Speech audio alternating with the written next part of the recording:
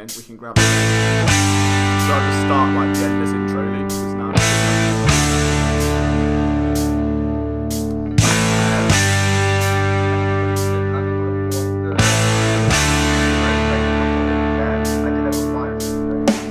yeah, I think so. I'll put the link in the chat room to share around it.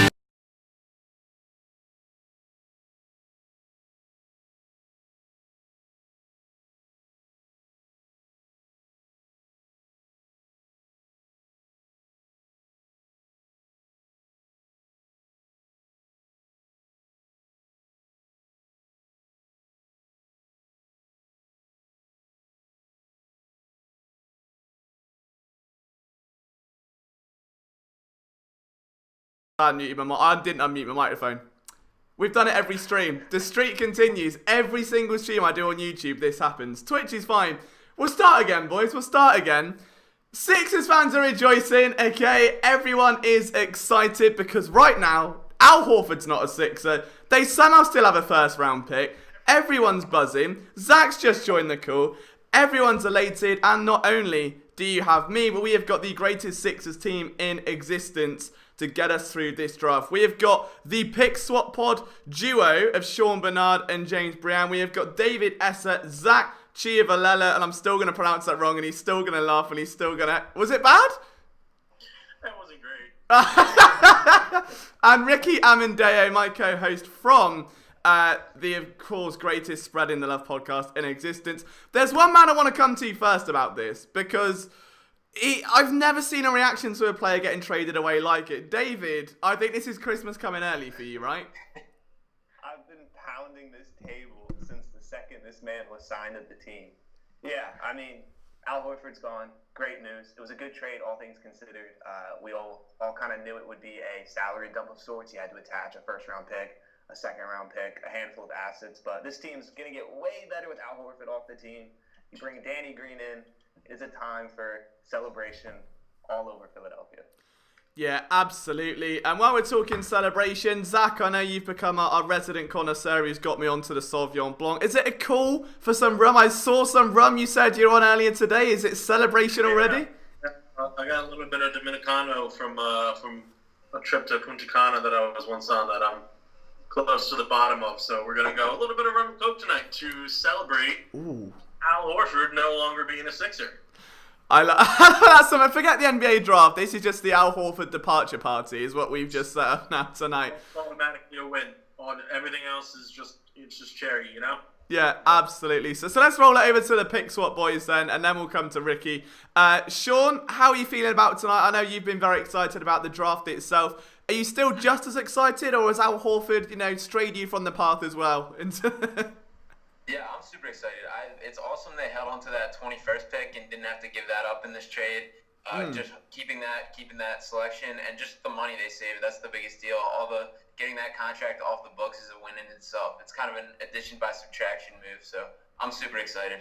Yeah, I mean, I thought my immediate reaction as someone that doesn't follow basketball anywhere near as closely as you boys do was that it's great the contract's gone. They've got themselves a shooter in Danny Green who's not prolific, but it's a 1 year kind of thing. That it's a rental. Worst case scenario, it's not the end of the world, and they've got rid of Horford. James, I'm going to come to you with the first proper analysis question of the night then, to just show anyone that is not currently subscribed to the Pick Swap Pod what they're missing out on. How does this impact the draft plans for tonight? Are you still going to be looking for that shooting talent in round one, or would you maybe look elsewhere?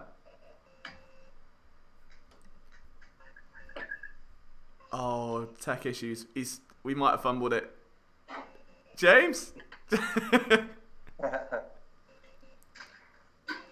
James might have lagged out, but as far as your question, Liam, so I still think they need to look for shooters. It definitely opens things up with what they can do. Just having Danny Green. Danny Green's a lot of kind of the similar style of player that I think we were initially targeting at 21. So it opens up things for what we can do, but I don't really think it changed things a whole bunch.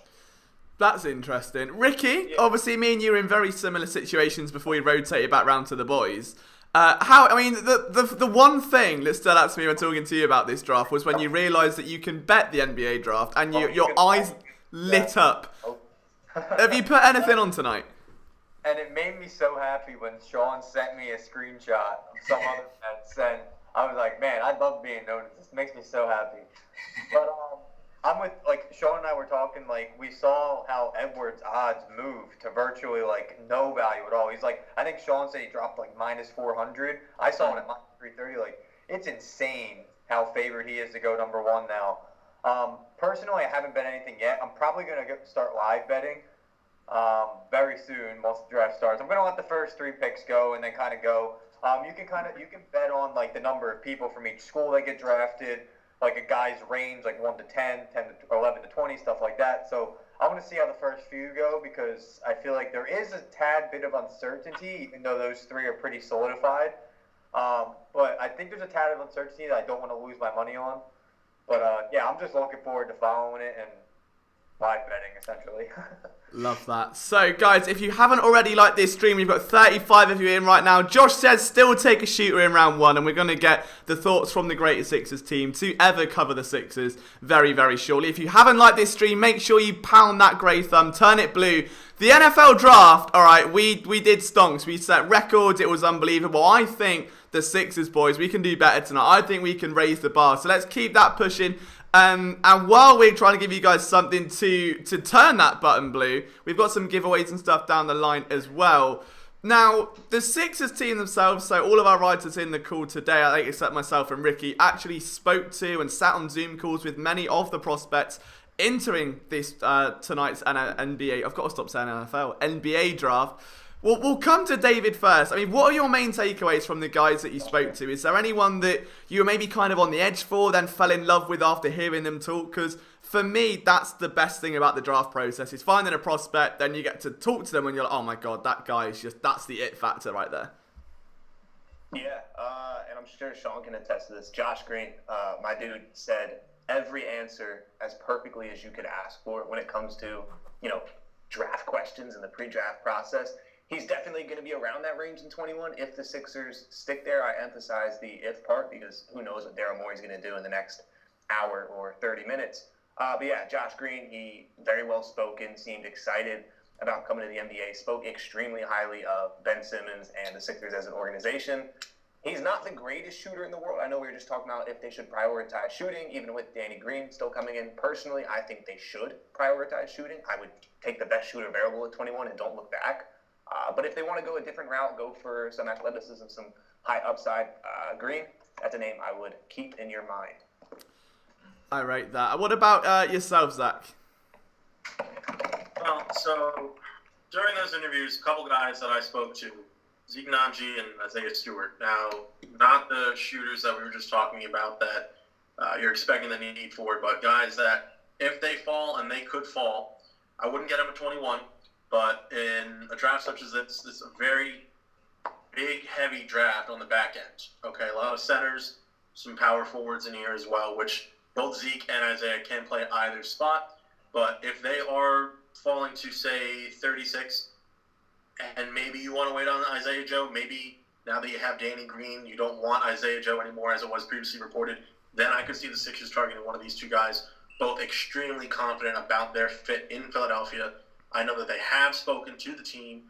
Now, when we're talking about 21, I mean, there's your guys, Tyrell Terry, Josh Green, Desmond Bane, Cole Anthony, and then I think rounding out my 5, one guy that I actually got the chance to speak to one-on-one, Grant Ryler. Grant Ryler is not or at least previous season, he was not the shooter that you expect to take at 21. But the guy can shoot. He absolutely can. He can run the point in a way that no one on the Sixers roster right now can. His half-court ability is absolutely unbelievable. And talking to him, he told me that he's been working on his mechanics. So with that, he absolutely showed out at the team workout. So I fully trust in his three-point shooting going forward. Grant Ryler, someone I'm absolutely considering at 21. Love that. And before I come to Sean here and see what he's been able to discover over the course of the week, I just want to say that Chris Infante, one of our writers who covers the Eagles, has just said, "Hi, long time, first time. Thanks for taking my call. I just wanted to know what the guy in the top right corner won't return my calls after our date. Thought it went well. Great vibes." And the man in the top right is David. So, I mean, what's going on, David? Why are you letting Chris hang like that? Wait, what was Chris's question? Basically, you left him hanging after a date, apparently. You won't return his calls, and he's not happy. Sometimes I don't like his SC trademark tweets on Sometimes I tweet things, and I just leave it, and I don't look at the replies because, a little hot take here and there. Sometimes it's nothing personal, Chris. Sometimes I just don't look.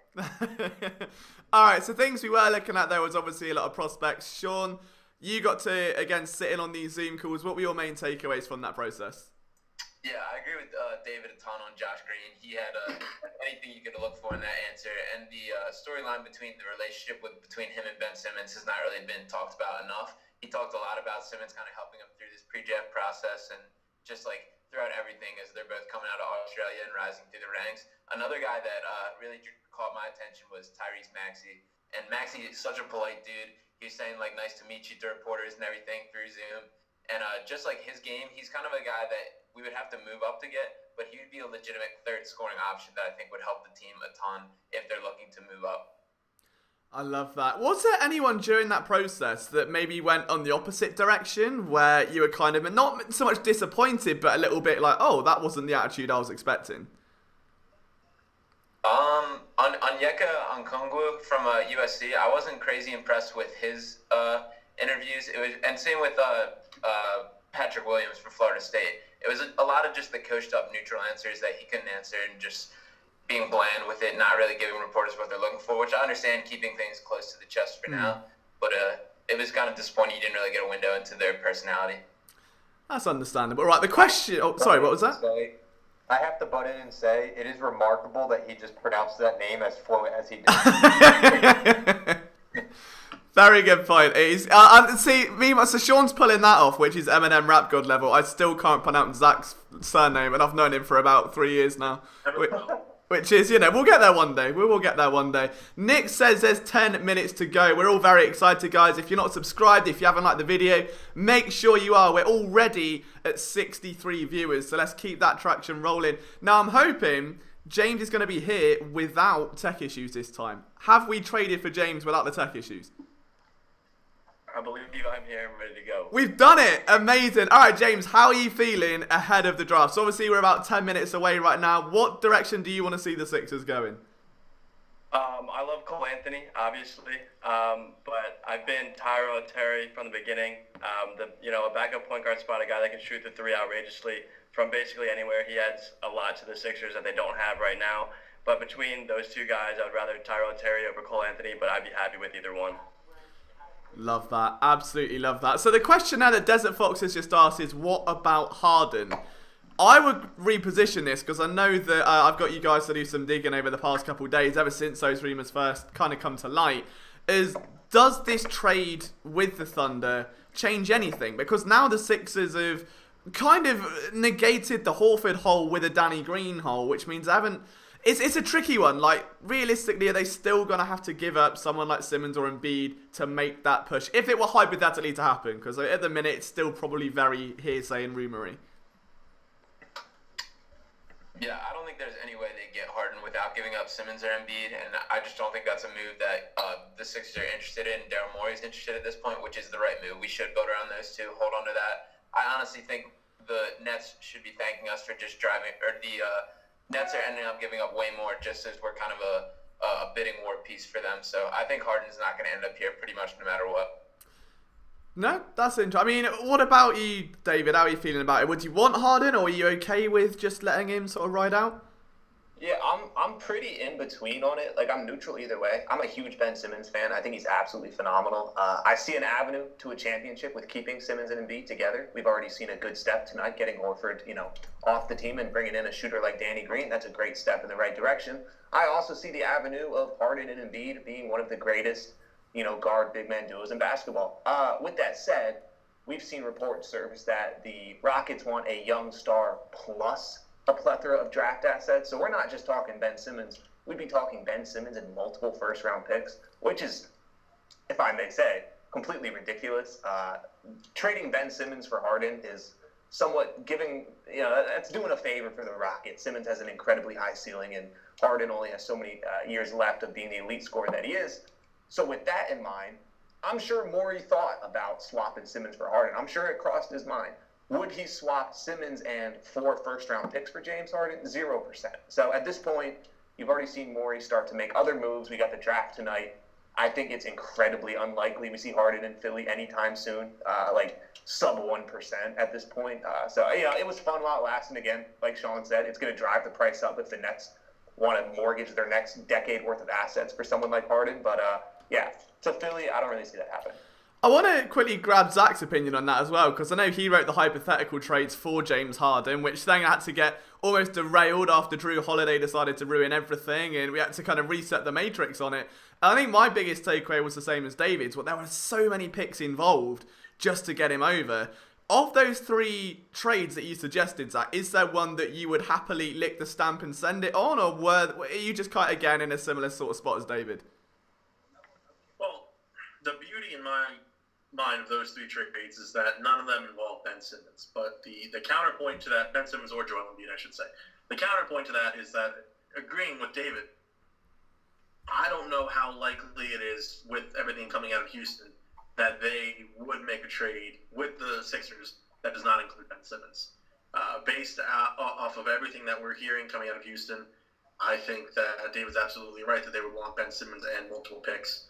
So while if I'm Houston, I would jump on any one of those deals, I don't know how likely any of those are to happen. One thing that I will say, in that article I did mention a possible 3-team trade scenario between the Sixers, the Nets, and the Minnesota Timberwolves that netted the Rockets, I want to say 5 first-round draft picks, Matisse Thybulle, Shake Milton, and some other pieces, Jarrett Culver as well from Minnesota when it was all said and done.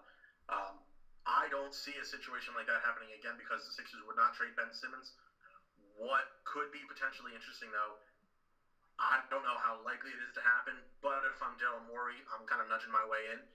If the Rockets and Nets do strike a deal, which it seems like they will at some point, I'm seeing if I can get any combination of maybe Dinwiddie, maybe LeVert, maybe both somehow, some way, even if it does involve giving up Matisse Thybulle or Shake Milton, just really having the ability to sneak in there, get those players back, and being able to add to the Rockets draft capital because based on the recent moves that they've made, first the Robert Covington trade to Portland, and then just trading Trevor Ariza again to the Detroit Pistons, moving the 16th pick from this year for a future Detroit Pistons pick, it seems very clear in my mind that they're trying to cut spending and they're trying to stockpile assets for the future, leading to what looks like a tank in a sense. So I think that would be an opportunity to really kind of strike as the lucky 13-minute trade.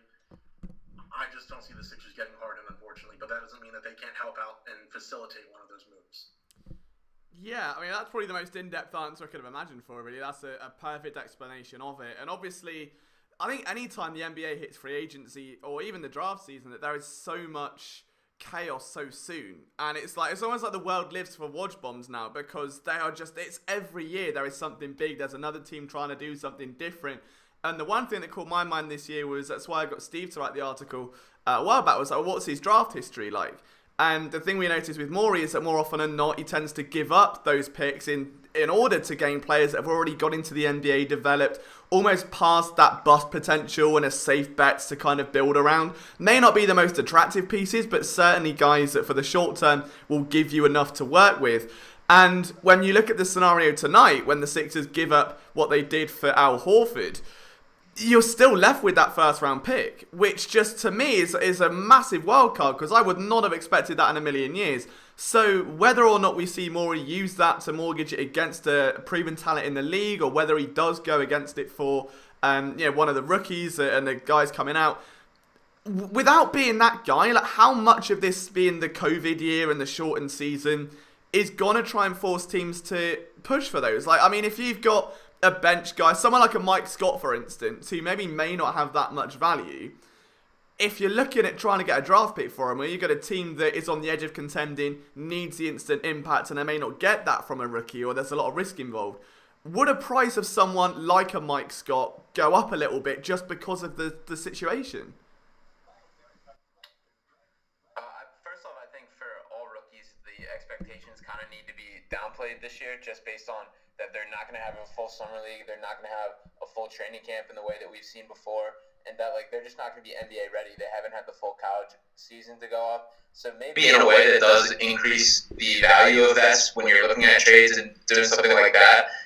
It also is very key to me to look at the addition of Danny Green is very much kind of a win-now move on Daryl Morey's part. If this was just a purely salary dump and we're just moving bad money for bad money, I could see them kind of pushing off the winning process and taking more of a developmental piece tonight. But I think just bringing in Danny Green, who is a respectable win-now shooter, even though he's at the tail end of his career, does mean a lot.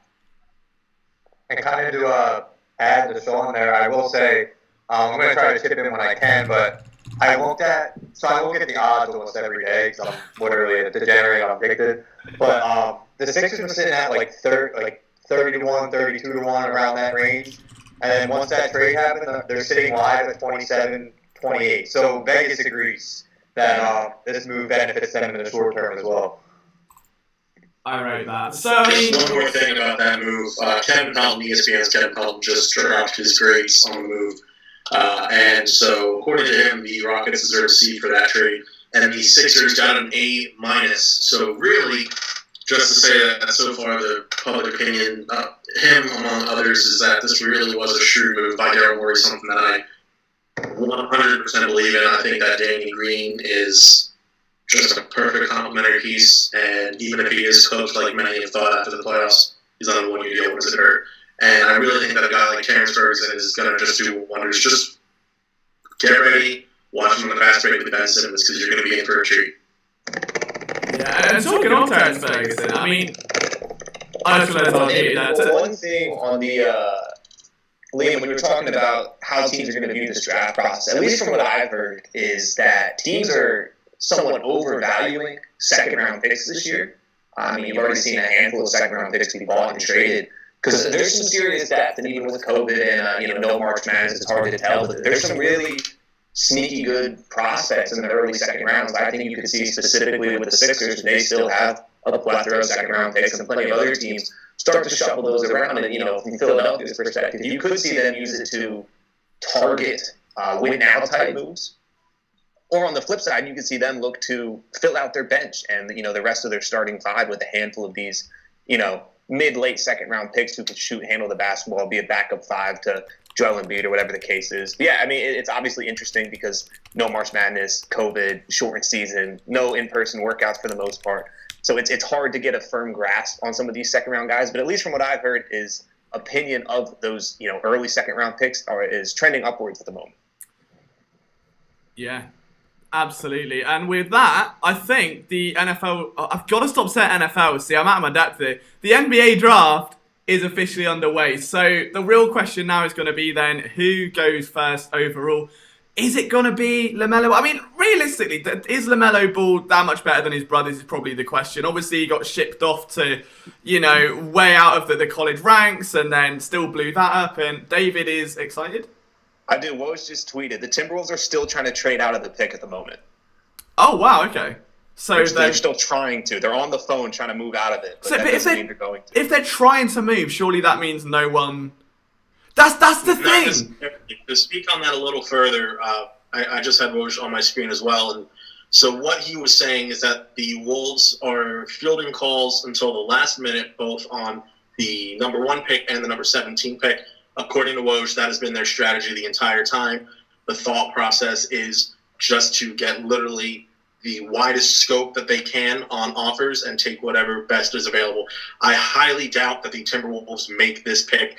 I think that there are a couple teams interested, but from what I've been hearing around the league, people are terrified at picking number 1. So I don't think that there's an army of people looking to trade for it, but I definitely think there's some interest. Look at Charlotte, look at Cleveland. Other teams like Detroit may be involved as well, now that they picked up pick number 16. Is it so the fear of picking number 1, is it because the talent just isn't what it was over the last few years, or is it a mix of that and obviously what we're seeing now? Because obviously you go back last year, you've got arguably generational talent. You go back the last couple, that trend's continue. It's probably the weakest top, I'd say, of a draft from, I'd say, in the last few years, right? It's an odd draft because it's certainly not top heavy. There doesn't seem to be much, if any, star talent in the draft, though I guess James Wiseman would have the highest potential out of anyone so far. You could argue LaMelo Ball, though I certainly wouldn't. Though what's really interesting about this draft is just the amount of depth, kind of going to what David said, with the value of even second-round picks. I mean, if you're talking about a guy from pick 20 to pick 40, honestly, it wouldn't be surprising if there are guys in that 30 to 40 range that have improved careers over guys in that 20 to 30 range. Yeah, there's also way more red flags surrounding the guys this year. There isn't that surefire can't-miss prospect that you look at. When you think about Wiseman's only played 3 games in college before his season, he got suspended and shut down and moved out of Memphis. LaMelo has had one of the weirdest careers so far, and he has in the talent level that he's played against. And even Edwards, who's supposed to be the surefire number 1 pick, there's questions on his commitment to basketball and just his overall game. And he's not really the surefire prospect that he was expected to be either. On that note, while talking of LaMelo and Ball, I love how Desert Fox has come in and said, I just want to hear LeVar Ball say some dumb shit. But he's already done that tonight, hasn't he? I'm pretty sure he's already, started up where he's left off. He's a character. The thing is, it's the same with a lot of that caliber of person, though, where he might be regarded widely as an idiot, but he's so smart about it. Because his brand, he literally made God knows how much money off all the TV appearances, the shoe brand, every dumb comment about Big Baller brand and the shoes that were ridiculously overpriced. All that did was spike popularity about his sons, get eyes on them, bring them into the national spotlight. And without that, maybe LaMelo's still the guy, but are you really going to see, is it Zoe, the other one, that just is kind of a bit, would he be in that picture that he was without that kind of push? You don't know. Yeah, I mean, it's hard to tell because a lot of people harped on him for making LaMelo go play overseas and do all that weird stuff. And he bounced around, all sorts of different teams. And now he's, potentially the number 1 overall pick. So he's a goofball, but it's hard to say it's not working for him. Exactly. See, it's all about smart, isn't it, with the media? It's all about smart. So Justin says, what wine is Zach drinking tonight? I think he's on the rum. So he's very happy that Al Horford is gone, which is great. I'm just still on coffee. I've not touched the rum yet, but I do have a bottle there just in case. So we'll see if we get tilted enough to turn to it. But we're here, yeah. The NBA draft is on. 55 of you watching this right now, guys. If you haven't liked it already, make sure you give your support to the stream and all the boys who are here with us right now. We've got 31 of you who've turned that grey thumb blue so far. So a massive thank you to everyone that's done that. The T-Wolves are officially on the clock, which means Ricky is probably looking for some odds right now. We'll see how that goes. Not quite yet. I'm letting the first 3 go. And then after the first 3 go, I'm going to start looking at who's best available versus what they actually need on the roster, stuff like that, and trying to find some value somewhere. Chris is back, our Eagles writer, who says, sorry I left, didn't see your response to my question. Anyway, next question, why does the Brit look like a bad stunt double for Leonardo DiCaprio? Look, COVID's a tough time, man. I've got to make my money somehow, okay? And if there is a production of Titanic that needs reshooting, I've got to be ready for my call, It's duty calls, mate, duty calls. Nick says, I'm going with Anthony Edwards on this one, and LaMelo will go 2. What do we reckon about that? I think Edwards ends up being the pick here. All the smoke about the not commitment to basketball, at the end of the day, I think he's the most NBA ready. Just the way his body is, the strength he has, the way he shoots it. There's a lot he still needs to work on, but at the end of the day, I think he still will be the 1 pick. I'm still going to be a big LaMelo defender in this. I think he's by far the most talented guy in the draft. And even though there's a lot of growing pains that will come with him, I do think he is going to prove himself worthy of it. Interesting. I mean, okay, so here's a good question then. While the NBA draft is fully cycling on, if you were a member of an NBA organization, you're a scout, and you had to put everything, like your career, on the line for one prospect in this class to turn out as the guy to, maybe move up and go and get, who would it be and why? That's such a tough question. I would go LaMelo. I would gamble with LaMelo. I think his floor is catastrophically low, but I think his ceiling is so freaking high if he can figure everything out and land in a good organization. I would go LaMelo. Yeah, I like LaMelo a lot. For the sake of being different, I might go with Tyrese Maxey as my pick, just because I also think he is a guy that's going to translate well. But I also think LaMelo, his ceiling is significantly higher than pretty much anyone else in this draft, which is worth a gamble for an NBA team. I would say someone who I certainly consider to be a steal wherever he's picked, given that he's looking to go somewhere between that 8 to 14 range. And you guys here, you probably know what I'm going to say, but Devin Vassell, absolutely. There are few people who work as hard as this kid. His shooting ability, he had that video with his wonky shot, but easily could be chalked up as a kid just fooling around. I think his shot is absolute money. His athleticism is something to bet on for the future. And really the most important thing, we talked about Patrick Williams earlier today and how unimpressive his interview was. Part of what made it unimpressive to me being there was that I got a better feeling about Devin Vassell out of that meeting than I did Patrick Williams. The way that he talked about his teammate, and yeah, their teammates, he's going to puff him up a little bit, but the sincerity in his voice and the words that he used to describe him just matched everything that I've been seeing. I've been watching Vassell for probably going back close to a year, just because the minute that I saw him in Florida State in year 2, it made sense to me. So a guy like him, I see close to, we'll go Paul George light, we'll say. But that athleticism, that shot-making potential, if he gets drafted 13th overall, it's over, because 13 is a magic number. Just ask Paul George and Devin Booker. I rate that. What about you, James? How are you feeling? If I were to sell the farm for anyone, it would be Killian Hayes. It's a little bit of a hot take, but I'm a big Killian Hayes fan. Smooth lefty. You can't use the right, but that's something that can be taught in player development. I think if there's any guy that really outshines his expectations, it's going to be Hayes in this draft. Ooh. Are we spoiling picks? Yeah, man, absolutely. All right, so Edwards is going number 1. Oh, wow. Shams just tweeted it out. So is that with the Timberwolves then, I'm guessing, right? That's but granted, NBA trades are so weird. They could totally take him and then immediately trade him to another team, but he's going to be selected number 1. I was about to say, NBA trades, how they're the best listed. player, and you'll be able to trade from there if need be. So it's still a possibility that he could be moved. One thing we have to do really quickly, now the draft is kind of snowballing, is that we do have a giveaway on our Twitter profile where you can win some PSN merch. I've just put a link in the chat. Admittedly, the 2 people that have gone for the same player here, Kemp and Wahab, have gone for Tyrell Terry. And I can't think of anything worse than those 2 both winning PSN merch. And we can't let that happen. So if you can stop that and go and predict who the Sixers will draft, that would be wonderful. So please go and do that. I know there was someone in here earlier called Marcus Smart, which I thought was very interesting. Whether that's the real Marcus Smart or just a different Marcus Smart, we will never know. Thoughts on oh, for God's sake, Nathan. I almost fell for that as well. Right.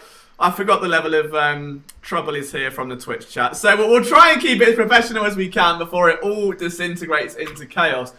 How early do you reckon it'll be then before we start seeing rumours and reports of Mori looking to move that pick? I mean, realistically, are they moving back? Or is it just a case of seeing how the draft falls? Yeah, I think Mori's going to be on the phone for pretty much the whole night and finding the best value, just searching for what the best move is for the team. I would love to see them move up, get an impact player now. I think it's more likely they sit at 21 or even move back, and I think it is a real possibility that they go without making a first-round pick tonight, but it's simply going to be what the response is when he's working the phones. Ooh, I love that. So, this is it. How long is it between each pick? Is it like 5 minutes, or is it a bit quicker? 5 minutes, I'm pretty sure. Yeah, 5 minutes. Does that change for the second round, or is that the same then throughout? See, I'm It might learning. even go a little quicker. Oh, this is it now. It's the tension building. That's the only thing I think for every draft I can remember in the last couple of years, whether it's Sixers, Flyers, Eagles, it's all been around pick 20. And you start watching, and you always fall in love with the prospects at the top of the draft. Or the worst thing's in that middle range, like you said, that 8 to 14 range, where there is someone that's so like just salivating, and then they'll go like, you think they'll start sliding, and they'll get to like pick 18, 19, and then they'll go, and your heart breaks, and you absolutely cry. But PJ Shaffer said, who's going to draft Sheck Wes? Now, I saw that on Instagram earlier. Has he actually entered the NFL draft? Is that NBA draft? Sorry, but NFL would be terrible. I've got to stop doing that. There's a counter for this, I'm sure, somewhere. But if Sheck Wes is in the NBA, was that a thing? Or I thought he was performing there at first. Supposedly, he claimed that he's eligible. As far as the legitimacy, yeah, I don't see anything like that happening. Could you imagine? Who's going to draft Ollie Kemp more? Like, oh, imagine. That would be so fun. We need Ollie Kemp's, proper analysis on who the Sixers are going to take after he stole the show with Flyers coverage. That much is for sure. It's going to be a fun night, I think, now, as we just kind of watch draft crushes get pulled away left, right, and centre. But just to recap, though, boys, I mean, this is our first real draft all together as a big group. But I think it's been about a year now, I think, that we've been building this team together. We've all had the off-season, which has been chaotic. What's been the biggest point of the off-season from the Sixers so far? Has it been that Horford trade? Like, was that the significant turning, or was it the Mori sort of acquisition? I think they're very tied together. Mori's now has the keys to the franchise, which it's great that we finally have the confidence to have that in a guy worthy of it. And Mori's kind of had his hands tied coming in here. He didn't have a lot of cap room. The 21st pick was pretty much his best asset that he had to work with. And this Horford trade is a big step toward getting his hands untied, having room to work with, and building a team that's ready to compete. So I think Horford is definitely the most significant move that happened, but Mori is the most impactful on the franchise for sure. Yeah, I mean, Sean, that was very well said, by the way. Bringing in Mori. I mean, this is a guy, and we've been plagued with poor ownership, poor management, poor, front office personnel. This is a guy who you can just very blanketly say, I trust whatever you're going to do. And this is kind of building on what we were talking about with trading up versus trading down. The best part is about Daryl Morey is it doesn't matter what he does because it's the right decision.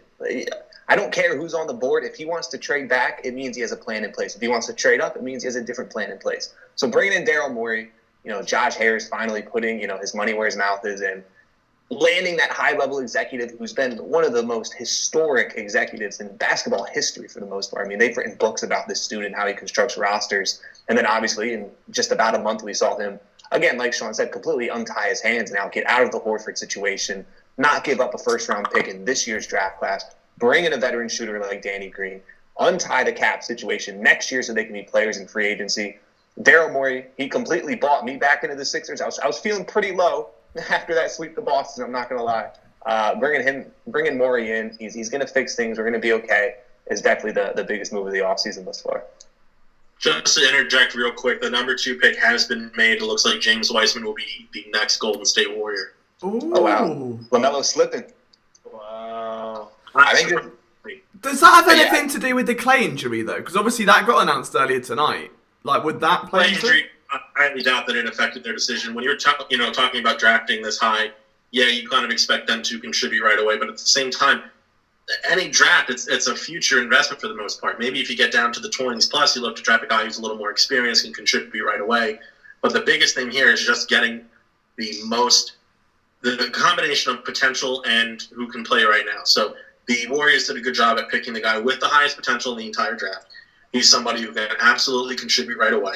And it's an absolute position of need. Yes, the center is the most or the least important position in the NBA right now. But just the absolute lack of talent that they had there, taking James Wiseman was most likely going to be their decision all the way along. Looks like LaMelo went number 3. I was about to say that's definitely a lock, right? Yeah. And I think Wiseman, I think, is a great match with the Warriors, too. Just being able to rim run the way he does, catch lobs. I see him playing similar to like a Clint Capella-style role right away. And then if he can grow into shooting a jumper and scoring, stepping outside, maybe even building up a post game into more than we've seen. But he's still a major question mark just on the fact that he only has 3 games of college tape. But the physical attributes and just body that he has is something that you can guarantee you can work with. I just want to say, I think Ollie Kemp's fantastic.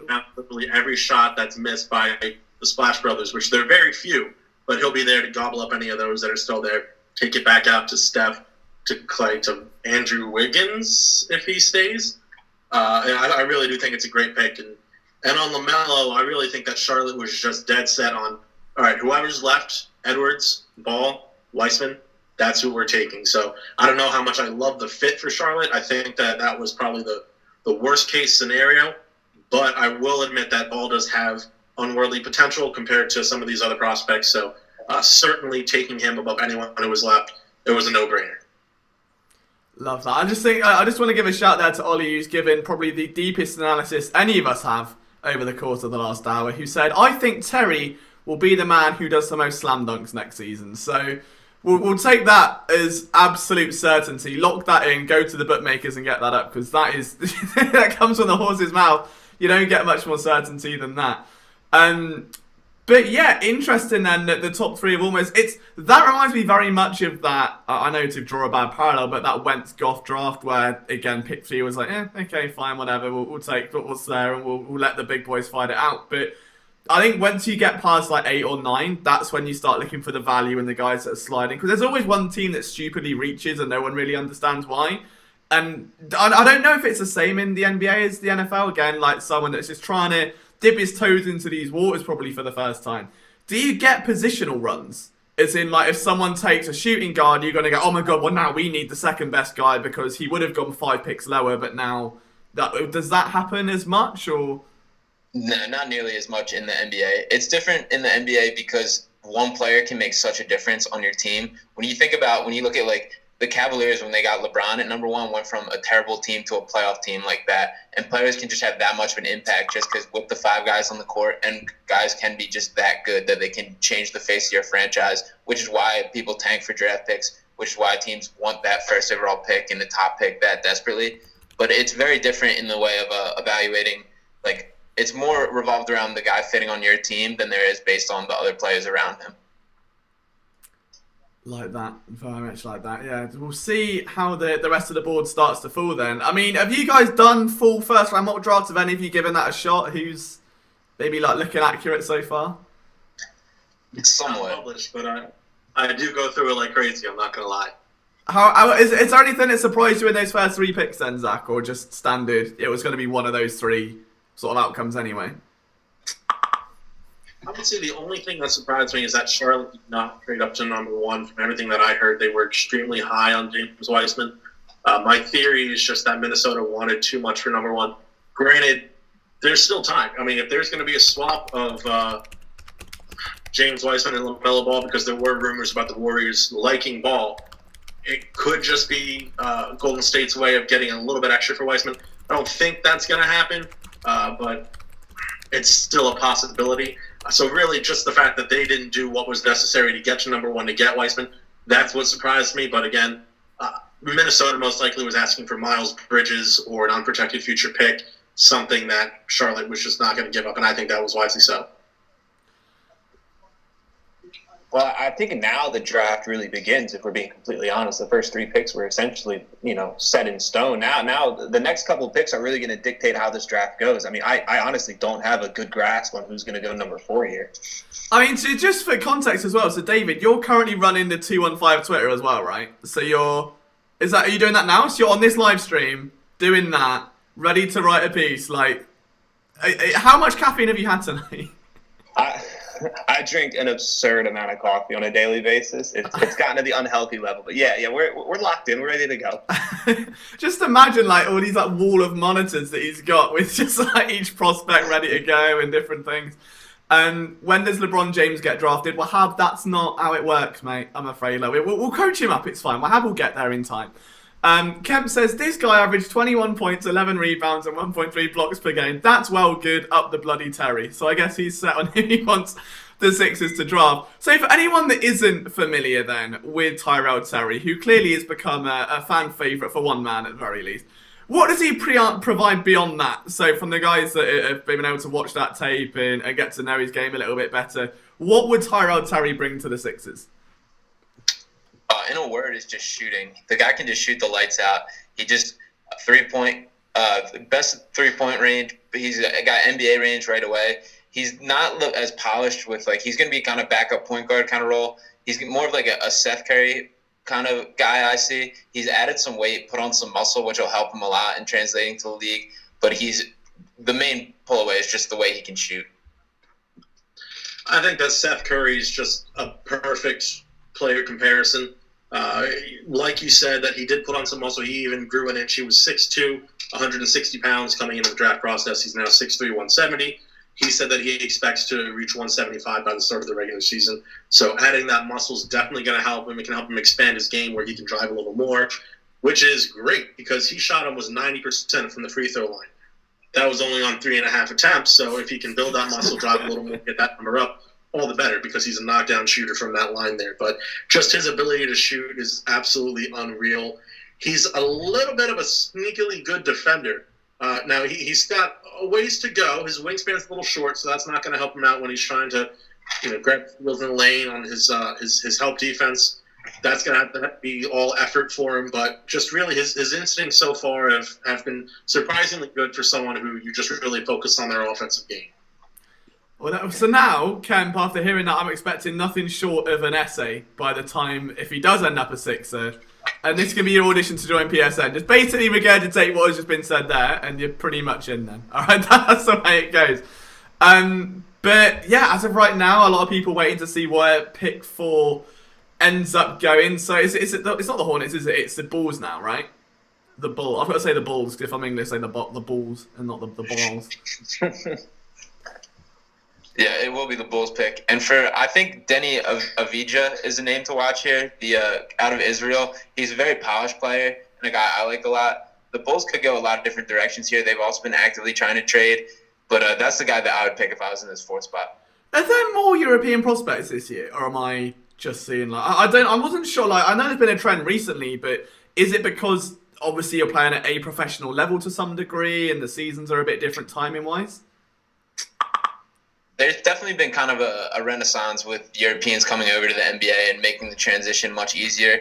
You see that especially in like the later first, early second. There's a lot of names that kind of sneak into it. It's always a little bit of a question mark for how it translates and how these guys look, just because the talent level is very depending on what league it is and the age range. So, but I wouldn't say there's more this year than any other year. Okay. Just to interrupt real quick, there's a possible update on the Klay Thompson situation.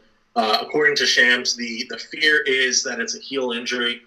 A little while ago, probably 10 minutes ago, I did see a rumor flying around that it might be a torn Achilles. Dismissed it as just a rumor, but that is it's possibly in play for what the injury is for Klay Thompson. So hopefully that's not the case, but that may in fact be what the injury is. That's so heartbreaking. Like I genuinely miss just watching the Splash Brothers every night. Like again, as someone that hasn't been the most intense basketball fan for a while, like when I first got into it, as in watching it every night, nothing excited me more when the Sixers were a train wreck than watching Clay and Steph go wild. And I always remember that game where the Sixers almost won. Like I know that's obvious one to say, but the one where they got so close and then binned it off at the end, and it was but it was just like, I don't know, that game always stood out. And nothing is more exciting than watching Steph and Clay heat up and just put up 30 points in what feels like 7 seconds and none of them can cool down. And you think the impact they've both had in terms of a basketball generation where now every team needs shooters just to keep up with them. And that's what kick-started this whole sort of trend now of everyone having to take out to the wing and needing to be more efficient from beyond the arc. And then you've got the rumours of them moving the three-point line back and that sort of thing. So yeah, I hope Clay gets back soon on a totally unrelated note, because I think it's safe to say all of basketball misses him, not just Warriors fans. As relieving as it is to see the Warriors not dominating everyone for 1 year, it kind of takes that fun out of it a little bit. Fourth pick is in, by the way. It's going to be Patrick Williams to Chicago. That is an interestingly high pick. That's the first domino. That is high. That is the first domino. Oh, was that the one you said was at 8 to 14 level? Or was that... His interview was so unimpressive. Typically, originally he was being talked about right after 10 or so, probably around that 11 or 12, but he'd been moving up steadily and surely.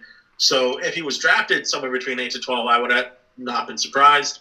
Honestly, even maybe a pick or two higher than 8, but to go 4, unless they're planning on him playing small forward, the fact that they went so high on him, I think that Lauri Markkanen's days might be numbered in Chicago. Wow. He's a guy that people fall in love with, just the raw attributes and the NBA body, the defensive mindset that he has. But he's a guy that has all the intangibles, but hasn't really showed the sustenance to it, and doesn't have the game to back it up in my mind. Especially when we're talking about he's just the 4th pick in the draft. He came off the bench. He played a 6-man role for Florida State.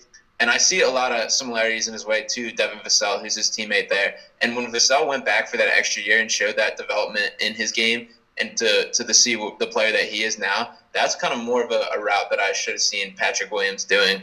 And obviously he's now picked higher than Vassell, so that's not a good look on my part for that. But I just think he's not as complete a player and just not ready in the way that a lot of these guys are. Yeah, Tankathon had him projected to go 7th. He'd been falling on mocks and draft boards pretty routinely the last couple of weeks. It's not a crazy reach, but it's definitely a reach to an extent. Love that. Just a little bit of an update from Woj. It looks like the Cavaliers are continuing to field picks for number 5. So if they're looking to trade down and acquire more picks, which is what I would advise, that's a possibility. If they are looking just to add a higher quality player, we'll see. But if I'm Cleveland, I'm still riding the rebuild train, but we'll see what happens. Just want to touch on iShine 101's comment there. He says Killian Hayes would be a great pick for the Sixers at shooting guard. He's like a baby Harden in the making. What are your guys' takes on his game and whether that would be a nice pick? I don't think he's going to be around at 21, so we'd definitely have to go get him. I like Hayes a whole lot. I don't see as much Harden as I see kind of a Manu Ginobili, D'Angelo Russell kind of style. He's very good. He's a lefty. He's not polished on the right at all. That's an area of his game that definitely needs work. But he is a guy that I think is going to outperform his draft slot and end up being one of the better players in this draft. I've got to say, I'm huge on Hayes. That's my guy. I'm hoping. I mean, like Sean said, I don't think we're going to be able to get him at 21. But if there's a chance to move up into the early teens to snag him if he falls there, I'd be all for that. I've got to say, boys, you absolutely kill it. There's not a player that I've asked about where one of you hasn't stepped up with a full in-depth scout report. And I know you guys have been killing it all off season anyway, but this is I think we're out doing the actual NBA draft stream at this point. I can't lie, this has been amazing. Joe Smith says, I want Levine would be a great spot. Now, I know Zach was discussing some Zach Levine a little bit recently. What are your takes on that one? Because I know you were kind of discussing that on Twitter and whether it was realistic or not.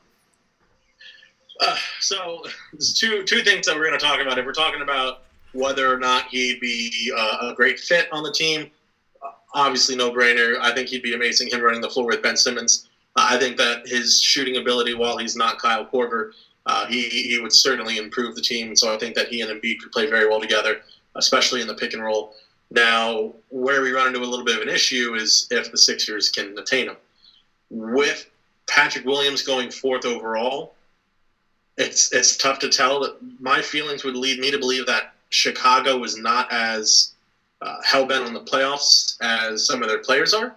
So unless they believe in Williams right away, which I think that he's going to come along a little slower, a little more of a Pascal Siakam, though even more delayed kind of pick, it'll be really interesting to see if the Sixers can nab Zach away from the Bulls. If they do, it's going to cost you one of or both of Matisse Thybulle or Shake Milton and multiple picks as well. Just the way that Drew Holiday absolutely tanked this market, it's still going to be a lot. It just might be worth it, though. Yeah, that Holiday trade made a major impact on everything. That definitely spiked up Harden's value and Levine as well. It's definitely a seller's market that you have to put a whole lot of assets together if you want to pick up a trade to pick up one of these guys that the Sixers frankly just don't have right now. Yeah, and the thing with Levine is they didn't draft a ball handler. They took a big who likely is going to play off the ball. So there's obviously a pathway for them to want to keep Zach LaVine around for at least the next year and see if he can build something with Williams. If they had taken a guard, hypothetically LaMelo falls to them or something along that lines, maybe there's some internal pressure to, get Zach LaVine, who likes to shoot the ball, a fair amount out of the building. But, it's not an easy avenue to get Zach at this point. If you're going to pursue one of them, and I know they're totally different players in totally different circumstances, which is probably why I'd want to bring this up, would you rather go after Levine or Harden in terms of the assets you'd have to give up, in terms of what you would get in terms of a reward from that? Is there one that will benefit the team more or hurt the team more just to bring them on board? I mean, Harden's... Exactly. I'm all aboard Zach if it's those two. I can't say anything else. You'd have to give up fewer assets. You'd be able to keep Ben Simmons. I think that Levine can fit next to Ben. If you somehow, someway were able to get James Harden without giving up Ben Simmons, I think that while Zach Levine's not as good of a player as James Harden, not nearly, he's a much better fit next to Ben Simmons. So if you're keeping your two stars, Ben Simmons and Joel Embiid, Zach Levine is absolutely a better fit. You're able to keep more assets. You're better, maybe not better now, but you're better moving forward. Yeah, I pretty much just want to echo what Zach said. Harden's obviously a much, much better player. His offensive game is completely unmatched when comparing him to Zach LaVine. But in terms of retaining assets, if you could somehow figure out a way to get Simmons, Embiid, and Zach LaVine all on the same court, I think that's a team that legitimately could, push for the Eastern Conference Finals, if not the NBA Finals. So I would, at this point, if there's an avenue to LaVine, I would do it. I would get it done. Yeah, I think Levine is a clean fit next to Simmons and Embiid versus Harden is you're kind of sacrificing the identity of a team and building around in a different way. So if you can add Levine to the core of Simmons and Embiid, that's an automatic title contender and even borderline favorite. All right, so the fifth pick. Really fast. The fifth pick has been made. Cleveland will be selecting Isaac Okoro out of Auburn. And one thing I'll tell you about players from Auburn is that they can defend, something that Cleveland definitely needs help with. So they get themselves a small forward. I think an upgrade from Chetty Osman and somebody who's really he may take a little bit because his offensive game is a little underdeveloped. I think he'll be a good player for them for years to come. Yeah, I like Okoro a lot. He's a competitor. He defends super well. He's a guy that's probably going to end up with a reputation as the best defender in this draft as far as a wing player. Okongwu will probably get that for the big man. But he's a guy, I don't think the drop-off between him and Edwards is nearly as significant as it seems to be made out to be. He's very NBA ready. Even though his shot still needs some work and he's going to take a couple years to develop into it, I think he has all the tools to put it together. Wow, there we go then. So it's all falling very, very quickly in terms of the picks themselves. Already, what, a third of the way until the six? A little bit over a third. My math is terrible. Until the Sixers are on the clock.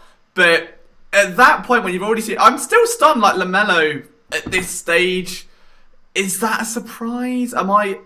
I don't know. Like I'm just trying to think of the Hornets team, and then I don't know. My head's probably gone. To be fair, like fit wise, like because the Hornets spent big last time, didn't they? Yeah, and they before got we touch super. on LaMelo real quick, Sean, I can't pronounce his name, but Okongwu was going to the Atlanta Hawks at number 6. That makes perfect sense. It does. I like Okongwu a lot. He keeps being forced into the Bam Adebayo comparisons. I don't necessarily see him as that style of like laying his body on the line energy, but he still has the same kind of rim running, catching lobs, and he's a guy that's going to develop. He showed flashes of post moves. He can defend, and he's a shot blocking threat every second he's on the court. I might just play a game. Like I'm not sure if you've ever seen this on like the NFL draft where they get right to the bottom and they'll start picking random prospects and see how much each like analyst knows about it just to try and catch them off guard. I might just try and find a list of everyone that's declared, pick someone at random and see if I can actually catch you guys out because this is ridiculous. Like this is actually you're making everyone else in the industry look silly right now, and I'm loving it. So that's my new game as host here. So here we go. Right. I'm going to try and find a list. I'm going to pick one of you at a random time, like maybe every few minutes, give you a name, and we're going to see what we can cook up, all right? Before we get right into that, I want to announce what looks like, let me just confirm here, a possible trade. The Timberwolves are in talks to send number 17 to Oklahoma City for Ricky Rubio, the 25th pick and the 28th pick. If you ask me, that's selling low on Rubio. I think that would be a great deal for the Wolves. If they're able to pull this off, I would be interested in seeing this confirmed by Shan and Woj, of course. But if this is in fact true, I think that's a just absolute steal for Minnesota right there. Bring Ricky home, back to Minnesota.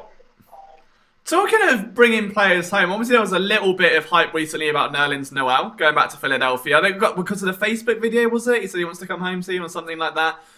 Is that now obviously affected a little bit by what's happened today or not?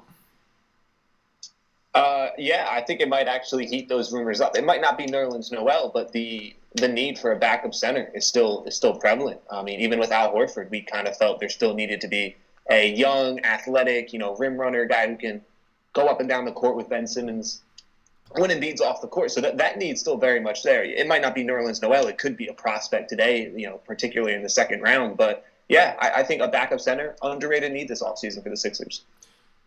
If you can get him at a fair price, one name that I would certainly be interested in, and it would be interesting considering his history with Joel Embiid, but Aaron Baines, I would be absolutely interested in someone who can space the floor a little bit tough-nosed and will fight and contribute. He played, I think, well with Phoenix, and we all saw him when he was with the Boston Celtics. Really, just aside from the fact that Steve Bevan would probably cry, I think there are plenty of reasons to want him on the Sixers. It'll also be interesting to see how much faith they have in Norvel Pell, too. Because Pell plays a very similar role to Noel in the way that they run the floor, catch lobs, and they're never going to do anything in the post. They're a defensive-oriented player. It's interesting that Noel is actually younger than Pell. You would think the opposite just for how long each has been around. But if they think Noel is significantly better than Pell, I wouldn't be surprised if there's a reunion. But they're pretty much carbon copy style players. So super quick, the 7th pick is in. It looks like Killian Hayes is going to Detroit at 7 number overall. Oh, wow. So that's a little bit higher then, right, than we were expecting? Killian Hayes was really kind of an enigma. He could have gone as high as 4. He could have gone – I don't see him slipping past 10. So I think 7 is a real good spot for him in the sense of value. Obviously, Detroit is a tricky place to play right now. They're kind of caught between just – drenched in veterans and refusing to rebuild. So we'll see what happens if they move on from certain players, if they're going to go with the youth movement. But as of right now, Killian Hayes is your newest Detroit Piston. Yeah, and that's intriguing because Advija's still out there. He hasn't been picked yet, obviously. And at this point I would say he's starting to slip. There were some people who felt he could have been a top 3, top 4 pick. He lit up the internet with some of his pre-draft shooting drills. I mean, his motion is extremely fluid, and obviously he had a lot of success overseas. So it'll be interesting to see which team, A, takes a chance on him, and B, if any team starts to float around the idea of moving up for him now that he slipped out of the top 5. I've been hearing a lot of comparisons as of late that instead of Luka Doncic light, like many people were anticipating him to be, now the comparison is kind of switching more so to a Dario Saric plus. So if he does continue to slip, first off, that explains the slip, because obviously there is a difference between Luka and Dario, as much as we all love Dario. But if he does continue to fall, I definitely think that there could be some interest from Mori. How far he'd have to fall, I think we're talking about at least another 5 picks in order to move up that high, because that's a good long way to move up for somebody who may not be NBA ready right away. Even the Dario comparisons, like I think Avdija is gonna end up primarily like more of a running the break ball handler. He's very polished. He moves way better for his size than you'd expect. He's 6'8", but he looks most comfortable when the ball's in his hand and running the break. So I see him. He runs the pick and roll as the ball handler extremely well. If you want like a big that can work that and build off that, he's a great answer to that. And he's been playing in the pros since he was 16. He's extremely polished. It surprised me that he's fallen this far already. All right, I'm going to jump in and try and give someone the first test. All right, because, I don't know, there's some fishy knowledge going on. It's too good to be true. So, I'm gonna send it to... I'll go to Sean, because he's been giving, like, non-stop... All right, Peyton Pritchard. Sean's killing it. He's a point guard. He went to Oregon. He's a great shooter. He's actually a guy I would love for the Sixers in the second round. And he's been a guy I've been super high on. Okay, all right. Everybody loves Peyton Pritchard. Yeah, that's one of my guys. All That was his go-to. I'm surprised you picked that one. He loves that one. All right, so I'm going to keep a tally of this. So it's 1-0 to the boys, okay? Right, that the boys are winning 1-0, and I'm going to try and catch them off guard. Just once. Just one time where they can go, do you know what, Liam? You've got me. You know, I only know 99 prospects, not number 100, so you got to forgive me for that one. But, Fly, I'm genuinely, like, jaw-dropped right now at how in-depth this is all. Like, this is making, even, like, the NFL guys for the Eagles team, like, we have got so much ground to gain on what you boys are doing tonight. But yeah, as the draft continues on, it's nice kind of watching those surprises, whether it's players slipping or players just being taken sort of shockingly high. As we get towards that sort of 10th pick then, where you've got Phoenix sat there, themselves had a very good season. Interesting, they might be, to me, one of the more interesting teams in this draft. You've got the Kings only a couple of picks away. But the Suns have, like, such a great young couple of players, and the rest of it is a train wreck. Like, do you go out in a very Mori way and try and get legitimized talent, or do you just take more risks on players and hope that by the time that they develop into where you need them to be, the other guys are still holding their own, you've been able to afford them, and you don't end up having to get rid of them for contract stuff? Yeah, so the Suns just made the trade for Chris Paul earlier this week, which is a big deal. That's going to be kind of their move to push them over the edge and see if that's kind of the guy that can lead them to the championship. Paul was obviously very impressive last year with what he did with the Thunder and taking them to a team that was obviously not expected to do anything and ended up making the playoffs, and that's the reason we even have this 21st pick tonight.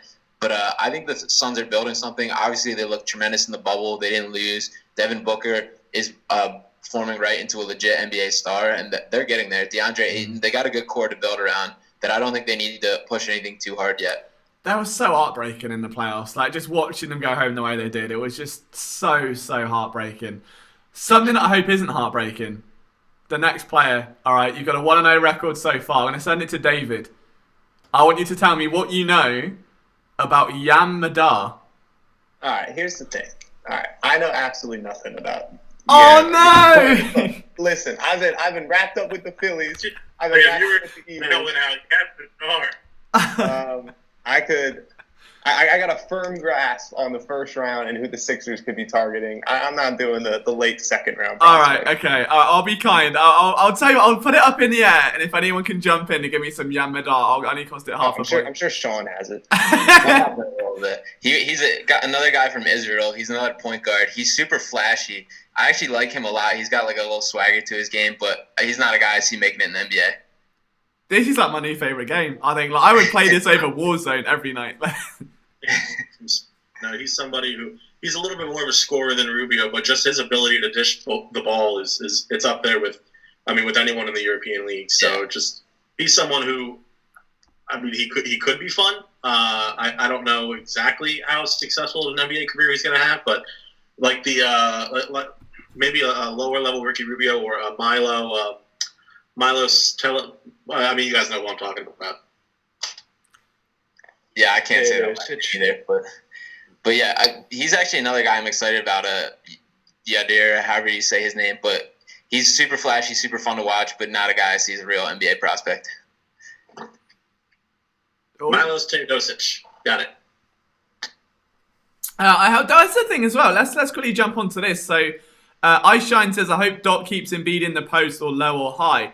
Now, we haven't really spoke about Doc Rivers tonight. Like, we spoke about Mori, we spoke about, obviously, Al and Danny Green. We've not spoken about the man that's responsible for getting this talent onto the court and getting them back into a position where they can challenge for something and not be swept by the Celtics. But let's not talk about that. So, get on to that real quickly. So 8th pick is not yet in, but it is very likely who it is going to be. The New York Knicks have long been hoping that Obi Toppin was going to fall to them. I'm not quite sure who else here was on the interview with him, but he was very open about talking about who he has worked out for, who he's met with, who he would like to play for. He's from around the New York area. He grew up watching the Knicks, and he specifically said that he would absolutely love to be a Knick. So I think that this is kind of a dream situation for both Toppin and the Knicks. It's not officially in. I would be shocked if they do not draft Obi Toppin. The only way I see it not happening is if they absolutely fall in love with Denny and they're shocked that he fell. But I think Obi Toppin will be the 8th pick. So Chris just says that Toppin would be a great partner for Mitchell Robinson in the front court. So just toss that to you boys because I'm like, yeah. I like that. Toppin, I see as kind of he's either going to be a small ball center or if he can figure out kind of how to play the 4. I could see him and Robinson working. I have a lot of faith in Robinson, the development of his game. So Toppin's more of a floor running, catching lobs. He had an extremely impressive year this year at Dayton. I could see it working. I think Robinson's still going to be the foundational piece, but Toppin's a good complementary to pair those two up.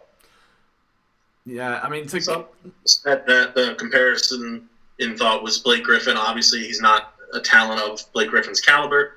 At least it doesn't appear that way. What I will say is that he really seems a great comparison would be Aaron Gordon. So if he's not quite the athlete, don't expect him to pull off some of the dunks that Aaron Gordon can pull off. But I think he loses a little bit of the athleticism.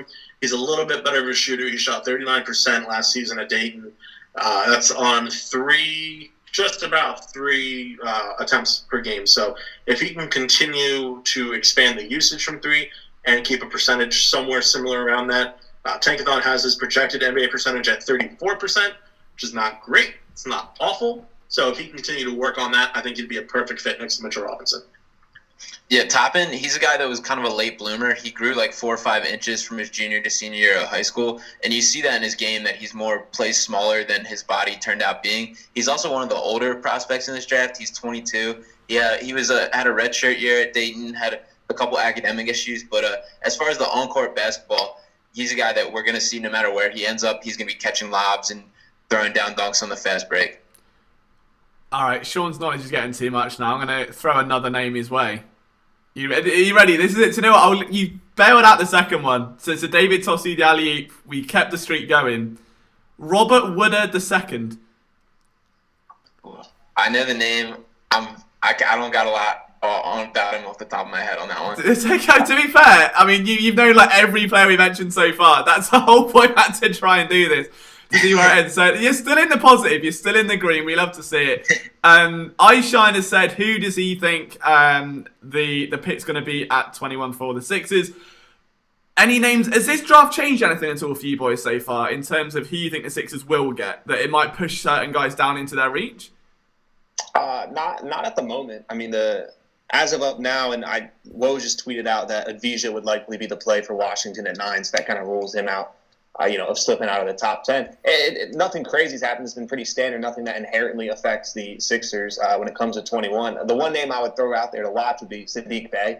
He's a potential trade-up target if he starts slipping hard, probably past 15. But as of right now, nothing inherently that would, sway the Sixers to trade up, trade down, or stay put at the moment. All right, so let's shake it up with another name, though. What about Leandro Bolmaro? I like Bolmaro a whole lot. He's a guy. He's a huge frame. He's like, I want to say 6'8". He's doesn't have any polish to his game whatsoever, so it's a piece you're going to have to just take and develop. But he has the same kind of he almost reminds me of a poor man's Ben Simmons with the way he's like a running the break, very good passer for his size. But again, he's not fully developed. He would be more of a stash away pick at 21. He might be there at 21, but he's not a guy that helps us win right now. This is blowing my mind. I'm so impressed. I think that he's overseas for at least 1 year. He's definitely not someone to contribute right away. Honestly, if you're going to trade up and trade back into the first, I would consider it. But I think the Sixers are at a place where they're looking for immediate contributors. And while Bolmaro may be good one day, I don't see that day happening for at least a few years. So I don't know that he'll be on the Sixers' radar, but I think he could be a good player for some other team. All right, the streak goes on. So Nick Carisio says, I probably said that wrong because I pronounce every name wrong. And to be fair, that can be Sean's excuse for when he doesn't know a player. Just blame it on the fact I've totally butchered the name. And the player does exist and it's just me getting it wrong. He says, who do you guys think the Knicks will select? He thinks it'll be Devin Vassell. So they just took Obi Toppin. Oh, right. Oh, okay. They just took him. It's just official, so... Well, sorry to there goes that. Okay, that's done. So we move on. That means the Wizards are going to be up next. Will there be any magic? Oh, they're already a team. I can't even make that pun. That doesn't count. Oh, I was getting so excited. They said that already. Denny's he's locked-in player right at Washington's spot at number 9. I don't see how they pass up on somebody. I don't love the fit, I'm going to be honest with you, but for a team like Washington where you have John Wall and his huge contract and Bradley Beal, who they swear they're keeping, but I mean, rumors are nonstop with that guy, not through any fault of his own, obviously. So I think it makes sense that you take not only the best player available, but by far the best potential available in Denny. Well, and then I feel like right after Denny, Devin Vassell to Phoenix right after pick 10 would make a lot of sense. Nothing's been reported yet, but just from my point of view, my thought process, that would make a ton of sense to pair him alongside Booker and Chris Paul. So the Phoenix Suns obviously gave up Kelly Oubre in the trade that brought Chris Paul over. And when you look at Devin Vassell, I kind of see Kelly Oubre, maybe floor is a little bit of a disservice to Kelly Oubre, but I could see him, if he doesn't reach, I see him somewhere between a Kelly Oubre and a Paul George in a best-case scenario.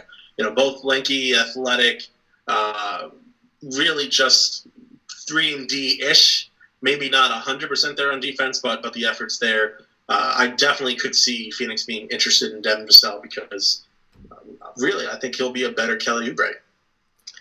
Yeah, you're higher on Vassell than I am, Zach, but I see very similar with that. I think he's a great complementary scorer in the way that he's a catch-and-shoot threat. If you have guys creating for him, just him sitting on the wing, finding his shot, he's a good off-ball movement. He's extremely efficient in the way he scores.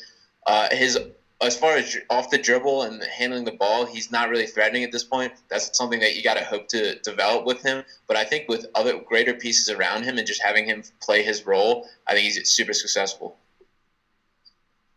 So one thing I do want to bring up just quick, I don't know if you talked about it before. I don't think we have. This is news to me, but it makes sense.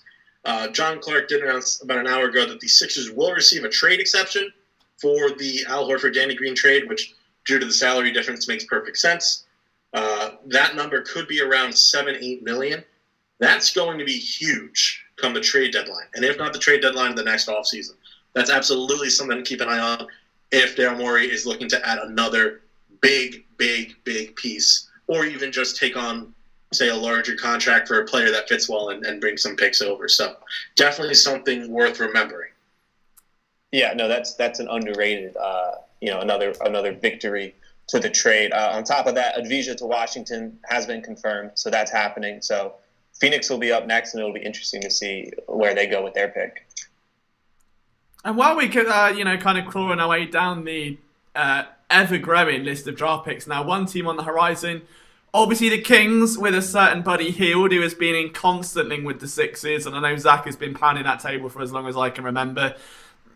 After what we've seen over the last couple of days and how the market's moved and some of the big names, including obviously what we've seen with Danny Green, does that finally put the heartbreaking, stop to that traction, or? Yeah, I don't think Buddy's going anywhere, unfortunately. I think they can't find a right trade for him. There's a difference in the value for what they project him versus what the market dictates that he's worth right now. And it's I just don't see him going anywhere. There was a big loss when we hired the assistant coach that he had beef with, obviously, and that at this point I think we're rocking without Buddy Hield, and he's going to be a king at the start of next season. I agree with Sean that there's a chance that he'll be a king at the start of next season, but I don't want to mince words here. I think Hield will be traded at some point before the season's over. Now, if that is not before the season, I think he's gone by the trade deadline, because Buddy Hield he's going to force his way out. As bad as as big a deal as Westbrook and Harden are making a deal, Hield has been so open about his demand to leave Sacramento. So I think that between the fact that he's desperate to leave and the Kings clearly don't seem 100% certain that they're going to be able to keep Bogdanovich, I really do think that they're going to have to trade him, and that they're likely to draft a shooting guard at number 12. So whether Vassell falls there, which in my mind would be him falling and they draft him, or Tyrese Maxey, I think that they're looking to replace that shooting guard role if they can spark talks up again with the Milwaukee Bucks, which does not seem possible at this point in time. We'll see, but I think that they're looking at a complete reshuffle at the shooting guard position. Right, and just a quick massive thank you as well, guys. We've got 79 of you watching this right now. We've just passed 50 likes, which is the first major milestone of the night. If we can push that to 100, that'd be amazing. So if you're just joining the stream, if you're enjoying this content, make sure you're turning that thumb blue, because these guys are putting on a clinic right now in terms of basketball knowledge. And I'm just very, very proud they're part of BSN, because they have taken our Sixers coverage to a whole new level. And while we're talking about that, we've spoken a lot about prospects that we like and that we want to see on the team, and maybe players that are in range at 21. PJ Schaff asks, who don't you want to see the Sixers pick? Is there someone that is an absolute just no, like, for the love of God, please don't take him? I'd like to go first on this one. RJ Hampton. I want nothing to do with RJ Hampton. I just don't see him as a fit. I hope for any prospect that he has a good long NBA career. I just don't see the purpose of him playing in Philadelphia, because I think that he would be one of the worst fits from a play style standpoint. So just any way that we can not draft RJ Hampton, I'm going to be happy with that. Yeah, I agree with that as well. I think Hampton strikes me a lot as has all the same concerns as LaMelo without the level of talent that LaMelo brings. And he has kind of a similar, thinking that he's better than he is in a different way than Melo. But Hampton just doesn't simply have the talent to back it up in the way that he thinks he is. And it could be a completely different story if he did go to Kansas like he originally planned and stay in America, and this could be a completely different story. But from what I've seen in New Zealand, it's just not a guy that fits with us at all. Yeah, I want to follow that up with a guy who I actually did a pretty early draft preview on during the first quasi offseason with the break with COVID. Jalen Smith from Maryland, which, funny enough, I go to school with Jalen Smith at the moment, or I guess he's graduated. His draft interview over Zoom was super unimpressive. It was a guy I wanted to mention earlier in the stream when we were talking about guys who unimpressed. He didn't seem super sold on the idea of Philadelphia. It didn't sound like there was a lot of contact there at all. He has issues with his range, his ability to play the 4. He played the 5 in college. So he's been a name that's been floated around a lot in that 21 range. He could very well be available, and there's an avenue to success of, putting him at the 4 and trying to have him stretch the court. But between his Zoom interview, his struggles handling the basketball, he's still a little bit undersized for the NBA in terms of physicality. He's a guy I'd really rather the Sixers avoid. I'd rather them avoid a power forward altogether, that pick. I just want a guard. I want someone who can shoot.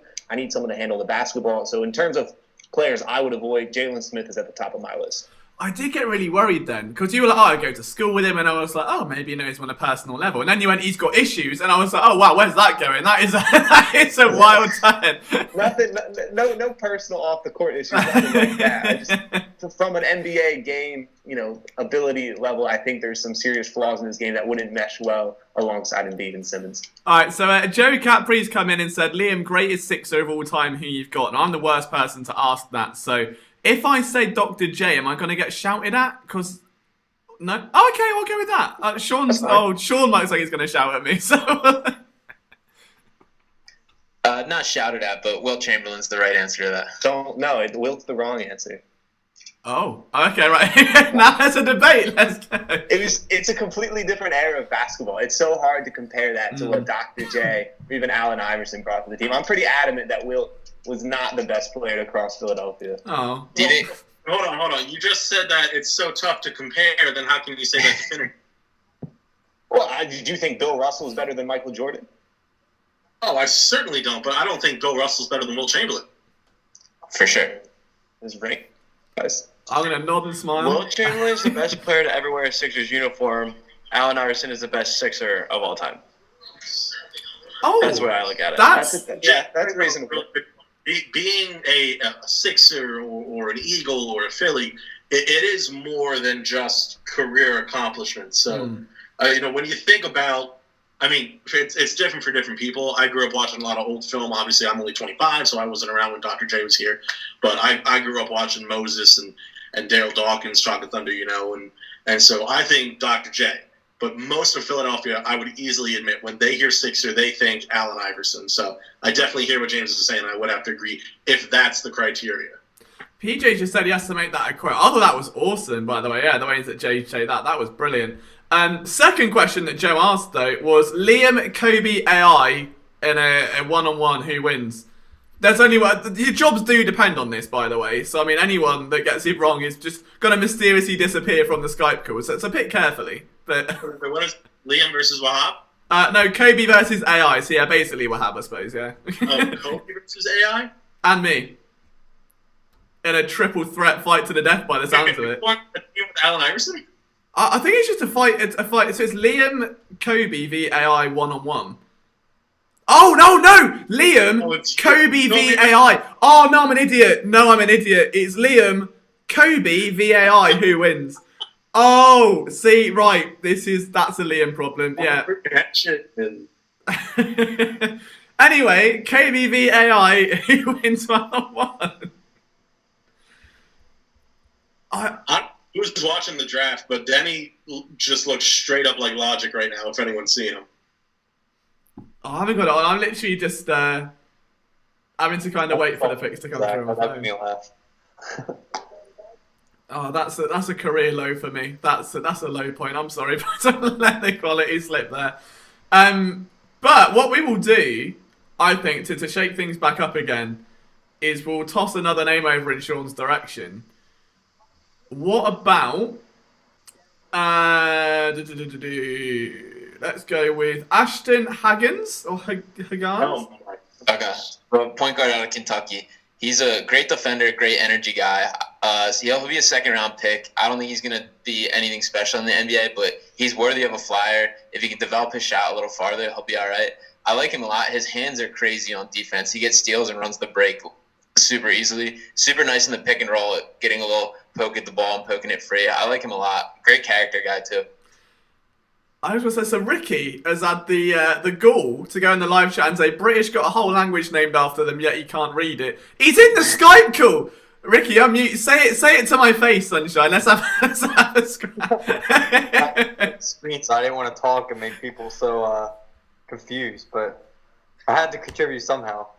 These guys are killing it. Like if I were to try talking about someone, then I name a hockey prospect maybe, but maybe not. But nothing basketball. So one thing I do want to mention real quick, Tyrese Halliburton is still on the board. I don't really see Phoenix taking him. They could, because obviously Chris Paul is not young. Halliburton he's really kind of a combo guard. I don't know that the Spurs take him unless they really value best player available, which they're the Spurs. They easily could. If the Kings think he can play the 2 guard, maybe they take him there. But if we're talking about someone to trade up for, him falling down the boards, that might be a target for Daryl Morey right there. Yeah, that was a name that I was about to throw out there because he was projected to be top 5 in some mocks, and he's slipping relatively hard. And I would, if I had to guess, I would think San Antonio would take him. Zach, you got something? I do. I got something specifically for you, David. Number 10 is in, and it's Jalen Smith. Such a For the second year in a row, the Phoenix Suns reach about 10 picks to draft a power forward. That is horrible. What are they doing? He's a good player, but that is a crazy reach. Yeah. Just like Cam Johnson was. And Cam Johnson's good. Wrong. That was a reach last year, and this is a reach this year. Man, they make a really good move with the Chris Paul thing. I think they're going in the right direction, and then they just set a top 10 pick on fire. Well, listen, one thing I'm pretty adamant. That's a bad pick. Supports the free Dario movement, okay? Adding another forward increases the chance of Dario Saric leaving Phoenix, okay? So everyone be active on Twitter, okay? Hashtag free Dario, get it in there, all right? I want to confirm that I'm not making stuff up here. Twitter is on fire after that Jalen Smith pick. That's a reach. That's an odd one from Phoenix. As they should be. It's a bigger reach than the Patrick Williams one. Because Williams, at least you can argue that his potential can get him up there. Jalen Smith, like you said, I think he'll be a good player. But with guys like Devin Vassell, Tyrese Halliburton on the board, Sadiq Bey even, Kira Lewis, Aaron Naismith, Precious Achiuwa, Cole Anthony even, honestly, I just don't see how they could possibly think that Jalen Smith was their guy. But I would have been less surprised if he fell to the second round as opposed to cracking the top 10. Sean, I'm curious to get your perspective on Smith. Yeah, I agree with that as well. I like him. I don't see any major issues in his game, but he's not a guy that changes your team in any significant way, and definitely a reach for top 10. He's a guy I kind of expected to be on the board when the Sixers picked, and I was hoping they stayed away from him as well. Interesting point here. So Keenan Knight says, gentlemen, Sadiq Bey dropped to 13-14 range. Make the move up? I would. Yeah? I would. I definitely move up 100%. I talked to Sadiq, and then I think a couple of you guys were on there too. The biggest takeaway, he's just so coachable, which is not surprising coming from a Villanova guy. But his ability offensively, defensively, ability to space the floor, there's a little bit of Robert Covington in his game, not quite as much of a defender. He really is. And he's even a little bit resembling Mikal Bridges, who the Sixers had in the palm of their hands and then let go to the Phoenix Suns, the team that just drafted Jalen Smith 10th overall. So really kind of a chance to, in a sense, make right on that trade, while it did bring us Tobias Harris and Jair Smith, who could still be a decent player. Mikal Bridges obviously turned into a stud. If the Sixers have a chance to get that small forward out of Villanova again, I say you go for it. So I'm all for trading up. Yeah, Sadiq Bey is one of the most NBA-ready prospects in the whole draft, too. He's 6'8", got good size, a perfect kind of 3-and-D wing, shoots the ball at a great rate, willing shooter. He's a little bit slow on the defensive end. His feet aren't great. His footwork needs work, but he's a guy that steps in. He's not going to need time to learn. He can fill an immediate role right away, which is what the Sixers should be looking for right now. Yeah, so there's been trade talks. There's been trade talks between the Spurs and the Sixers at that 11th spot. So whether it be Sadiq Bey or Aaron Naismith, I'd love to see that trade at 11. Or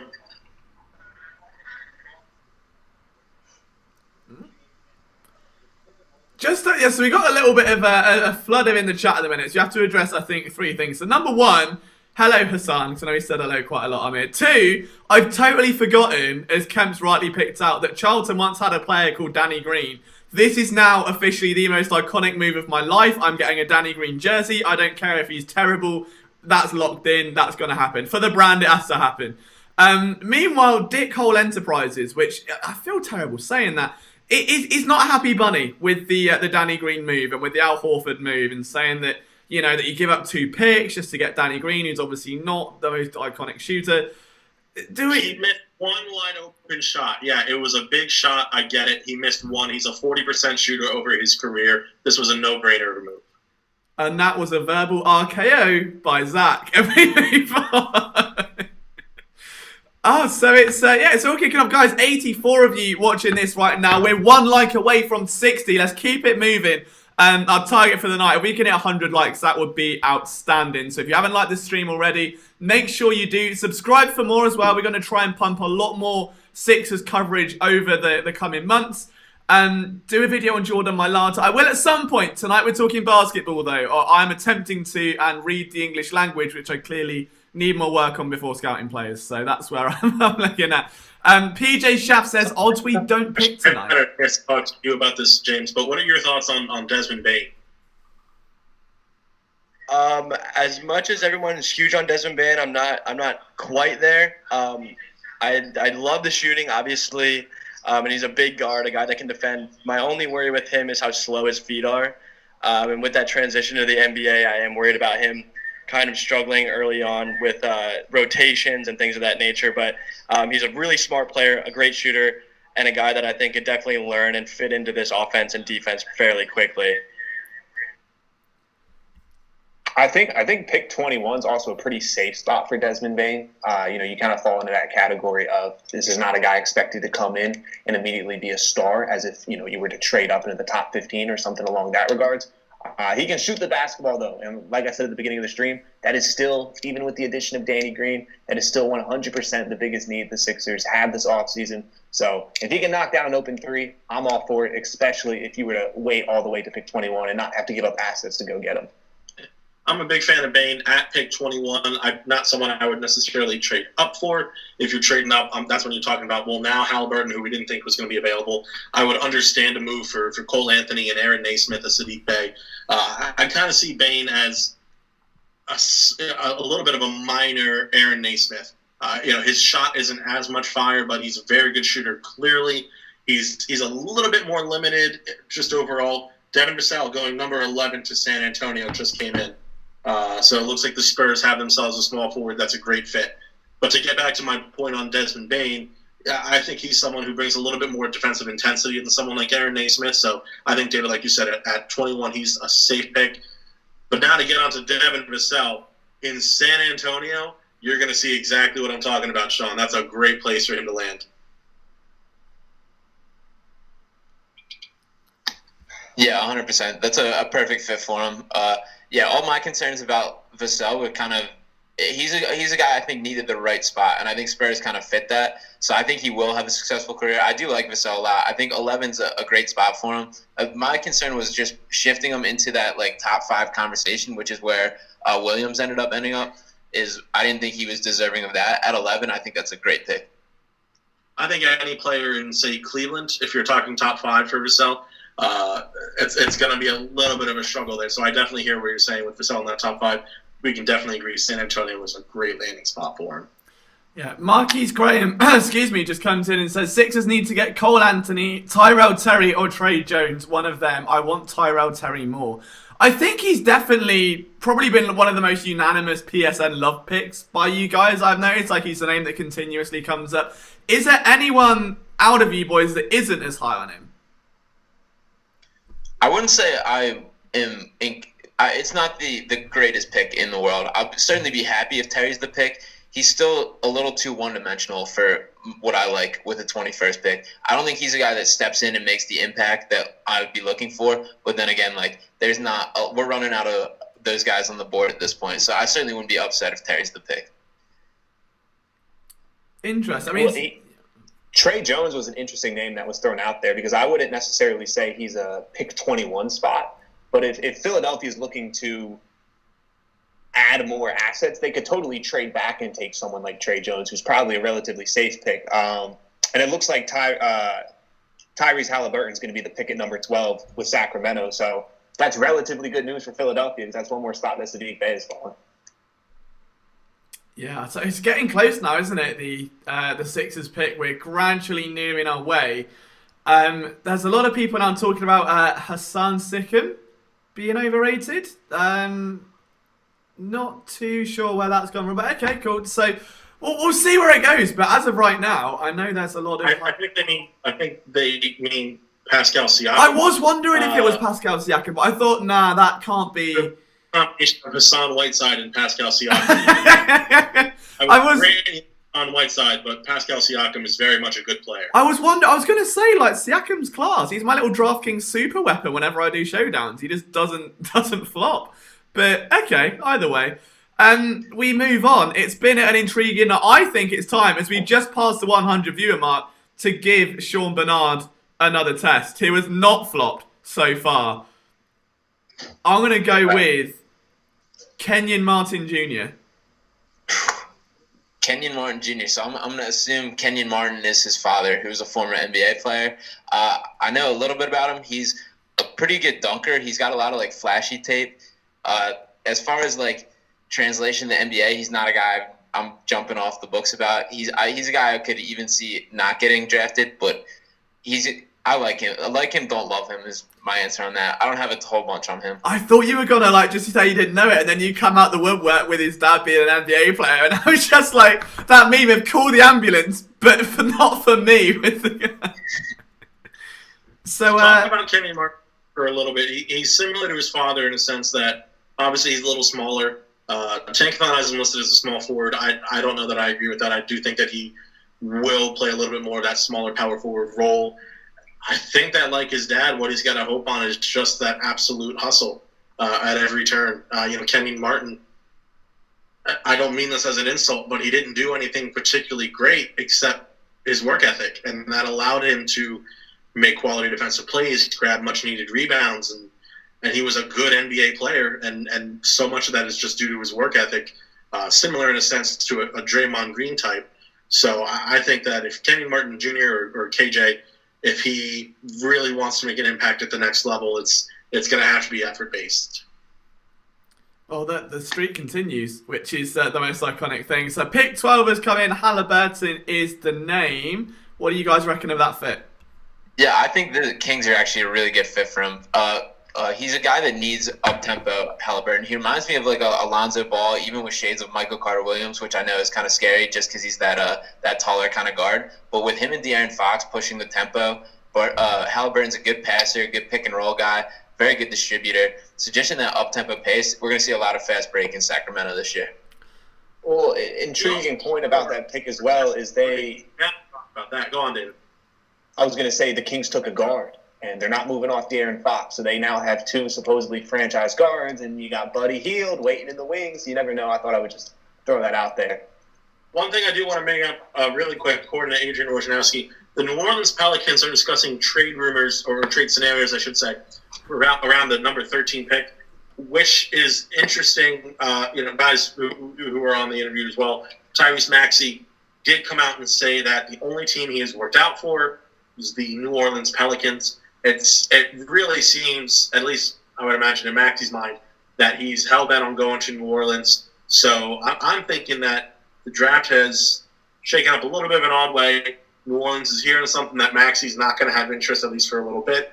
They might try and trade back, pick up some extra future picks, and draft Maxey somewhere around, say, 17 back to 20, somewhere right around there.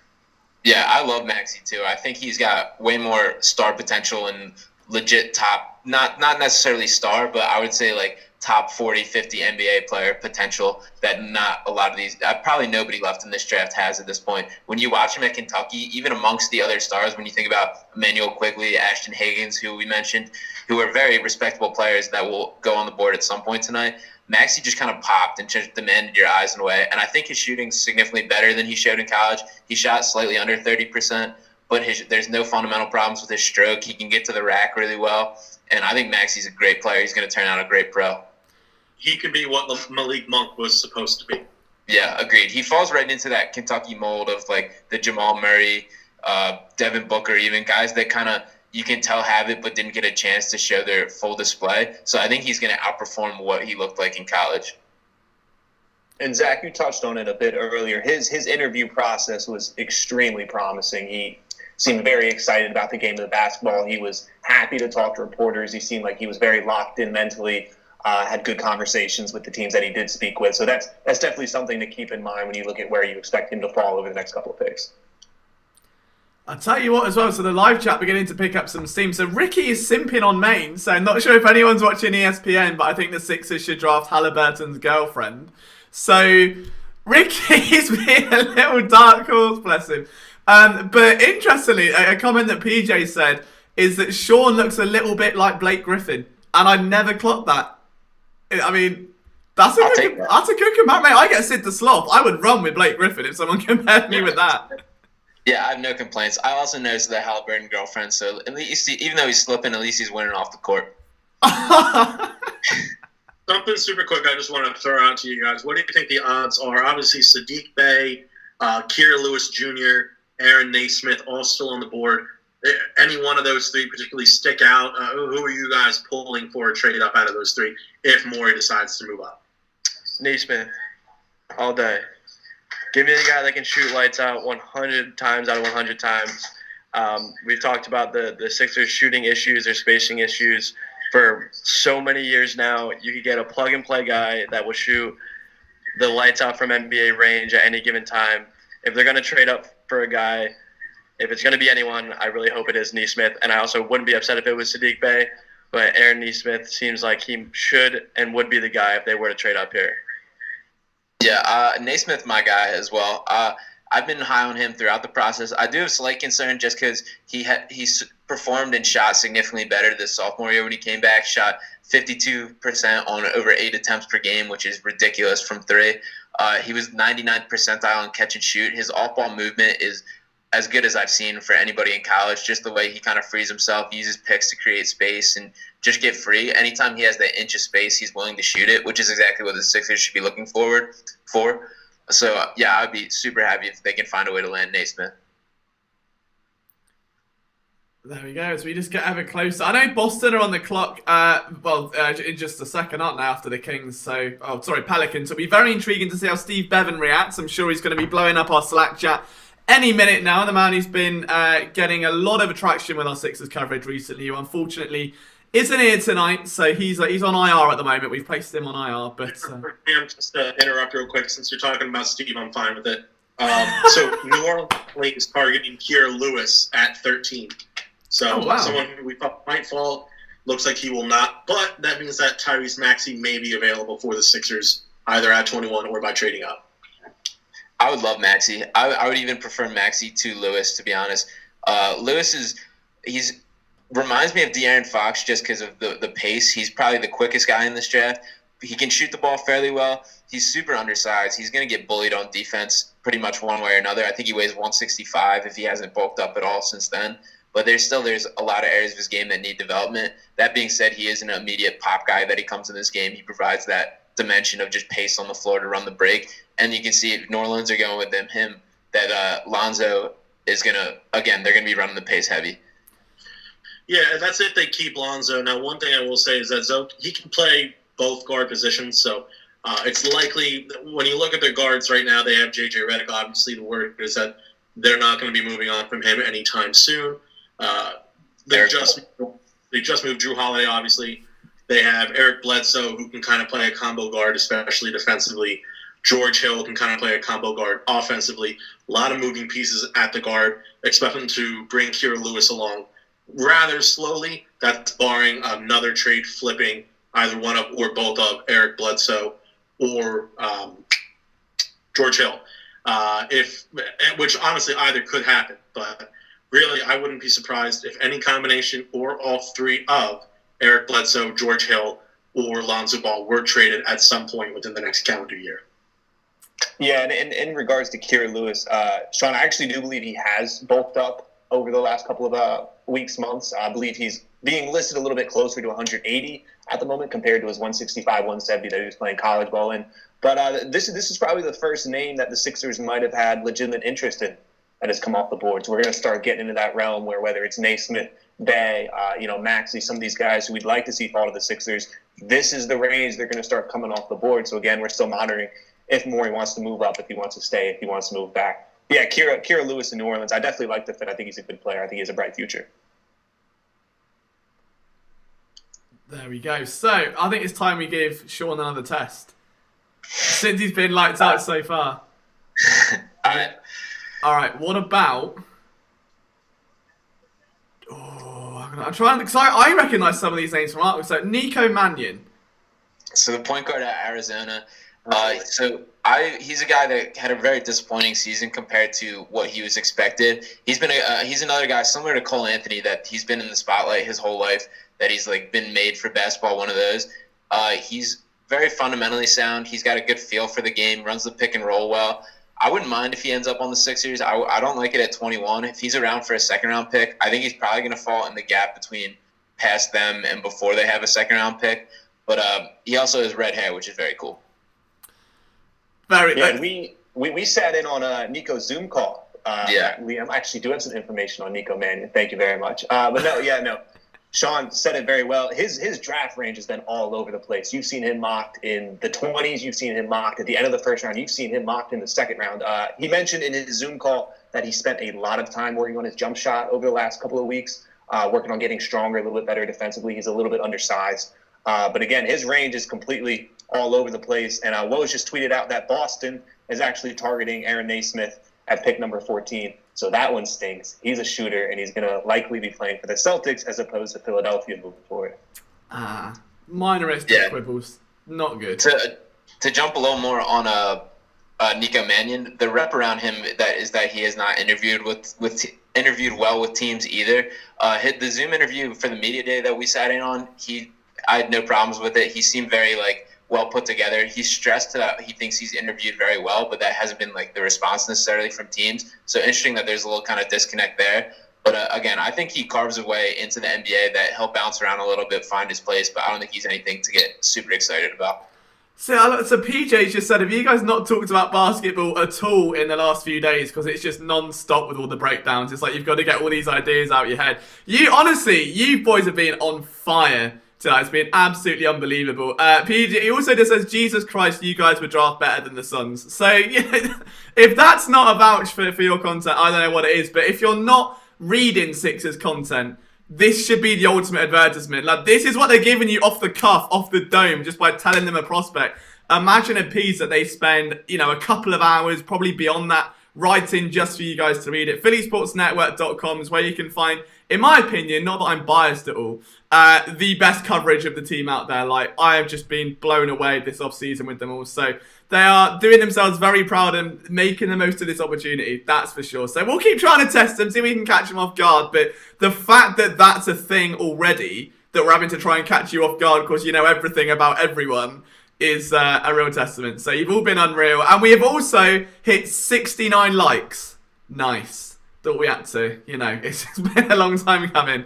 We got there. The magic number 69. So someone's going to topple it over to 70 as I've said that now, which will be... I'm a bit disappointed at that, to be honest. But thank you for all the support, guys. We're at 87 of you here.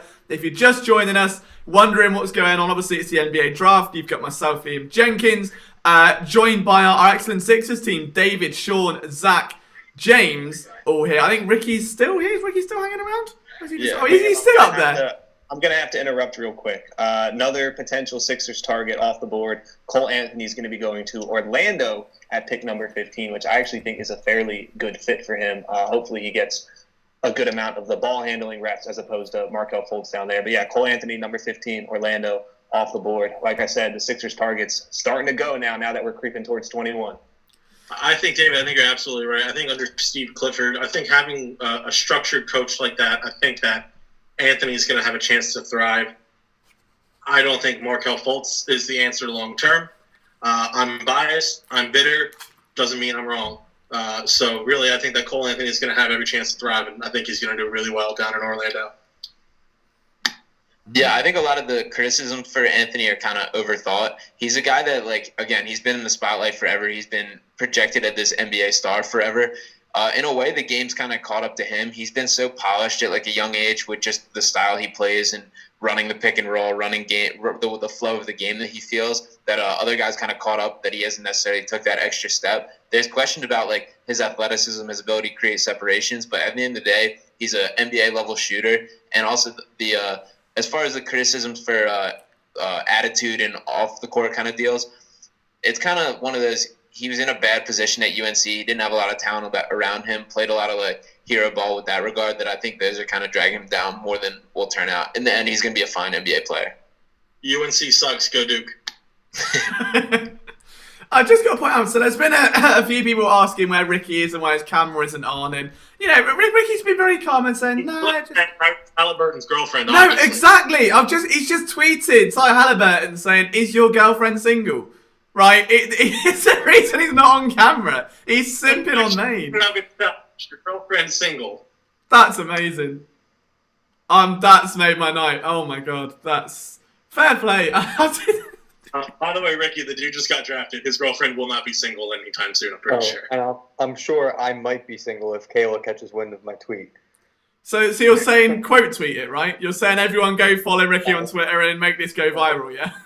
She doesn't have a Twitter, so we're all right. Right, so, boys, you know what to do. Make sure it goes viral to a point it appears in a newspaper.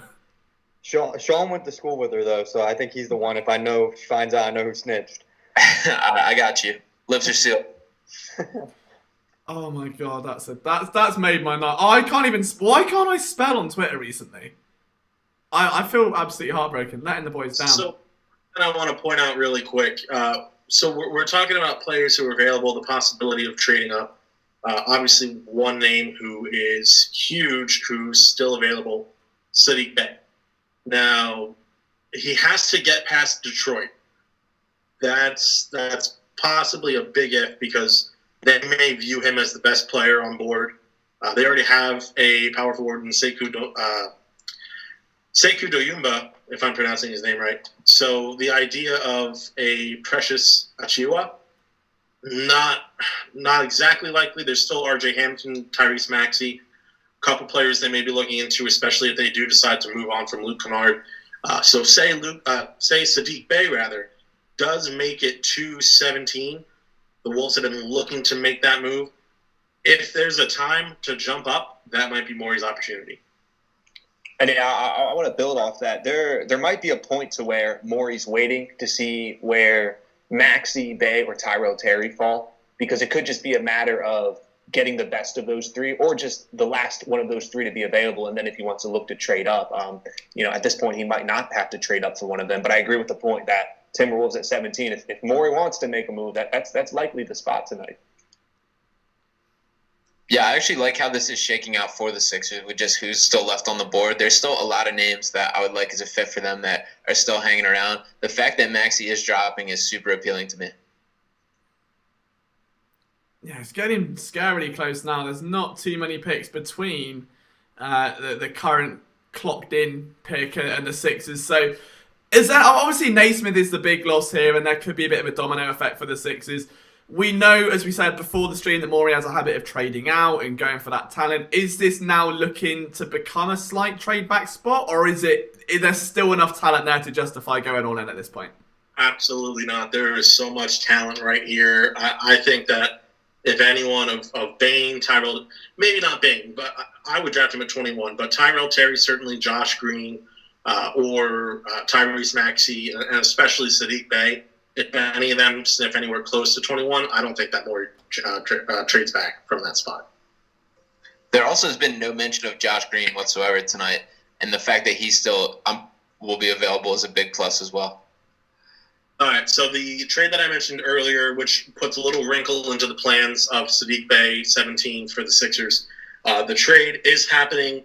Ricky Rubio, the 25th and the 28th for the 17th pick. Oklahoma City has to have somebody on their mind. It's a little bit of, you could consider it a salary dump. Ricky Rubio is too good for a salary dump. So, I mean, honestly, 25 and 28 alone probably would have been enough to get 17. So the inclusion's a little odd, but look for Oklahoma City to look at a guy. I think that's a perfect spot for Josh Green, assuming Sadiq Bey's not there. Or honestly, either way, he just fits their system beautifully. I was going to say I felt Tyrell Terry might be the play for Oklahoma City with Chris Paul and Dennis Schroeder both on the move. They might want to pair up another guard with Gilgeous-Alexander. I think that could totally be in the play right, in the works at the moment. What did you say the picks were together? Let me just look at this NBA, the value chart. So was pick 17 with 21 and 25? 25, 28, and Ricky Rubio. So 25 is worth 190, 28 is worth 160, so that's 250, right? And pick 17 is worth 285. So the issue with those, obviously, it doesn't take into account players. Yeah, of course. If there is someone who Oklahoma City is just pounding the table for, and they're falling to 17, that all goes out of the window. Like the Sacramento Kings selecting Halliburton at pick 12. That's a scenario that they never imagined themselves in. Now, if you're going to tell them before they knew he was going to drop there how much they would value the pick versus after, it's a completely different story. Yeah. No, that's understandable. So, yeah, so I know context is key, but it's always a good kind of rough guideline to get that initial, okay, is this a good trade, bad trade? What's the motive behind it? So I just think it's fascinating that Oklahoma have gone full Sam Hinkie with draft picks. Like, what is it? Is it 17 draft picks between now and the first round in 2026?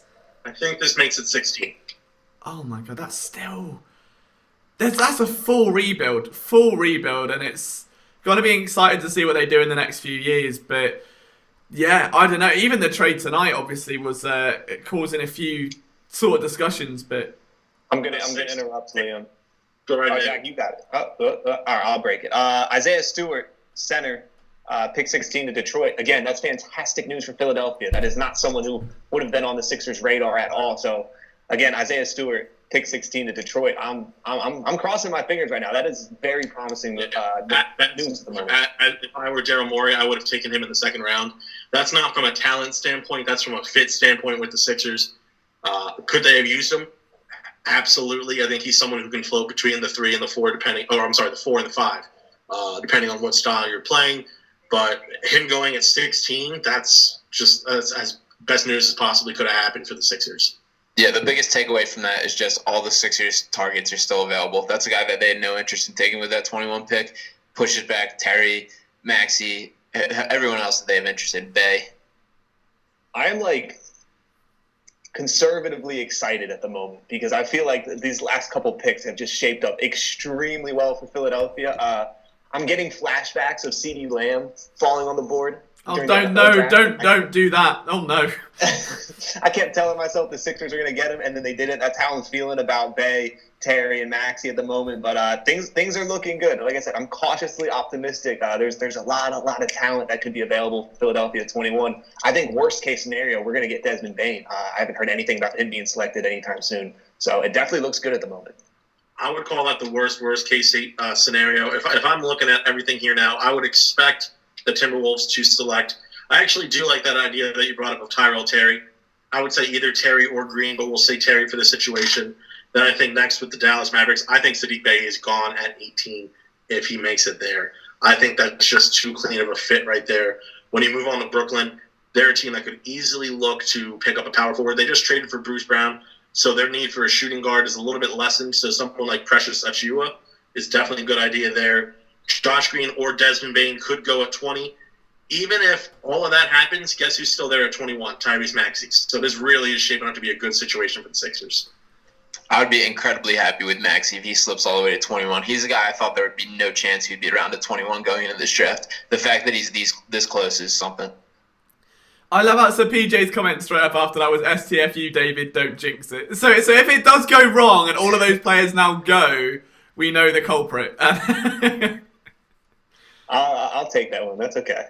I don't know. It's amazing. And a name to watch that, really two names to watch. I still think Grant Riley is going to be in play at 21. Just based on, I've had conversations with both himself and I've had a lot of conversations with his agent. Obviously, they're going to want to say things like, yeah, the Sixers are talking about him in the first round.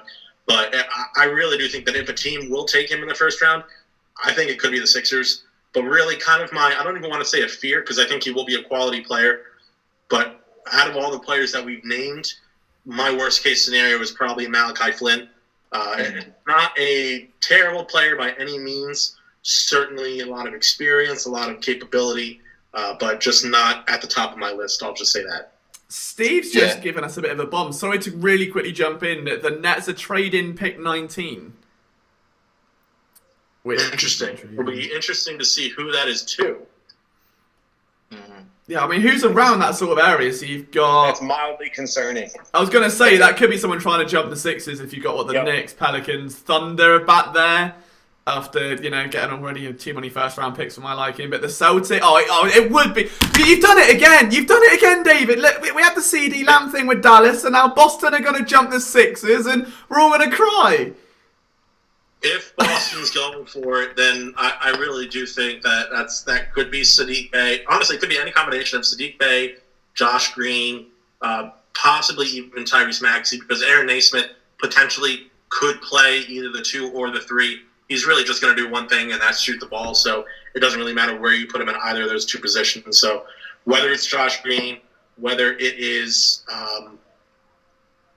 Tyrese Maxey, whether it's Saddiq Bey, I think that they're taking some. If it is them, good news. Very good news. I'm gonna butcher his name. Alexej Pokazevsky with the number 7. Yeah. So that's again not a name the Sixers were even remotely involved with. He's going to Minnesota. Again, it's all about who traded up at that 19th pick at the moment now. So it's interesting because I actually did figure. I was certain that he was going to go at 17 to the Minnesota Timberwolves. It doesn't make a lot of sense to me why he's going. I mean, he's a long-term project. He could be really, really good. So in that sense, it makes sense for the Thunder. I just imagine that they would have wanted either Tyrell Terry or Josh Green. But I think David's right. It really all depends on if this trade's actually going through for 19 and who's getting that pick. Yeah, Pokazevsky is one of the most interesting guys I've ever looked at. He's a breed the NBA hasn't really seen yet. He's 7 feet tall. He moves like a wing. He handles the ball like a guard. But he weighs probably barely over 100 pounds at this point. That's an exaggeration, but he's going to take time to put weight on, get an NBA body. This is probably years down the line before we see this guy putting out anything toward NBA caliber work. Once more, it just shows how hard the Oklahoma City Thunder are working at their tanking efforts, we'll say. Yeah. Well, and another team we haven't even mentioned at this point, obviously we're still a few picks away, but Miami Heat at 20 is concerning because they've put a huge emphasis on floor spacers, perimeter shooting, especially with what they got going on at the moment with Jimmy Butler and Bam Adebayo. They could totally be in play for someone like a Saddiq Bey or even a Desmond Bane at that spot. I think that's my only concern is that, so really the top of my board out of all those is definitely Saddiq Bey. It's not close. At this point, I am absolutely on the phone with Dallas trying to find a way to trade up. Maybe you trade something like 21 Korkmaz and a future second, something like that to move up to 18. But really a way to give Dallas a player that kind of fits their mold, but where you can get to 18 and absolutely secure Bey because I think he's a no-brainer to Dallas. I think that they're going to be interested in the same players that Philly's interested in, whether it's Saddiq Bey, Josh Green, Tyrell Terry, Desmond Bane. I think even a Tyrese Maxey they could have interest in. So time will tell, but they definitely are a threat. David's right. Yeah, I'm still, first off, I would be completely happy if Saddiq Bey is the pick. The fact that Maxey's sitting around, we have a shot at him, it's a completely different role than we're looking at. When we're thinking about this 21st pick, everybody we're looking at is kind of a role player fitting in, a wing guy. I think Maxey has such higher potential to be a legit third scoring option behind Simmons and Embiid, and not to brush Tobias Harris to the side, but I think Maxey even has a higher ceiling than Tobias has shown. So snatching him up at 21, or even if we move up a pick, I think goes a world of difference toward the direction of the Sixers. I think go after. Sorry, go ahead, David. Oh, I was just going to say, I want to echo what Sean's saying. There were plenty of mocks that had Tyrese Maxey as a top 10 pick. So right. The idea of, quote unquote, settling with Maxey at 21, that's a phenomenal situation for Philadelphia. Mm-hmm. I think that Maxey really has the opportunity, if he's drafted by Philadelphia, to become the second coming of Lou Williams. And when I say that, I do believe that he could play that six-man role. That's not some kind of slight. When I say six-man role, I mean that starters minutes, 20 point per game, six-man role that you're seeing some players have now. That Dennis Schroeder, not the same style of play, obviously, but when you talk about the workload, kind of six-man role. So I definitely think that his potential I think it's higher than anyone that we're talking about. I do think Saddiq Bey could absolutely be a solid starter, though. Yeah, as far as I think if we get Bay, this is an immediate. He comes in, he's a rotational piece, guy like that. If we end up with Maxey, this is more of a long-term not build around him, but let this guy develop and see what he turns into, and we have a shot at getting something special. Oh, I love the energy. I love the anticipation now. It's like, I don't know. I think I'm learning as much as everyone else in the chat. And I know a lot of our PSN audience on the YouTube channel, at least, are kind of Eagles fans. So hopefully you guys are getting as much from this as I am, because I feel I could, go and write, oh, hello. Wave, there's a warning. Okay, so he was a Sixers target, but he was not one of the names we are specifically mentioning. Josh Green, the guy who me and Sean fell in love with in our Zoom calls. He's going to Dallas at pick 18, which is it stings a little bit. I like Josh Green. I like what he provided. I still think Maxey, Terry, and Bay are way better options for Philadelphia at 21. We're one pick closer. One of them is going to be available at this point.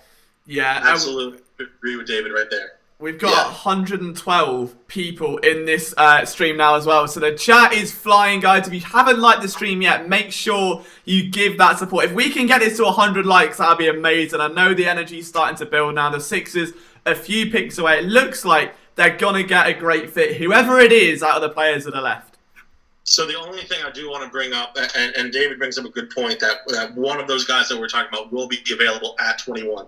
Now, the only thing that scares me, again, I out of any of these guys, I love Saddiq Bey. Granted, I just talked about the potential of Tyrese Maxey, how it could be even higher.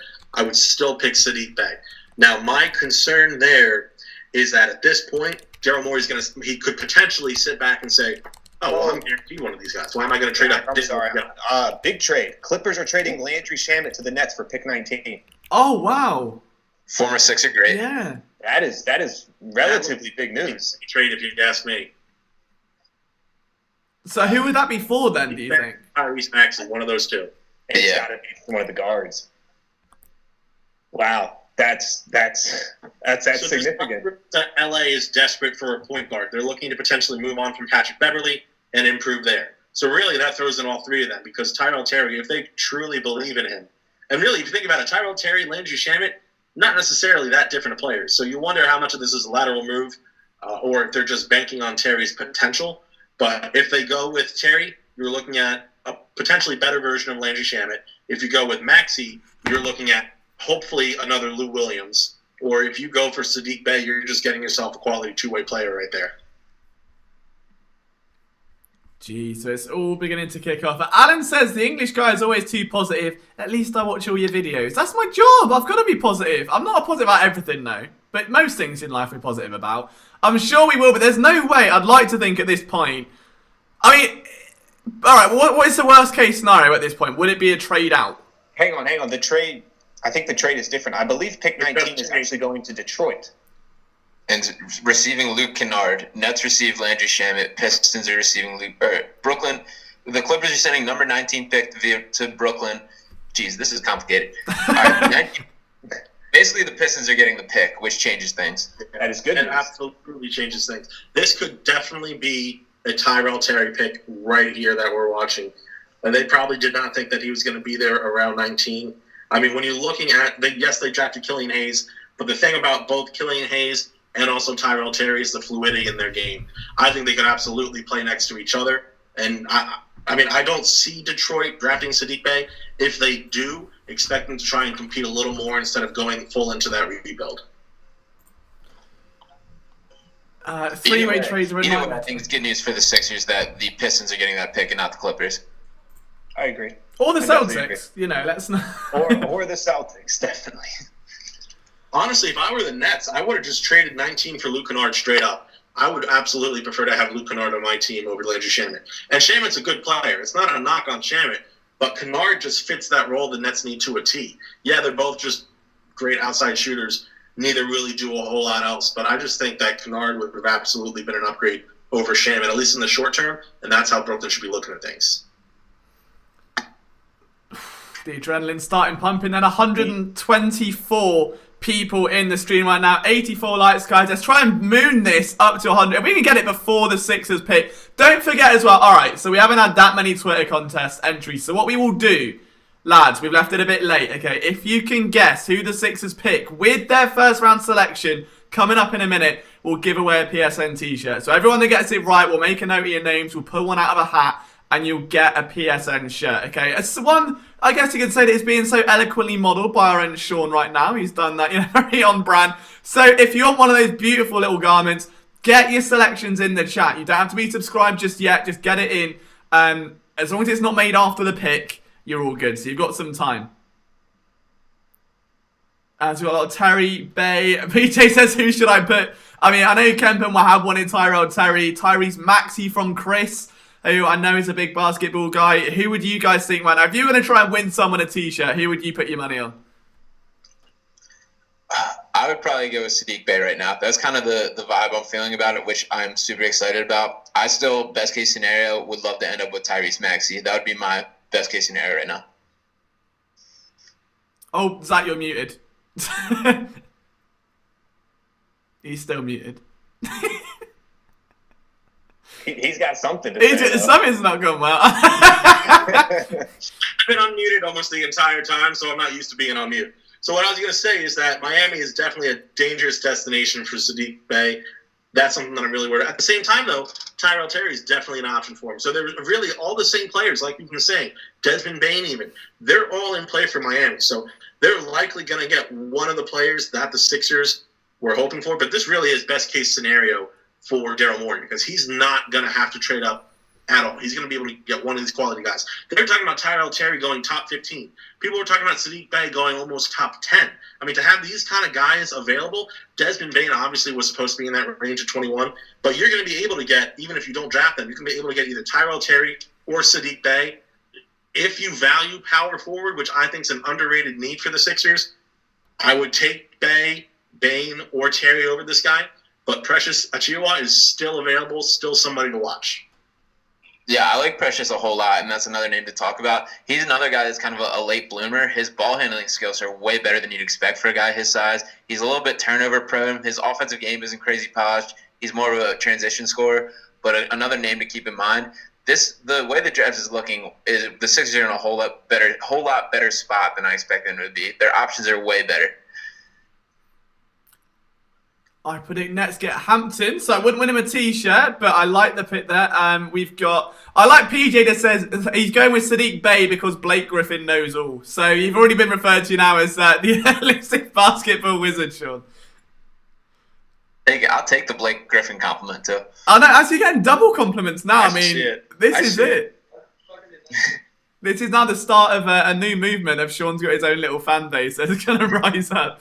The Sixers select Tyrell Terry. That's who Hand wants. Wahab's done a Wahab thing. We've got Kennard makes twice what Shamet makes. Is that consideration? I wouldn't be the best person to ask, so I would have to. Potentially, I mean, the Clippers are in a little bit more of a flexible financial situation. Really, the only way that you're running into that is. I mean, actually, I would say that's a pretty good point. The Nets, unless they were going to trade Garrett Temple, they don't really have many contracts that could have balanced that out. They just traded Musa. They do have Rodins Kudix. So if they were to move out Kudix in that same trade, at that point, they're probably not willing to move both 19 and Kudix if they're able just to get Landry Shamet, who is, again, a younger player, for that price. So that's actually a really good point, and that is easily something that could affect that. Yeah, I love that from Ricky. So the next BR hit from Sean, you need to make that edit. So yeah, but that's already locked in. We already know there's going to be a photo. We've got a little bit of a connection there. So apparently Nick wrestled in New Jersey, and Dick Hole Enterprises is a fan. So that's the best multi-universe crossover the world has ever seen. But don't forget, guys, if you haven't made your pick already, get it in the chat. If you get it right, you'll be entered into a draw to win a PSN t-shirt. So make sure, if you think you've got a hunch who the Sixers will pick, David's not happy. Oh no. I think Sadiq Bey is going to go to Detroit at pick 19. Oh no. That's tragic. There it is. There's the heartbreak. That makes absolutely no sense. I mean, Detroit, they don't even know what they're doing there. It's the most... They're going to be a trash franchise like they've been for many years to come. They have no idea what they're doing. Sadiq Bey is obviously the best player who was available, but when you're at 19, you don't do that. You draft Tyrese Maxey, someone who has the highest potential. You draft someone like Tyrell Terry, who can potentially be somewhere between the two Curry brothers. You don't draft Sadiq Bey, who's going to be a quality starter, but not any better. It makes absolutely zero sense. The city of Detroit should be pissed off. Now, moving Luke Kennard's not a bad idea, but you could have easily gotten more than Sadiq Bey for this. It's a terrible move for Detroit. I love that. I agree 100%. Sadiq Bey is one of the purest NBA-ready prospects in this draft, and a guy that come in and fill a role right away, and that's a role that shouldn't be available on the Pistons. They're not in a spot they're competing for a championship and have guys. They don't have a team built. They're still finding their pieces to build around. As much as I like Sadiq Bey, he's not like a cornerstone piece by any means, and that's what they should be digging for with guys like Maxey, who they have a clear shot at. Blake Griffin and Derrick Rose, the only two, now that Luke Kennard is gone, the only two real NBA quality players who are not rookies, obviously, because Christian Wood's leaving. Remember that, okay? Right. They're the only ones left. They're on one-year deals. Detroit should easily sell off both Blake Griffin and also Derrick Rose. They should have already made a move. They should have sent Derrick Rose to the Lakers before that move for Schroeder happened, before it was even conceptualized. Because if they don't get any kind of return for Blake Griffin or Derrick Rose, then everything that I'm saying right now, they're proving 1,000-fold, because that would just be an asinine move. You know, that rant was incredible. That was Zach. amazing. With that said, that Detroit, is I freaking hate Detroit because they've made some of the most stupid moves that any NBA franchise could make. You look at Cleveland and you just say that they're idiotic. Look at Detroit the same exact way. This is it. Honestly, I hope we can go back and clip this and put it out, because this is like a borderline wrestling promo that we've just witnessed. Like, Zach just snapped. It was incredible. Yeah, that was incredible. With that said, there's three rookies for Detroit in this draft. Killian Hayes, Isaiah Stewart, and Sadiq Bey. That's a heck of a haul for Detroit. I'm going to stay on the optimistic side of things. Tyrese Maxey, still available. Desmond Bane, still available. Terry, of course, still available. Not all three of them can be picked in the next spot. So there's still going to be plenty of names for Philadelphia to target at 21. It definitely hurts. Just like I said, he was falling right at the last second. There goes Sadiq Bey. But no reason to hit the panic button quite yet. There's still a lot of talent that can be had in 2 picks when the Sixers are on the clock. Oh my god! If that was how emotional Zach just got over a Pistons move, good or bad, I'm just excited to see what happens when the Sixers are on the clock. It just doesn't make sense. I would have had no problem with it. It would have made perfect sense for the franchise, the direction that they're going. But for a team that sucks, like the Detroit Pistons, you don't go draft a guy like Sadiq Bey. It makes no sense. And I mean, someone said earlier that any one of us would be better than the Suns GM. Well, I had the Detroit Pistons GM right into that, because he absolutely sucks. Yeah, Killian Hayes was a good move. But drafting Isaiah Stewart at 16, that's a huge overdraft. And now you go ahead and you draft an NBA-ready guy who has a low ceiling like Sadiq Bey. You have no idea what you're doing. And just like every other franchise in Detroit, you suck. I didn't mean to stir the pot that much. I'm so sorry. Whew, okay.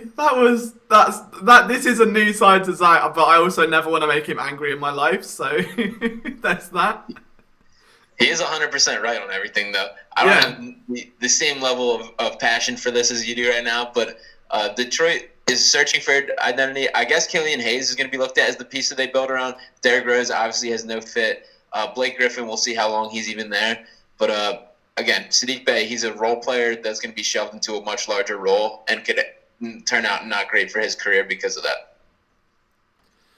There we are. So Kemp says, announce Big Tez. I think Gruder's also leaving as part of the trade.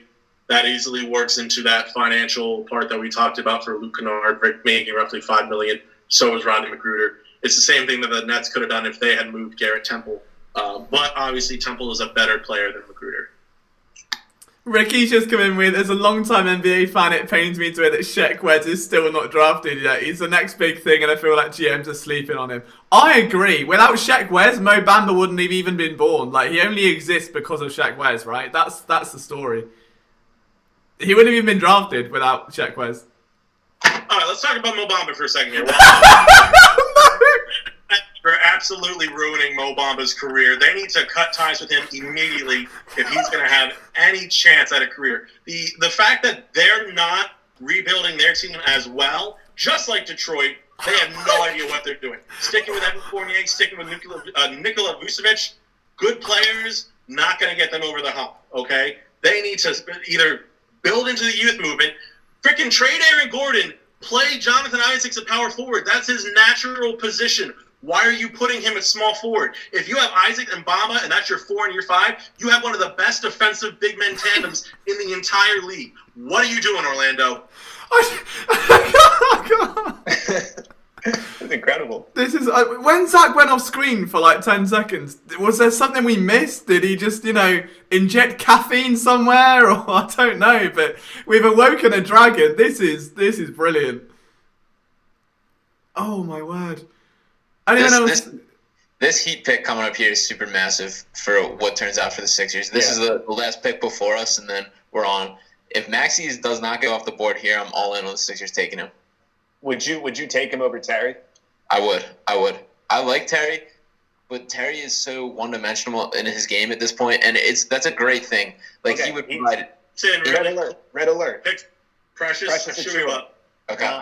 Not Maxey, not Desmond Bain, not Terry. So now let's go. What I do, I get right on the phone with Denver. Hey, what do you want for 22? Back-to-back, get him. Do it. I agree.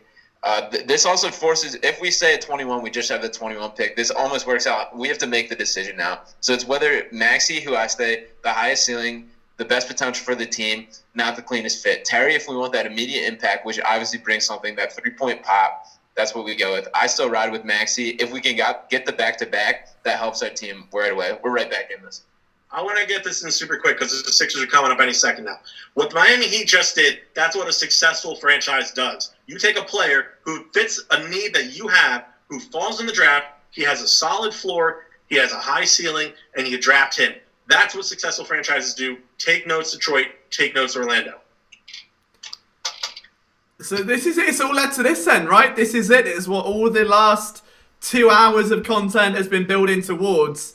Don't forget, you can still get your entry into that competition as well. If you think the Sixers are going to pick, get the name in. If you're right, you go into a hat. We'll pick a winner to win a PSN t-shirt. 87 of you have liked this. 130 watching, guys. Let's get this to 100 likes before the Sixers pick is announced. I think we can all do that right now.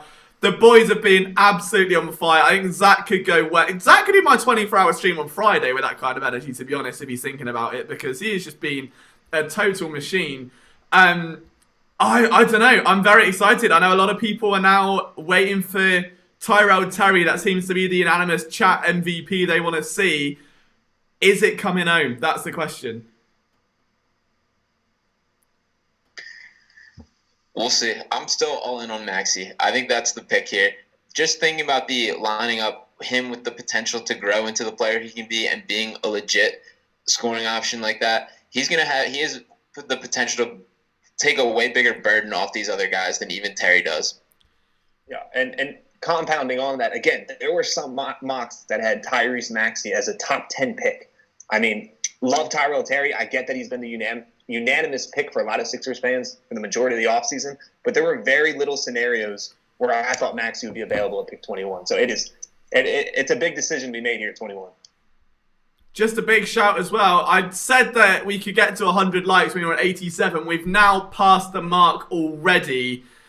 Unreal. You boys have been absolutely unbelievable. Thank you for your support tonight. Let's just hope the Sixers make this worth it. Now, the reactions, I'm excited just to see how Zach moves, whether it's good or bad, because he has set the bar now so high.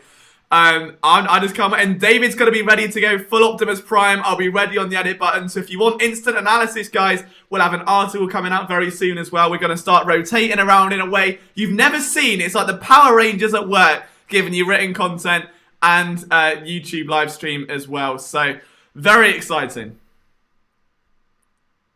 It's crazy they have a choice at this spot. In a lot of ways, I thought their 21st pick was going to be whoever's left, and that's who we rock with. But being able to choose between guys like this is more than we could ask for at this position. Yeah, it's felt perfectly. Just make the right choice. The right choice, please. Make it Maxey, make it Terry, make it Bane. Don't reach. Don't do anything stupid. Just make the right choice right here. I also don't think Desmond Bane is off the board in the second round. I think there's a chance he's a guy that slips, just because. Not that there's anything wrong with his game. He's got a little bit of a unique shooting form. His body looks NBA ready right now, but he doesn't necessarily have that athleticism to back it up. I think the Sixers value him more than a lot of other teams do, and the way we've seen guys slip, I think he could be a guy that sticks around. At this point, really, it depends on who you decide, but I say you either go Tyrell Terry, in which case you look for Desmond Bane in the second round, or if you decide to go with Tyrese Maxey, which would probably be my choice if I'm picking, then you look for a guy like Grant Ryler in the second round. No, that's a very good point, that with the way the draft's playing out, there's a chance that, all right, pick is in. Tyrese Maxey coming to Philadelphia. Wow. Let's go. Let's go. That's way better than we could even ask for. That's it. Unreal. That's amazing. Is that this? I don't want to be preemptive and say steal of the first round, but from the top, looking at the way that's fallen, that's got to be up there. Yeah, this is way better than I could have asked for. He's a guy that can fill a way more significant role on this team than any guy I could have expected us to come out with. There we go. So immediate thoughts. How are we feeling about that one, James? Was that everything you were looking for? Yes, that was everything I could have asked for right there. I had Maxey like 8 to 10 in terms of talent in this draft, and we've seen the type of play from Kentucky shooting guards over the years. I think that he could not only help this team this year and the coming years, I think he could be a stud going forward as well. So at 21, I did not think that he was even an option. So this puts me over the moon. My draft night is complete. I'm very happy. There we go. And Sean can't stop smiling. We've got 150 of you guys in the chat with us, which means one of you has won a t-shirt. Now, I know PJ had the selection. I know a few of you guys did as well. So we'll get all that sorted very, very soon. But it'll be interesting now, though. I mean, what's going to be really interesting for me is seeing what happens now to Tyrell Terry. Because if there is a chance he does slip a little bit further, knowing that the Sixers did have 31, they could have maybe moved up a couple more, crept up the back stairs, maybe taken both. It's an option. Now, obviously, out of play with what happened earlier today, but already David, you can see him hard at work, straight on. Just hasn't even blinked, just straight onto it.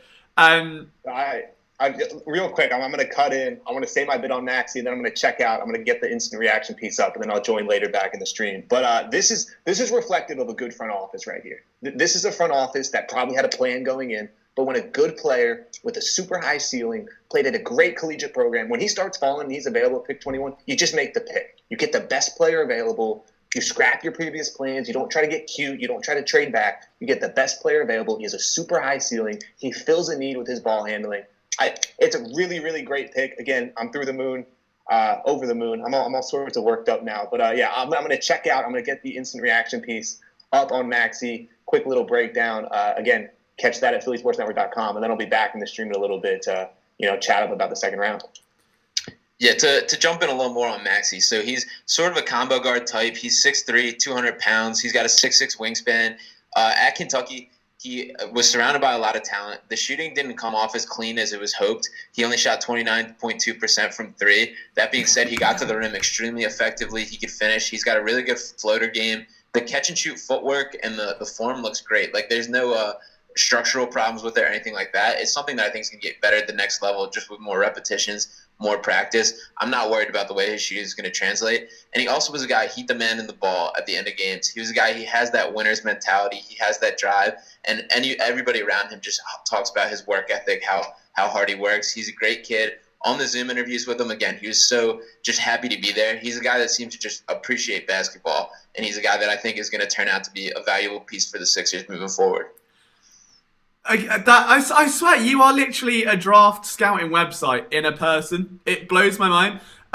But yeah, incredible stuff there from Sean. Great analysis. And the one thing that stood out to me was that late finisher. It's something the Sixers just haven't had. And you go back to, well, you can count on, well, it's going to take 100 square to find all the games. But times where they're up by 20 at half time, you think it's sealed. And then by the end of the third quarter, they're down by 5. Scratch back into the last 2 minutes. And then they end up choking it away.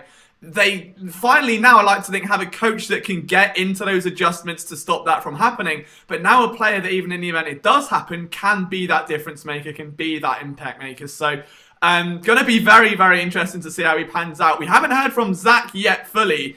I don't think he's going to be angry this time. So there's a smile. There's a little smile. All right, I'm throwing tweets out for PSN. Oh, okay. He's working. Oh, sorry. Didn't mean to distract you from working for more work. Sorry, mate.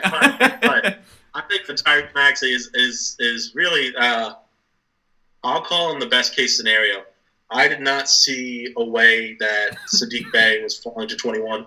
Obviously, it looked that way towards the end, and I had my hopes. Didn't work out. I didn't think Maxey was falling to 21. I thought Maxey was a dead lock at 13. I mean, if they weren't going with anyone, it's going to be Kira Lewis, so that pick as a backup's not a surprise. But Tyrese Maxey, the way that he talked about New Orleans, I thought that was a done deal, which would have been a great scenario for him to learn under J.J. Redick. But now he comes to Philly. He learns under Danny Green.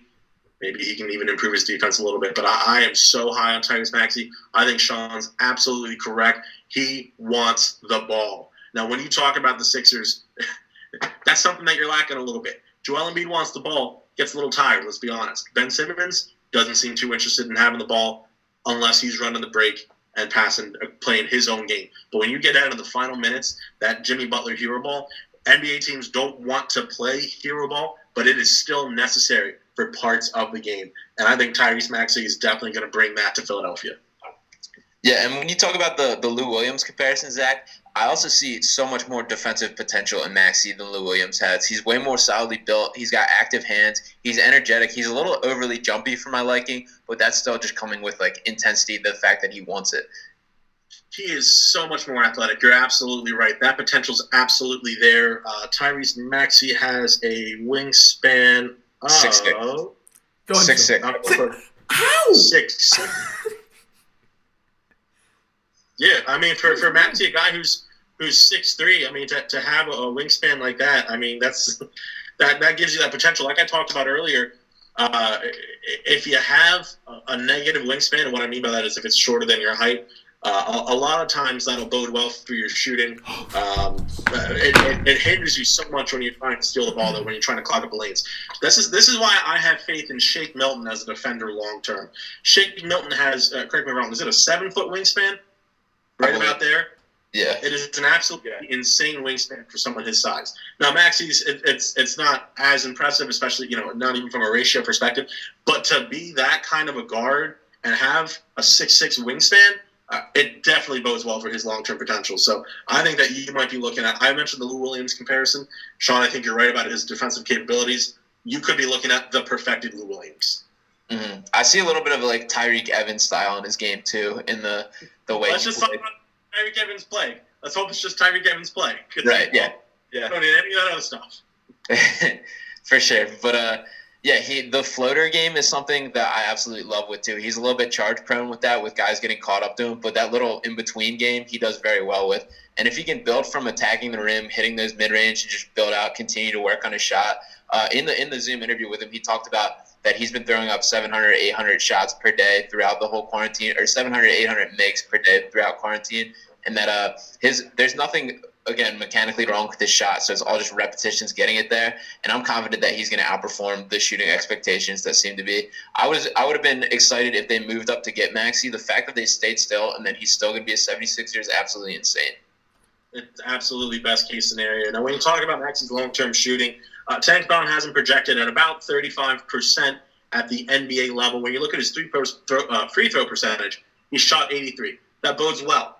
Obviously your free throw percentage, typically there's a correlation between that and three-point shooting. So it bodes well for his three-point shooting long-term. I do envision him somewhere around that 35. I like to think he'll be higher, about 36 maybe.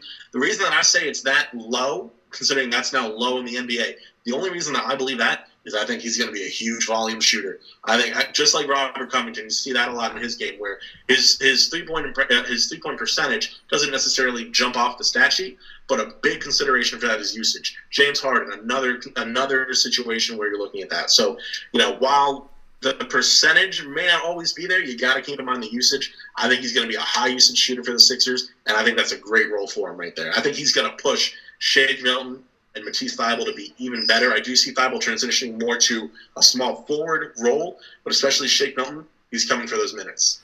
While we're talking, I also love the fact that we're watching them become a modern NBA team, right? Like just today, the move of Al Horford, getting him out of here, bringing in a shooter and a wing defender. and now we're seeing Tyrese Maxey come in. This is now looking like a modern NBA team. As we saw last year, we looked nowhere near that. So it's a really exciting part for me, outside of the fact that Maxey was probably the best player available easily at 21. We're just watching them morph this team into what Doc wants and what he needs to succeed, so that's really exciting for me. Also, I am going to bounce out here and come back for the second round picks for the Sixers, so I appreciate you guys, and I'll see you guys soon. All right, James. That was a I smooth want to bring one thing real quick. The 22nd pick is in. It's looking like it is Zeke Nanji. I had a chance to talk to Zeke. Just a great guy. So he's going to look to play that power forward role next to Nikola Jokic. It's tricky to say how many minutes he's going to get right off the bat. Obviously, Denver's coming off of having Paul Millsap and Jeremy Grant. I don't think there's any chance that either of those players stay. I say Grant has a higher chance. Paul Millsap's gone. He's done. There's going to be an opportunity to play. That's up to Zeke. He could be an impressive player there. But the thing I really want to point out is that Tyrell Terry is still available.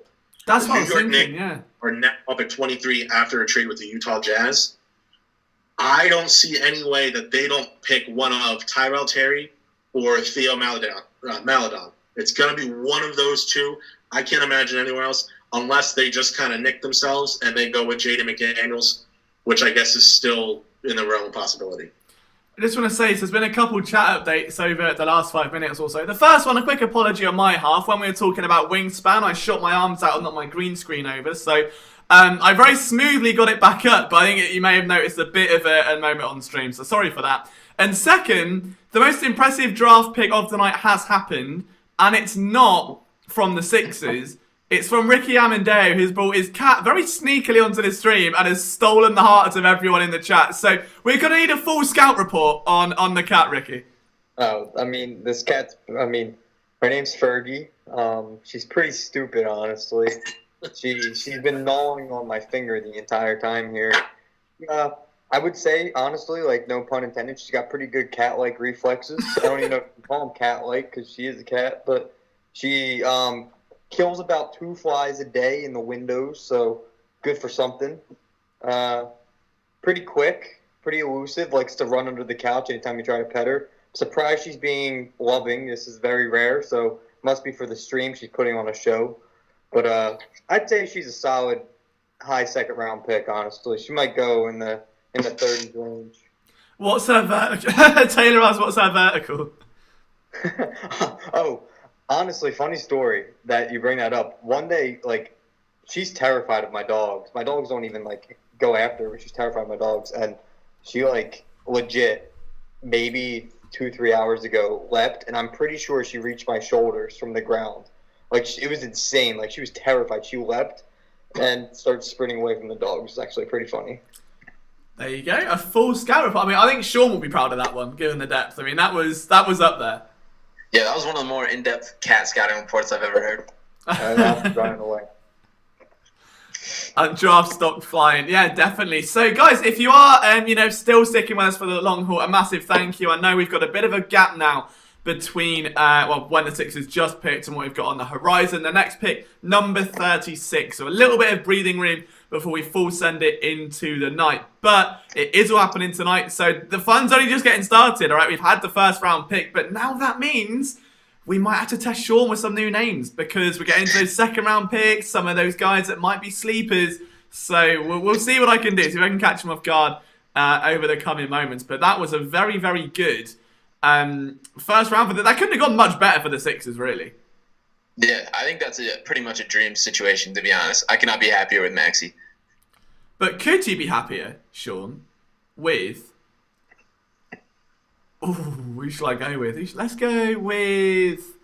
I'm going to butcher his name. Malachi Flynn. Malachi Flynn? There you go. See, I told you I would.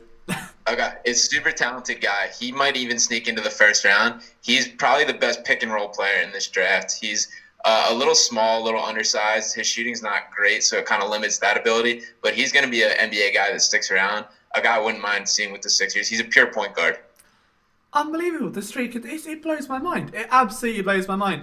I just wonder, because Sean's, for background, goes to college, works his ass off for PSN. I just don't know when he gets this amount of knowledge in. It's like he just, that scene in The Matrix where Neo plugs in and he's like passed out and he gets injected with like kung fu. Like that's how I'm imagining you prepare for this draft. You've just got it like all through into The Matrix. It's insane.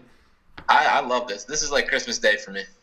Love it. On that note then, Zachary, who's not Zach, if I actually called Zach Zachary and he'd think he's in trouble then, it's like a parent thing. He says, what moves do you think the Sixers will need to make to get them over the top? Now that's interesting given obviously tonight's move. So let's go, if we go from now, the current team, where they're at, knowing that they've just brought in Danny Green, they've got rid of Horford, then you bring in the arguable steal of the first round. Like, what is the next step for this team to get them over that line? I think there's still players in the second round that provide an immediate impact for the team. And I think like this draft is definitely not over as far as adding like win now players and guys that help the team immediately. It'll be interesting to see with free agency. The Horford deal is a major deal as far as money-wise and freeing stuff up if we can swing some free agents. That'll still be to be determined. But I think they're going to look for a couple, if not more than one, at least one very good shooter in these next couple picks. It's interesting that you bring that up because there were rumors of a promise made to Arkansas's Isaiah Joe, who, if he does one thing, and he only does one thing, it's shoot. So he's someone who, allegedly, the Sixers had made a promise that they were going to draft him. That rumor was at pick 21 or 34. Obviously, they traded 34. They picked Maxey at 21. Those picks are no longer there. So you think if he's available, they go for him at 36. I'm not too sure about that with the addition of Maxey because if you do now add him, here's who you're looking at as far as your wings, your swing players, if you would, okay? You're talking about Danny Green. You are talking about Shake Milton, Matisse Thybulle, Terrence Ferguson, now Tyrese Maxey. You're running out of room. I don't know that a guy like Isaiah Joe, who, yes, is a little more of a project, I don't know if he goes as high as 36. Initially, he was projected to fall a little bit further. If he's there a little lower down, the 23rd pick just came in, Leandro Bolmaro. So the guy that we talked about earlier, who he's going to take a couple years. This is actually a good pick by the Knicks, okay? This is a guy who they can just stash for a little bit, let him come along slowly. Hopefully it's a big payoff. So it's a smart move by the Knicks. And moving on now, we have the New Orleans Pelicans. Maybe double up a point guard with Tyrell Terry. But in any case, with Isaiah Joe, if he falls down lower and you have a chance to either trade up in the second round for him, or if he falls somehow all the way down to 49, which is where he was originally projected to go, maybe you pounce on him. But now that you have the 36th pick, and that's really all you have, I imagine that they're going to go for either backup point guard or a backup center. At least that's the move that I would make. Guys like a Grant Ryler, a Cassius Winston would even make sense. I would prefer Ryler. Or you could also get a two-way forward who can play either spot. When you're looking at that, it's Tyler Bay, Robert Woodard II, or Jordan Nora, who can really space the floor a little bit, especially Nora. He's a knockdown shooter, but they have that ability to potentially defend long-term. So if you're going to go with a forward, it's going to be one of those three names. There's just so many to choose from. That's the beauty of the way this draft has fallen. You could go center. You could go forward. You could go guard. There's so many options, and Daryl Morey's in a great spot right now. Yeah, and to jump in, so the Knicks are trading Leandro Bolmaro, who's that 23rd pick, to Minnesota for the 25th and 33rd picks, which is interesting. Again, like you said, he's not a guy that's going to be an impact right away guy, but a guy I like a lot. I think he could develop. He has the modern NBA style to his game. He just needs to fully put the pieces together. When we look at like the range we're in, it's all guys that do one thing great and are missing a great part of their game that you're kind of hoping to develop. So you're kind of looking for that mismatch pieces kind of deal. Cassius Winston's the guy that you mentioned. I agree that Grant Ryler's a better pick for that over Winston. I still like Winston a whole lot, and I think that would make a lot of sense. He's a guy, he's just a pure winner. He's a guy who wanted the ball in the stretch at Michigan State. He ran the team well, and that he's a pure Tom Izzo kind of guy, and that like he's the type of guy that you wouldn't want to bet against, and that if they take a shot on him, he's a guy that's going to make this roster, I think. Love that. Yeah, so as far as the trade that was just made, as much as I did think that Bolmaro was a good move for New York, this trade's an even better move. You only move back 2 spots. You also pick up the 33rd. Now, you still have guys, like I said, that fit the Knicks long-term. A Theo Maledon, a Tyrell Terry. One of those two will be available at pick 25 if they so choose to pick there. And then now you're also going back to 33. That's where you can get a guy like a Jameis Ramsey, someone who, maybe you buy a little low, but, I mean, he was a freshman who just has a ton of effort, and he could potentially be a steal in the second round. You can talk about drafting Joe that high if you just want to go with the shooting. I mean, there's a lot of options for the Knicks on the table. I think that's an even better move than just drafting Balmero.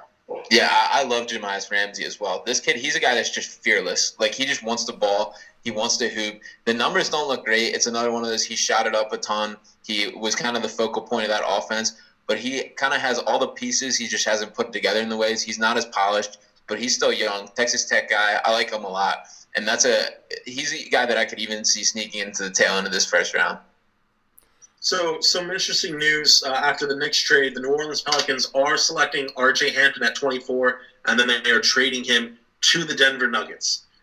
Denver actually an interesting fit. So, if you presume that Hampton is going to play shooting guard, and obviously he's more of a ball-handling guard than, say, a Jamal Murray, you could easily see if Hampton does pan out long-term, and I'm not the biggest Hampton fan, but let's just say, for argument's sake, that pan out into a quality NBA player. You could pair him right there with Jamal Murray, and just from a skill set standpoint, I think that is actually as good as a fit as Hampton could hope to find. When you have shooters like Jokic, Will Barton, Jamal Murray, obviously, even Gary Harris, Monte Morris even, I really do think that an offense that's able to space out like that. And Pokashevsky, who will absolutely be a unicorn power forward if he hits anything close to his ceiling, I do think that's his best case scenario as R.J. Hampton could hope for. Right. Yeah, and Denver, this plays right into Denver's tendency to kind of take guys, let them develop. We've seen it with Michael Porter Jr., with Bol. These are guys with unique skill sets, unique talents. They just need to put all the pieces together and put in no rush. So I could see this benefiting Balmero a ton. Or R.J. Hampton a ton, I mean. The other thing to keep in mind is that, so this is considered, Hampton would be considered to have slipped a little bit in the draft. So something to keep in mind is the possibility of Washington, or rather Denver trading R.J. Hampton, because they are constantly rumored to be trading Michael Porter Jr. in hopes for a star. Bradley Beal's been heavily linked, really only from a fan perspective and from a Nuggets perspective. The Wizards have said nothing, but they're not trading Bradley Beal. But if they are going to, adding R.J. Hampton to that package surrounded by Monte Morris and Michael Porter Jr. definitely makes it a little more enticing for a team like Washington. So that's another possibility since they got what would be considered a steal. And it looks like the Pelicans are just going to be getting future picks going to New Orleans. So what round that is, what protection that is, that's all to be determined. Just want to quickly jump in with a chat update before I run and publish David's article, just breaking down that first round pick. Phil's jumped into LA. Phil, hope you're doing well, mate. But we had a couple of big questions. The first one from Carter Hess was, do you think a donkey would beat Liam in a fight? So that's the level we're at now. Between picks, I reckon I could take a donkey. I could 100%. Donkeys are like less aggressive horses and they're small. So wouldn't survive my Fist of Fury, I reckon. Let me clear. So is the question could Steve beat you in a fight? Is that the... Whoa, my God! Watching, I think you are. I love you, bitch. The second one, right, which we can all discuss now, which is the better song, Tyler Herro or Mo Bamba? I think for vibes, having seen it live and Shekwez come out with Travis Scott, when Mo Bamba drops in a concert, there is nothing like it. Like, it is just absolute limbs everywhere. Tyler Herro's got the better flow, and you can listen to it and get, like, amped up. But from it, I'm just going to go into a mosh pit and hope I get spin-kicked perspective. Mo Bamba does levels. Like, nothing gets close. That's exactly what I said. I said, like, if I'm, like, hanging out with a group of people or, like, I don't really go to parties. I don't want to sound like I'm actually cool. But, like, if I'm in, like, that type of setting, like, Mo Bamba is, like, fantastic. Tyler Herro, like, if I'm just in my car by myself vibing, 100% my go-to. I would consider it one of my go-tos, but it would be more of a go-to than Mo Bamba. I didn't realise the guy that sung that song was the guy that did the TikTok one, that do-do-do-do-do-do-do. Well, it's Barbie. I saw that somewhere too, yeah. I had no idea it was the same guy. Is it Jack Hollow? Oh, Zach, you're muted. Zach, you're muted. Zach, you're muted. I muted myself because, like I said, I left myself unmuted. All right, I got two quick announcements. All right. So first, Klay Thompson front. The fear is that Klay Thompson has suffered a significant Achilles injury. So even Mori is pointing to the fact that it could potentially be an Achilles tear. Again, nothing confirmed, but it really is looking that way, which is not that great. Moving back to the draft, the 25th pick that is now going to the New York Knicks, that is Emmanuel Quickley. That is going to be going to the New York Knicks. Yeah, and Quigley's a guy I like a ton. He didn't get as much. He was in the same backcourt with Maxey. Quigley's not as polished. His shooting numbers are better than Maxey, actually. His free throw percentage was insane. I think it was a little bit over 92% for this year. He doesn't have the ceiling of Maxey, but he plays a similar style. He's a very composed player. He ended up being kind of their glove guy on defense. It was D'ing up the ones most of the time. I'm surprised to see him sneak into the first round. I thought he was going to be around in the second, but a guy that I think sticks around in the NBA. So when we're talking about Emmanuel Quickley, so one of the things that kind of brought him down a little bit is his age. He's 21 years old. Mm-hmm. That's not old. It's older, okay? But when you look at his measurables, the fact that, yes, he did definitely shoot better than Tyrese Maxey. But we talk about Maxey at 6'3", with a 6'6" wingspan. At 6'3", the same 6'3", Emmanuel Quickley has a 6'8" and a quarter wingspan. So he absolutely has the potential to be a little bit of a terror menace on defense. Now, the thing is that his steal numbers were not overly impressive at Kentucky. Easily that could have been the scheme. Now, if you go into a situation where you're coached into more of a defensive situation, I see him having some long-term 3-and-D potential as a two-guard. I do like this pick for New York. I am a little surprised that he made it in the first round, just like you, Sean. I thought they could have probably had him at 33, but they must have heard something that made him jump on him sooner. All right, I'm coming back soon. I just want to jump in real quick because I saw a pretty funny tweet that you guys will probably appreciate. Somebody, Matt Carey, I don't know if you guys follow him or not, tweeted, "Never forget that the Sixers got Tyrese Maxey because Mike Muscala went God mode in the last minute of a completely meaningless game played in an empty gym in Disney World." And I thought that was funny. So obviously we cannot retire his number, but is that like Wall of Fame worthy, like for Mike Muscala? I mean, we have to put a picture of him or something, right? It isn't talked about enough how we really should not have had that first round pick overall. Like the expectations of when we traded it was we're not getting that back, and the fact that the Thunder were as good as they were this year is ridiculous that we even were able to get on the board here. You want another thing that I just thought about that just got me so hyped? We traded Markelle Fultz for Tyrese Maxey, and that just put it at a whole nother level. The fact that we moved on from Fultz to Maxey, Maxey's going to have a much better career than Fultz, in my opinion, and I'm absolutely about this. It's a whole nother level now that I associate it with Fultz. Yeah, that makes me feel a whole lot better, honestly, and straight up I will take Maxey over Fultz. And regardless of all the hype and all the moments he'll look good, I will never believe in Fultz as a legitimate NBA player. Oh, bless him. Nah, don't bless him. Listening, I want to know if that was an actual motorcycle accident. What happened? Tell us the truth. Yeah. Right, me too. I've just said David's posted his article already, so that's good. I'm just posting it in the chat now and pinning it. So that's why I've been off to the side, like quite literally. So I've been editing that. So if you guys want some written analysis from Headband Dave, I think we have to read, because he's rocking that overnight. It's been amazing. He's joining the likes of, Ben and Jimmy and... Oh, Jimmy. Sorry, I shouldn't have brought that out of that memory. But Dave will be back soon in our stream. So he's run off, written this article coming back. We're going to pin this to the chat. So if you guys want to read about Tyrese Maxey, his fit with the Sixers and what he brings, I'm going to pin that in just a sec. I'm going to maintain the fact that Jimmy Butler was a great Sixer, and he should still be here. Oh, yeah. No, I agree. Right, there we go. I'm going to pin that. There you go. It should be pinned to the chat now. So just like that, right, all in one, you've got the live chat, the boys, and you've got a written article on Tyrese Maxey. So if you can go show that some love from #HeadbandDave, that'd be amazing. He's got so many, everyone's getting so many nicknames now. You've got Blake Griffin. I keep getting Zach's surname wrong anyway. It's fine. I'll get it right one day and I'll be so surprised. So at what point does Daryl Morey trade back into the first and pick Tyrell Terry? Well, I said that before because I was thinking before that trade today where they had pick 31, that would have been the perfect spot to move up. And here's my concern here. The Boston Celtics are up right now. Oh, I no, get no. their pick. It may be in soon. If they do select him at 26, which if I'm them, I would, either him or Desmond Bane, that says a lot about Carson Edwards, someone that the Sixer fans really were pining for last year. drafted with a Sixers pick, but traded in the Matisse Thybulle trade, of course. We'd rather have Thybulle. Now, what does that mean for Edwards' long-term availability? Who knows? But it looks as though there's a possibility he could go to Boston. So at that point, it's Boston and Utah. Those are the two teams I'm worried about. I'm worried about any of these teams, frankly. Toronto Raptors, they're losing Fred VanVleet. He's chasing money, as he should. They're going to need more shooting, not shooting guards, but guards who can shoot. Tyrell Terry certainly fits that bill. So, And it says they're going to Boston, 26. also a guy I'm shocked to see in the first round. A guy I talked about that I like a whole lot. He reminds me of T.J. McConnell, except with a very good three-point shot. I believe it was over 40%. He's a willing shooter. He's a guy that will shoot it when the game's on the line.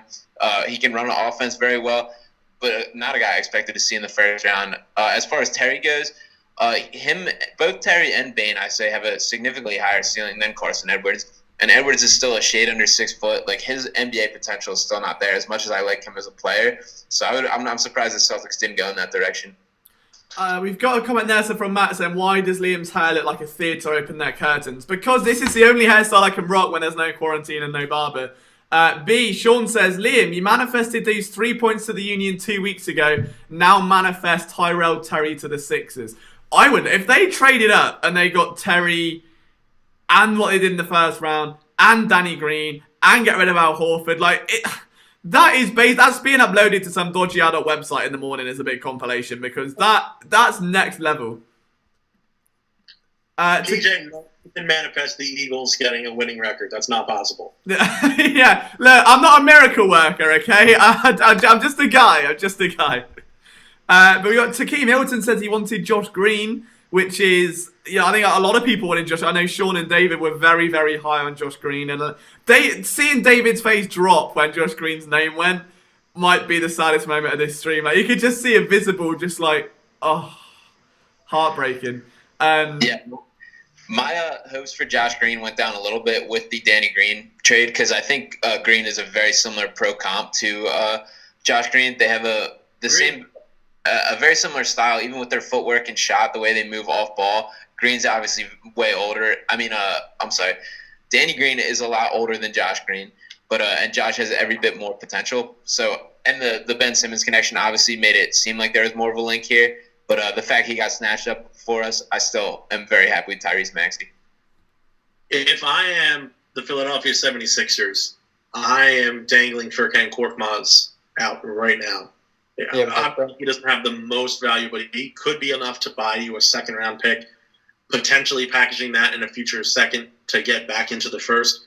That's my approach to getting whomever. If it's a Tyrell Terry, if it's a Desmond Bane, even a Theo Maledon, he could be a very good player down the low. Jordan Nwora is someone who I am incredibly high on. Any one of these players, but I think that you need to get another pick with the way this draft is falling. Yeah, in a lot of ways, I think Terry is a better version of Furkan. I know Furkan's like 6'7" versus Terry's a lot more undersized, and Terry's more of an on-ball guy versus Furkan floats.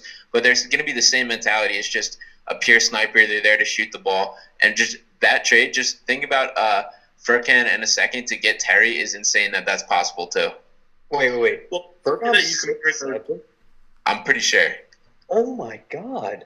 All right, so 27 just got announced, and it is Udoka Azubuike from Kansas. So someone who had just an incredible journey after the season ended. His measurables are absolutely insane. His strength, he showed that he can even shoot it a little bit. This is somebody who months ago, he was considered someone who could be undrafted. The fact that he's going 27, I think that it's a good spot for him, if I'm going to be honest, because I'm a big fan of his. He's a little bit on the older side at 21, but I think Utah got themselves someone special. This could potentially have some meaning to Rudy Gobert or much more likely Tony Bradley. Yeah, another guy I'm surprised to see sneak into the first round. He was a guy I had even seen the Sixers take a shot at in the second. He's just a freak athlete. He's not going to be anything developed like in the post or anything like that probably throughout his career, but just him being able to block shots, he could be a legit center on your defense to lock down in that, and just catching lobs, finishing around the rim, getting rebounds. That's all you can ask for, and he'll do that very well. Did I mention the 7'7" wingspan, 7'7.25"? I mean, we're talking about a guy. He's going to be swatting shots left and right. So, honestly, a little bit. I'm happy he's in the West, so we don't have to see him too much. I don't think he'll be great, but it's still someone that I'm not trying to go up against. David, you're back. I'm just going to say, like, it's just the Undertaker just will not go. He just wakes up. Like, so he's been on the stream for 2 hours, goes, writes an article, back on the stream. How are you feeling? Zach's got his hand in the air. I might need to interject. Just mentioned that this could have ramifications for Tony Bradley. He has, in fact, been traded and the 38th pick that Utah owns as well to the Detroit Pistons. Detroit, I still hate you, but that's not an awful move. Depending on what pick if they get a first for this, then everything I said about Detroit's absolutely right. All right, so David, how are you feeling after that? I mean, that's a grind and a half tonight.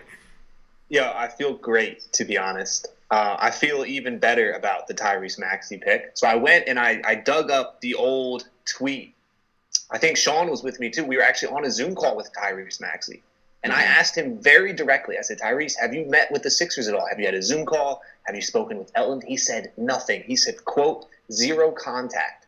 So at the time, and granted that was 6 days ago, at that time, the Sixers had zero idea that he would fall to pick 21. I don't think they thought there was a shot he would fall that far. So what that's leading me to believe is that the Sixers value this guy as a top 10, top 12, top 15 pick. So the fact that he fell all the way to 21, he's an explosive player. He can play defense. He can dribble the basketball. He can pass. He can create his own shot. Literally the perfect sixth man, kind of quasi Lou Williams type role, as Zach mentioned. But yeah, digging up that old tweet about what he said, it made me feel even better about the pick, Got some more coffee, got some water. I'm all geared up for the second round. But yeah, it's good. I just feel great about that pick at the moment. Yeah, I remember being brokenhearted by them having no contact with Mac. Yeah, I was confused. I was like, that's a guy I would trade up for, and we never even had to. Yeah, it's a dream scenario that we got him at 21. It's something I did not imagine coming into this draft. And it's even crazier. Some of our favorites are still available at the moment, if I'm correct. Yeah, Terry's still on the board. We've been talking about moving back in if they can make that happen. I mean, Desmond Bane hasn't been picked yet, correct? Correct, yes. I would target him as a pure shooter. I would like to take a moment real quick just to claim a little bit of responsibility for why this has fallen so favorably for the Sixers. As many of you, probably all of you, may have noticed, behind me I have autographed jerseys. One from Drew Holiday, one from Nerlens Noel, the two players that signaled the beginning of the process. This absolutely has 100% to do with the fact that Tyrese Maxey fell to 21, and it's why the Sixers are going to kill the rest of this draft. I also put this as responsible for why Al Horford was traded and we got Danny Green and Terrence Ferguson. So that's all I had to say. You can go back to it now. I'm contributing as well. You see that right there? Right? Can you all see that? That's a Michael. Let's get away from the Michael Carter Williams jersey. Let's. See, I've got a Ben Simmons one on, but I've got to say it is an AliExpress special, so I'm letting the team down a little bit. So clutch back. Now it's DHgate. Is it? Yeah, I mean it's not the same company. I just mean like now I use DHgate, but AliExpress was amazing. Used to love it. It's class. No, I'm a big fan of this. It's lasted me a few years, and I couldn't tell it apart from a real one, to be honest. Obviously now they've changed the designs a bit, but. I don't have much to add to the jersey in the background conversation other than I have a signed Yager and a signed McNabb jersey hanging up. So there's that. Sean, any Sixers jerseys on tap? I have nothing right now. I'm at my college dorm right now, so all my jerseys and stuff are at home still. Oh, here it comes. Hang on. Zach's back, and I saw it as a present. Now, I do have someone else who deserves some credit, and that is Tony Roden. Who deserves all the credit in the world for this. The legend. Yeah. The legend that was. Tony, if you're listening, I love you. Congratulations on the gender reveal. I was going to say, you had a little special moment with Tony Roden. Oh, I loved it. It was great. Sean was there. James was there. It was awesome. Yeah, that was an awesome interview. Great guy. So the 28th pick is in. Jaden McDaniels, who is absolutely going to be a bust to the Minnesota Timberwolves. Yeah, I'm not big on Jaden McDaniels either. I wouldn't go as strong as absolutely going to be a bust, but the guy I had no interest in the Sixers taking. He just doesn't jump off the page for me for anything. Oh man, this He might is. be the only player who I've had the opportunity to sit in on an interview with and chose not to. What, Jaden McDaniels? Yeah, I refused.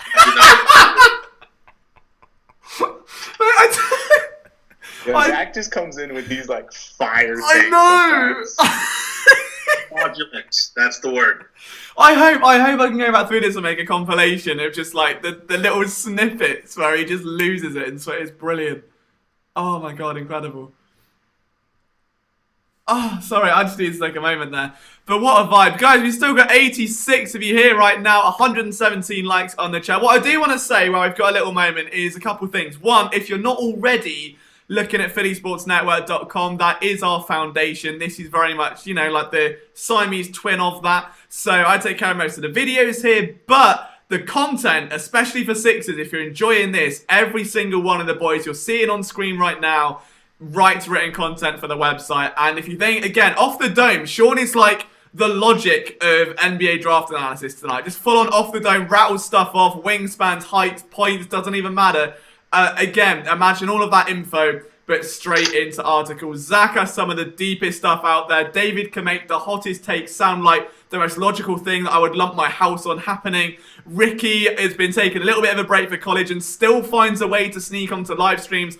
The hardest working guys out there, all right? If you're not checking out their Sixers content, make sure you're doing it. And again, I might be biased because it is my website, but they are just setting a new bar and I couldn't be proudest. So make sure you're doing that. Secondly, you will notice on the bottom right-hand corner that there is a big Latter Rain logo. I know Zach has been very, very flirty with that brand as of late. He's even wearing one right. That's the one I want because it's red for Charlton. Beautiful. So Talked about it. Good deal on it. I know. So basically, these guys, Latter Rain watches, are absolutely brilliant. They're so nice. They've partnered with PSN to give you guys discounts. So we know the gifting season's coming up. If you want to get someone a watch, if you're looking to maybe get your first timepiece, 10% off all of them, just using the code PSN10. It's as simple as that. Just for being you and existing, you get discounts off any watch from Latter Rain, as Zach models them so eloquently. And the third one as well, I'll grab a link to it. We do have our Flick Sports app. Now, why I'm mentioning this in a Sixers stream is because there is a gentleman's agreement in place with Flick, where if we can get the Eagles group chat to a good point, then now absolutely let us do the same for the Sixers, which means group chat chaos all across the board. So if you are an Eagles fan and you're not in our Flick Sports group chat, I will grab a link in just a second. Make sure you're checking us out there. And that's pretty much our advertising spiel done for the next 3 hours, I think, boys. That's good work. Nice. Sounds good to me. Right after I call Jaden McDaniels a bust, Steve comes in with a tweet saying absolute steal. So yeah, a variety of opinion here at PSN. So it's not all going to be the same content. Definitely something to look into. Yeah, I mean, that's probably the thing I'm most proud of, is just that we want everyone's personality to shine. And without getting all deep and soppy about it, it's knowing that everyone is able to stand so confidently behind their opinions. And when I can't think of the last time me and David agreed on something Eagles related, but we always debate in such a way where it's just like, it's banter, you can easily understand both sides, it's so respectful, because, we're just close mates, and everyone is so close at PSN, so you never get all on one opinion or all different and hating each other, but it's just we encourage good debate and strong debate, and that's what we're all about. See, Liam, I'm still waiting on the day we link up for a pod episode and have this inevitable Jalen Hurts discussion. Yeah, I mean, we can have it. We've got some time. I don't want to steal the focus from the Sixers now. Not right now. I feel like I'm Randy Orton, just sort of like slithering and lurking and waiting for the second. But no, there's a lot of stuff, and I know with the Sixers content especially, I just don't think there's anyone better in the game right now than these boys. They've just been absolutely brilliant, and I can't copy the link to this Flick thing, and it's bloody annoying me. So where are we at in the draft while I try and sort this out, because I cannot get this to work? The Raptors are now on the clock at 29. We're closing in on going into the second round. So getting around to Sixers time again. Oh, okay. So I was going to say... I go in a variety of different directions. I would say really the only position that they are short at would be power forward. OG Anunoby obviously as a small forward has a lot of potential for the future, but he's such a versatile player. He really could slide where needed. Do you have the pick, David? You look like you got something to say. No, not specifically. I just wanted to make the point that I still think a trade up might not be out of play for Philadelphia here. It might not be back into the first round, but maybe into the early second round. They have 2 late second round picks, which are valuable, but for a team like the Sixers, they're honestly trying to win in the near future. The idea of stacking up on some, high development, maybe some foreign players, some guys who they're going to stash overseas, there's not a huge reason to do that at the moment, with the window you have. I think moving up a couple picks to get yourself that sniper shooter, since you went with Maxey in the first round instead of a pure sniper on the outside, I think that could still totally be in play. Mm-hmm. Yeah, we talked about the idea a little bit earlier about moving Korkmaz and picks future or this draft to kind of move up. I think you're right. I think now, because this was like 5 picks ago, I think there's no better time than now yet. I feel like you almost have to strike now if you're going to get one of these guys, unless Mori really doesn't feel that there is much of a difference between, say, a Desmond Bain and a Jordan Nwora, or, say, a Tyrell Terry and a Grant Riley. So that's really what this all depends on. But I think that you should trade up. If you get the right player at 36, you get the right player. I have to butt in and say, Sean, I think we can comfortably say that Duke under is probably going to hit. Yeah, I like that a lot. I don't think there's been one, has there? I would have been surprised when I looked at it. I thought it was more likely there would be 0 Duke guys in the first round than 2, so I was comfortable with that. And that's how it's looking. It's not going to be a single. I don't know who. I mean, the only one I would have given a possible thought to would have been Vernon Carey. That's super weird that the line was at 2. It was 1.5, but yeah. And it was good value too. Like Trick Jones, people are talking about as like a middle second round pick. Right. I mean, and Cassius Stanley. They came up earlier, the idea of him as a first-round pick. And as a Duke fan, I wish I could say more, but no, he's another middle second-round pick. I think he might go undrafted, if I'm being honest with you. Mm-hmm. I was comfortable with that, felt really good about it, and we're looking good. I think it's time for another part of the world versus Sean Bernard. I think we're here, we're ready for it. Now, if you're new to the stream, if you're just tuning in, we've established that Sean has literally hacked into the Matrix to get scout reports in his brain. And to test this... Can I interrupt real quick? I do have the pick, Malachi Flynn, 29, to the Toronto Raptors. Good pick. Oh, okay. All right, we'll get into that in just a second. But before we do, Sean, I would love for you to tell me a bit about Mamadi Diakite? Okay. Not a guy I can tell you a lot about, if I'm being honest. He's just... I don't got a lot on him. The coolest name is the coolest thing about him, in my opinion. I want to make sure I didn't butcher it. That's the thing. I think it's... Diakite is 100% right. First name, I think, is Mamadi, something around there. Okay, all right. So, okay. Well, I mean, we'll let you off. All right, what about if we go... You got me on that one. All right, Yoli Childs. Who's it? Yoli Childs?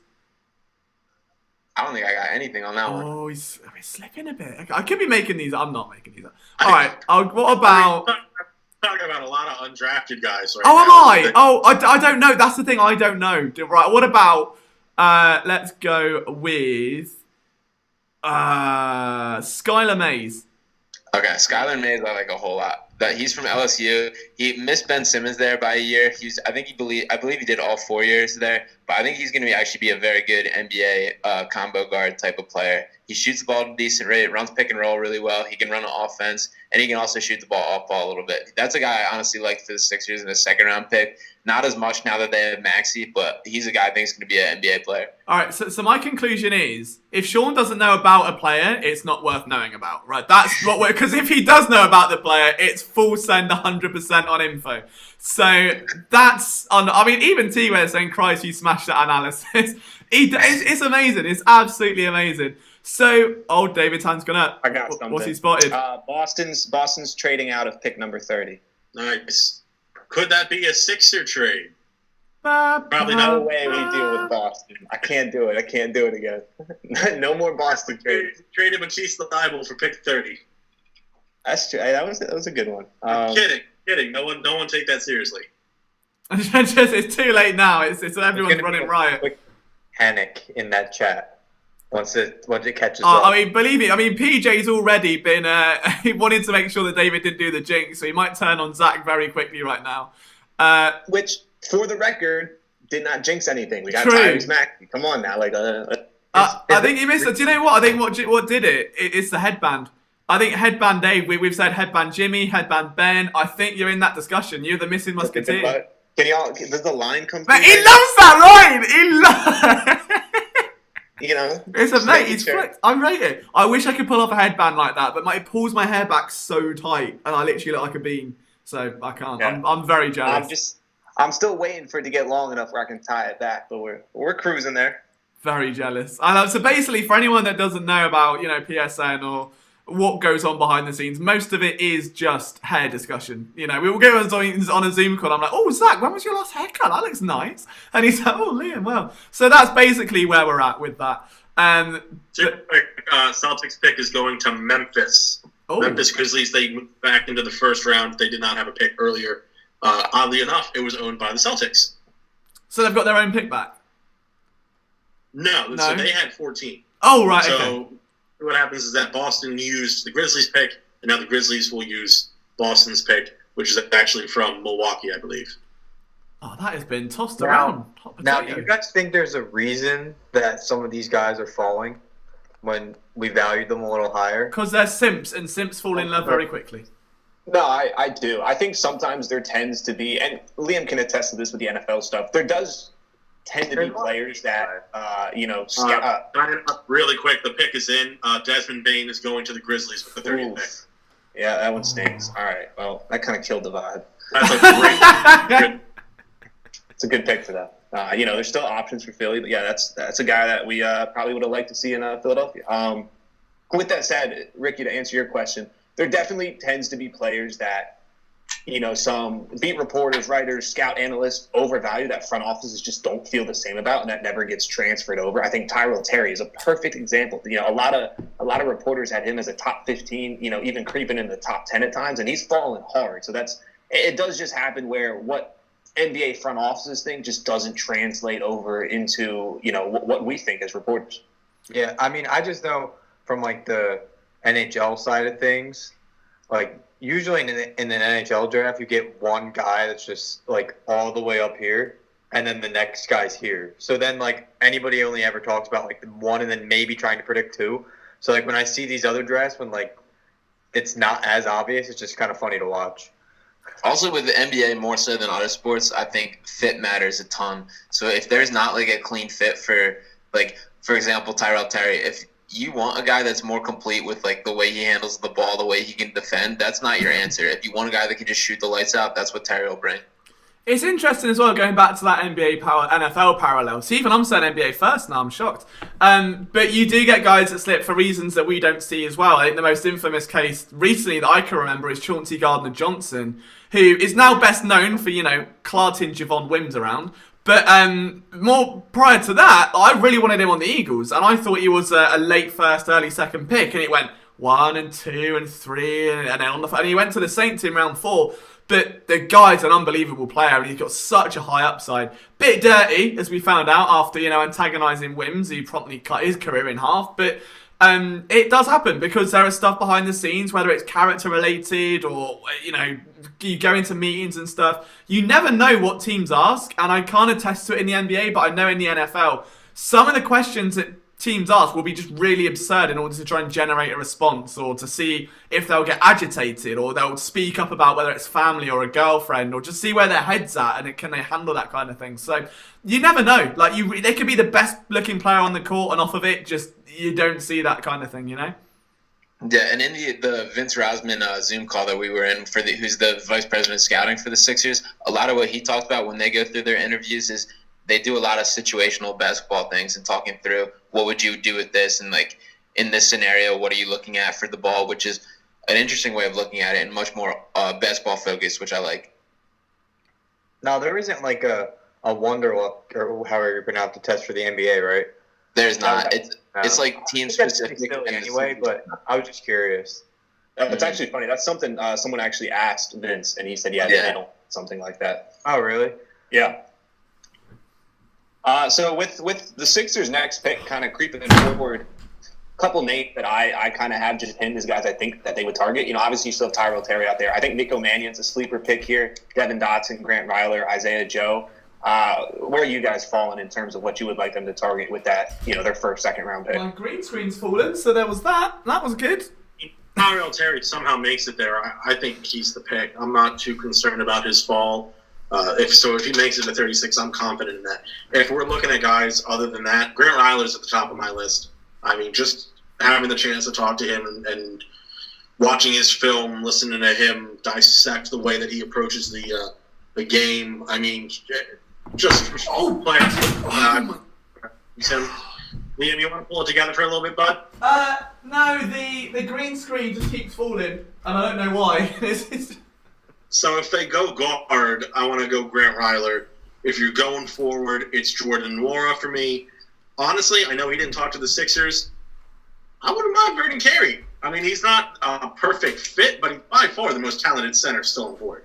Yeah, I was surprised they hadn't made contact with him, just because you would assume, unless they have plans through free agency, which they might, we discussed the numbers as well, but he would make a half-decent backup center. Yeah, I think he has starting center potential. He'd have to slim down, of course. Looks like Dallas is picking Tyrell Terry at 31. That's not it's a great pick. Surprising. I thought that there's a chance that they might take him at 18. So things are looking pretty good for Dallas right now. So again, for me, it's about three players. If you're talking about 36, that's Grant Ryler, Vernon Carey Jr., or Jordan Nwora.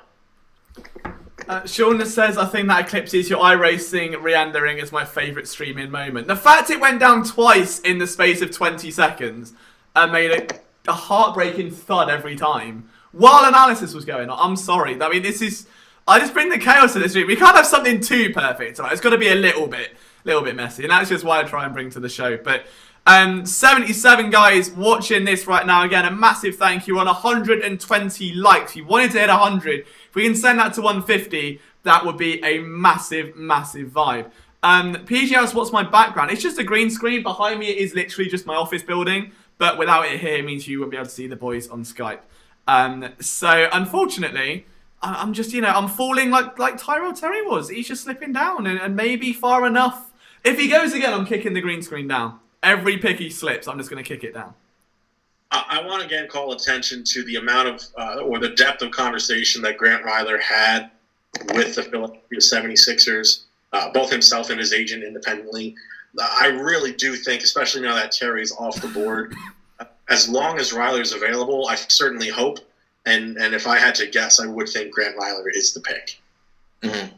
I think on a pure talent standby, Ryler is significantly higher than a lot of these guys too. He can score. He was at Charleston, so not as high of a basketball school as a lot of these guys, but he has it all. And just surrounding him with more talent around him, I think would bring a lot out of his game.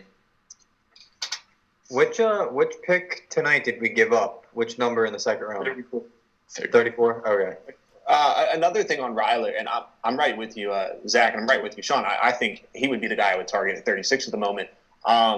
He played 4 years at college, which is normally sometimes viewed as a negative, but I think for the Sixers and where they're at, that could be viewed as a positive. He has over 130 games of collegiate experience, and for a team that's looking, to be in the playoffs, be in big moments, you need guys who have played a lot of basketball, and there would be very little development with Ryler. He can handle the basketball. He can obviously shoot, which is probably his best asset for what the Sixers are looking for. But having that 4 years worth of experience, being a leader for Charleston, being a veteran at the collegiate level, I think he would come in and it would be a seamless transition, whereas most second round picks need a lot of work to get up to playoff caliber level. I think he would slide pretty quickly onto the Sixers bench.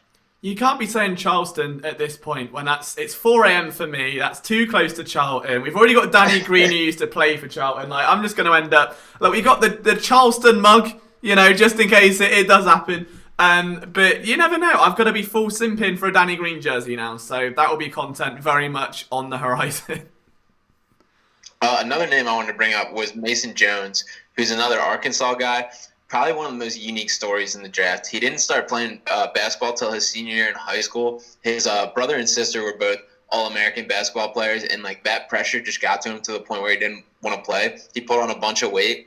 By the time he started playing, he just started balling out. He's lost weight. He went to community college for a year. He eventually ended up at Arkansas to the point where last year he averaged 22 points a game. He shot 35% from three. He's a very unique player, super confident, great energy guy. I even like him a little more than Isaiah Joe, who is his teammate there.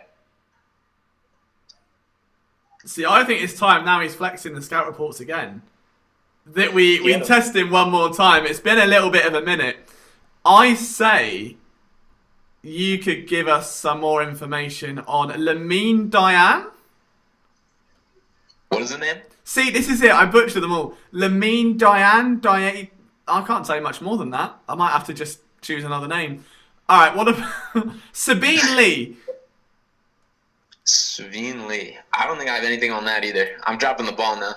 Okay, what about, I'll go a bit higher. Because I think I could be just choosing like UDFAs by accident. Jay Scrub? Jay Scrub, I do know. He's a guy, so he's coming out of a JUCO school. So he has all like the raw basketball ability, the NBA body. It's just how it translates versus real competition and how he looks against these guys. But he's a guy I've heard a lot of buzz about, and I could see the Sixers looking into. I don't understand. Is it you or Chris Collinsworth? But reincarnated, it's incredible. I reckon why don't we test... Let's test Zach. We haven't tested Zach properly here. Oh, finger points out. Hang on. He's muted. I'll tell you Vernon Carey, who we were just talking about, Duke center, he's going to Charlotte at pick 32. So, the Sixers didn't have contact with him. Great pick for Charlotte. They're desperate for an offensive-minded center, someone a little more than a rim runner, kind of like Cody Zeller. So I really do think, as much as I'm suspect about LaMelo Ball, I really do think Vernon Carey is a great pick for Charlotte. Him and Carey's a lot of fun. And like I said, we had pinned him as a potential Sixers target, and then that kind of got ruled out with their lack of contact with them. But yeah, I think that's a borderline steal here early in the second round. Yeah. What's mad is now because he's someone that the Sixers, if they're looking for a guard, I would say super late. That's someone that could interest them. He played in Vanderbilt, under Jerry Stackhouse. So the thing with him is that he's just kind of average. Okay, that's not necessarily a bad thing. He's kind of a jack of all trades, master of none. So he's more so someone that you're going to draft late, maybe put on a two-way contract. Maybe he turns into something, maybe he won't. But he's somebody who, if you're looking at an undrafted free agent or if you're looking at the last pick you have, I'd be interested in saving Lee if I'm being honest. He's just getting to that point now, though. So we're 4 picks away, or 3 picks technically from when the Sixers are back on, right? How realistic is Tyrell Terry now? He's already drafted. He went. Bollocks! Yeah, right, never mind. He's off the board. Oh, damn it! Very realistic. The answer is not very realistic. Completely impossible. I just saw he wasn't in the first round, and I was like, well, he's not been 31, he's not been 32, and I was like, oh, he must be there, but he must have been the one pick I literally didn't see. He went to Dallas at pick 31. Of course, yeah, brilliant. Love that. Still a lot of guys. Like I said, I mean, a name that we haven't really talked about at all is Jamias Ramsey, who I would kind of rule out based on the Maxey pick. They somewhat play a similar game in terms of their athleticism and their desire to handle the basketball. But, like, as another backup point guard off the bench, it'd be incredible value at this point in the second round. Definitely. I think he would be a great player, and really his defensive potential bodes well for Philadelphia as well. Mm-hmm. Real quick, I wanted to say I'm peacing out, so see you guys. Oh, we appreciate you, Ricky. Thank you for everything, man. Absolute legendary performance. I'll probably be hanging in the chat, laying in bed, so I'm sure I'm not going to disappear completely. But I'm going to go lay down and try to get to sleep soon. All right, mate. That's what I'll tell you. What I would take your. If no one else grabs it, I'll take the pick, the 5th one. Oh, I appreciate that. You, mate. I'll do it in your honor. When I originally said that, I was like, oh yeah, perfect. I don't have to teach, but tomorrow I'm actually getting observed. I was like, crap. I actually have to be on my toes and be alert. Yeah. So, maybe I should sleep. That's all right, man. No, you get some rest, man. On that note. Big thing here. Josh Richardson is going to Dallas. What? That could be the Terry. That could be the Terry deal. No way. If we get Tyrell Terry, if we get Seth Curry, we can get DeLon Wright. We can get who's that senator? Dwight Powell. Any one of them. David is over the moon because he thinks that Josh Richardson is the worst player to ever play basketball. So this is looking like a great situation for everybody. Can I just say, let's roll back to Liam how realistic Terry is. I knew deep down Tyrell Terry to the Sixers. News, 33rd pick is in. Daniel Otutter is going to the Knicks. That's another possible target for the Sixers. It's a really good backup center, David. So real quick with the J-Rich, and obviously we're going to get the details soon. This could A, be for Tyrell Terry. This could be just be a swap with players. Or C, it could be a 3-team type trade because obviously, there was rumors of Zach LaVine and Buddy Hield and all sorts of players. Don't think Josh Richardson was a great fit for Philadelphia. He has me blocked on Twitter. That's neither here nor there. I'm a fan of this trade regardless of where it goes. All right, so if that oh my god, if they get Terry, I am Nostradamus. Imagine if we put all of our collective energies into one person. We would have a super analyst. But no, if they get Tyrell Terry out of that, I will be stunned. But that's on Zach's pick as well. Zach will have to write about Tyrell Terry. Super big trade. I think Terry. Right. I think there's a legitimate chance Terry is the trade here too. That makes a lot of sense. It does. I mean, if you go for somebody for salary purposes and you add Tyrell Terry, I think a deal like that makes a lot of sense. DeLon Wright make a little bit of sense, but obviously you're talking about a lot of guards at that point, but the NBA is getting smaller and smaller every day. So really, it wouldn't surprise me if it's Dwight Powell. I think there has to be someone there for salary matching purposes, but I think you're right. I think Tyrell Terry is the purpose behind it.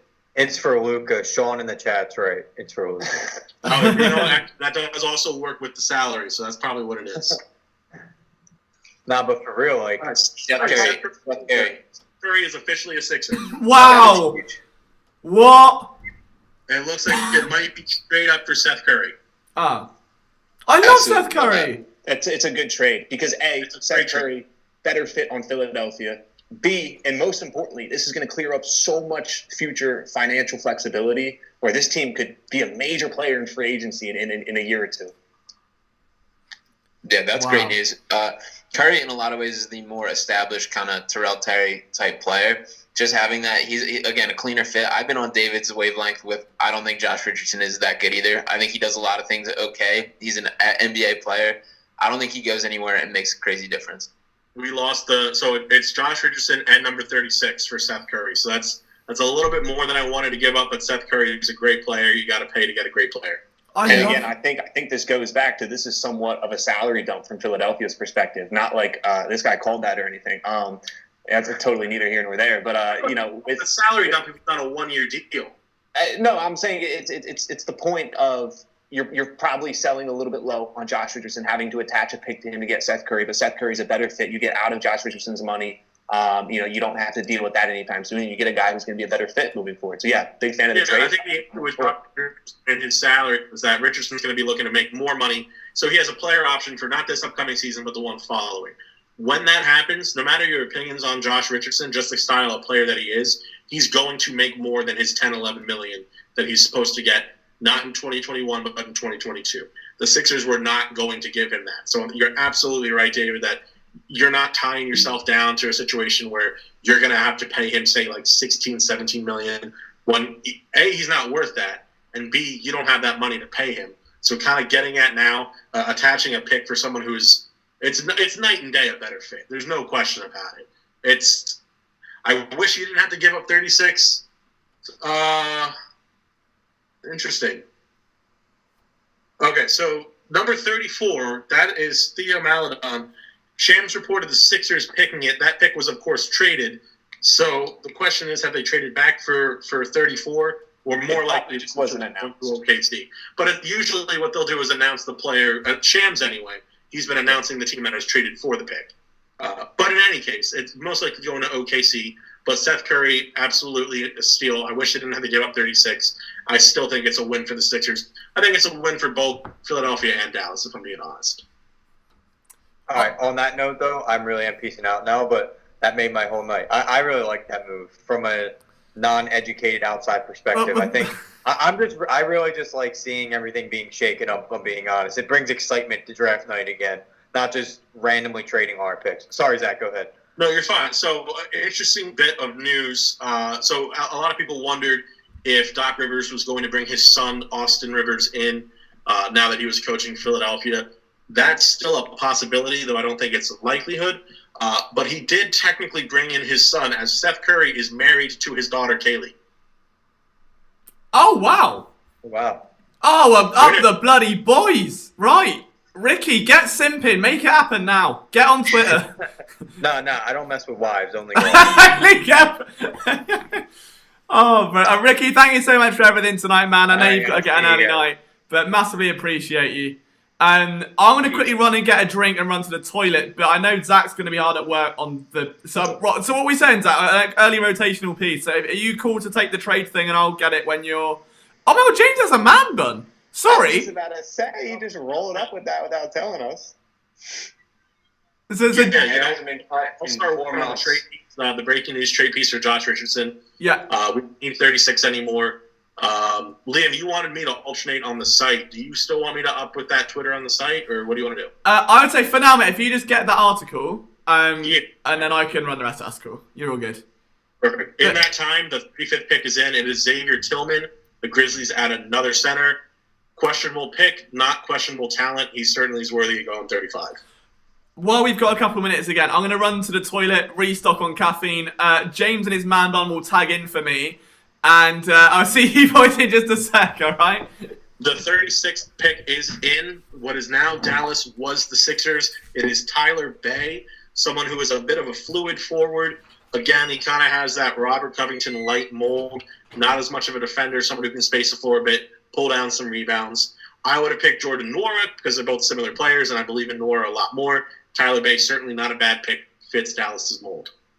While Zach tackles writing the piece, I have some information on how the money works between the Josh Richardson and the Seth Curry deal, which is important. Before I jump into that, James, actually, I want to get your thought process. You just joined. How do you feel about swapping Jay Rich and a pick for Seth Curry? So my friend Matt just texted me about it, and that's when I was like, I ran to the computer to jump on here to talk about it. I'm sorry, you can't even hear me right now. I'm so flustered at this point, but I'm over. Like I said earlier, I'm so happy, man. I love Josh. Me and Sean have talked about this so much. I love Josh. He's a great dude. He's a good player. He'll play well in Dallas. But Seth Curry, a lights out shooter, a secondary ball handler, a guy I think you can insert in the starting lineup right away. And I think he just takes his team to a different level in terms of spacing. We've talked about the way that they can't shoot from three. The Sixers have had such a hard time finding that spacing. And Daryl Morey over the last 6 hours has become my favorite human to have ever lived. And he has made my day by trading out Horford. He made my draft night by drafting Tyrese Maxey.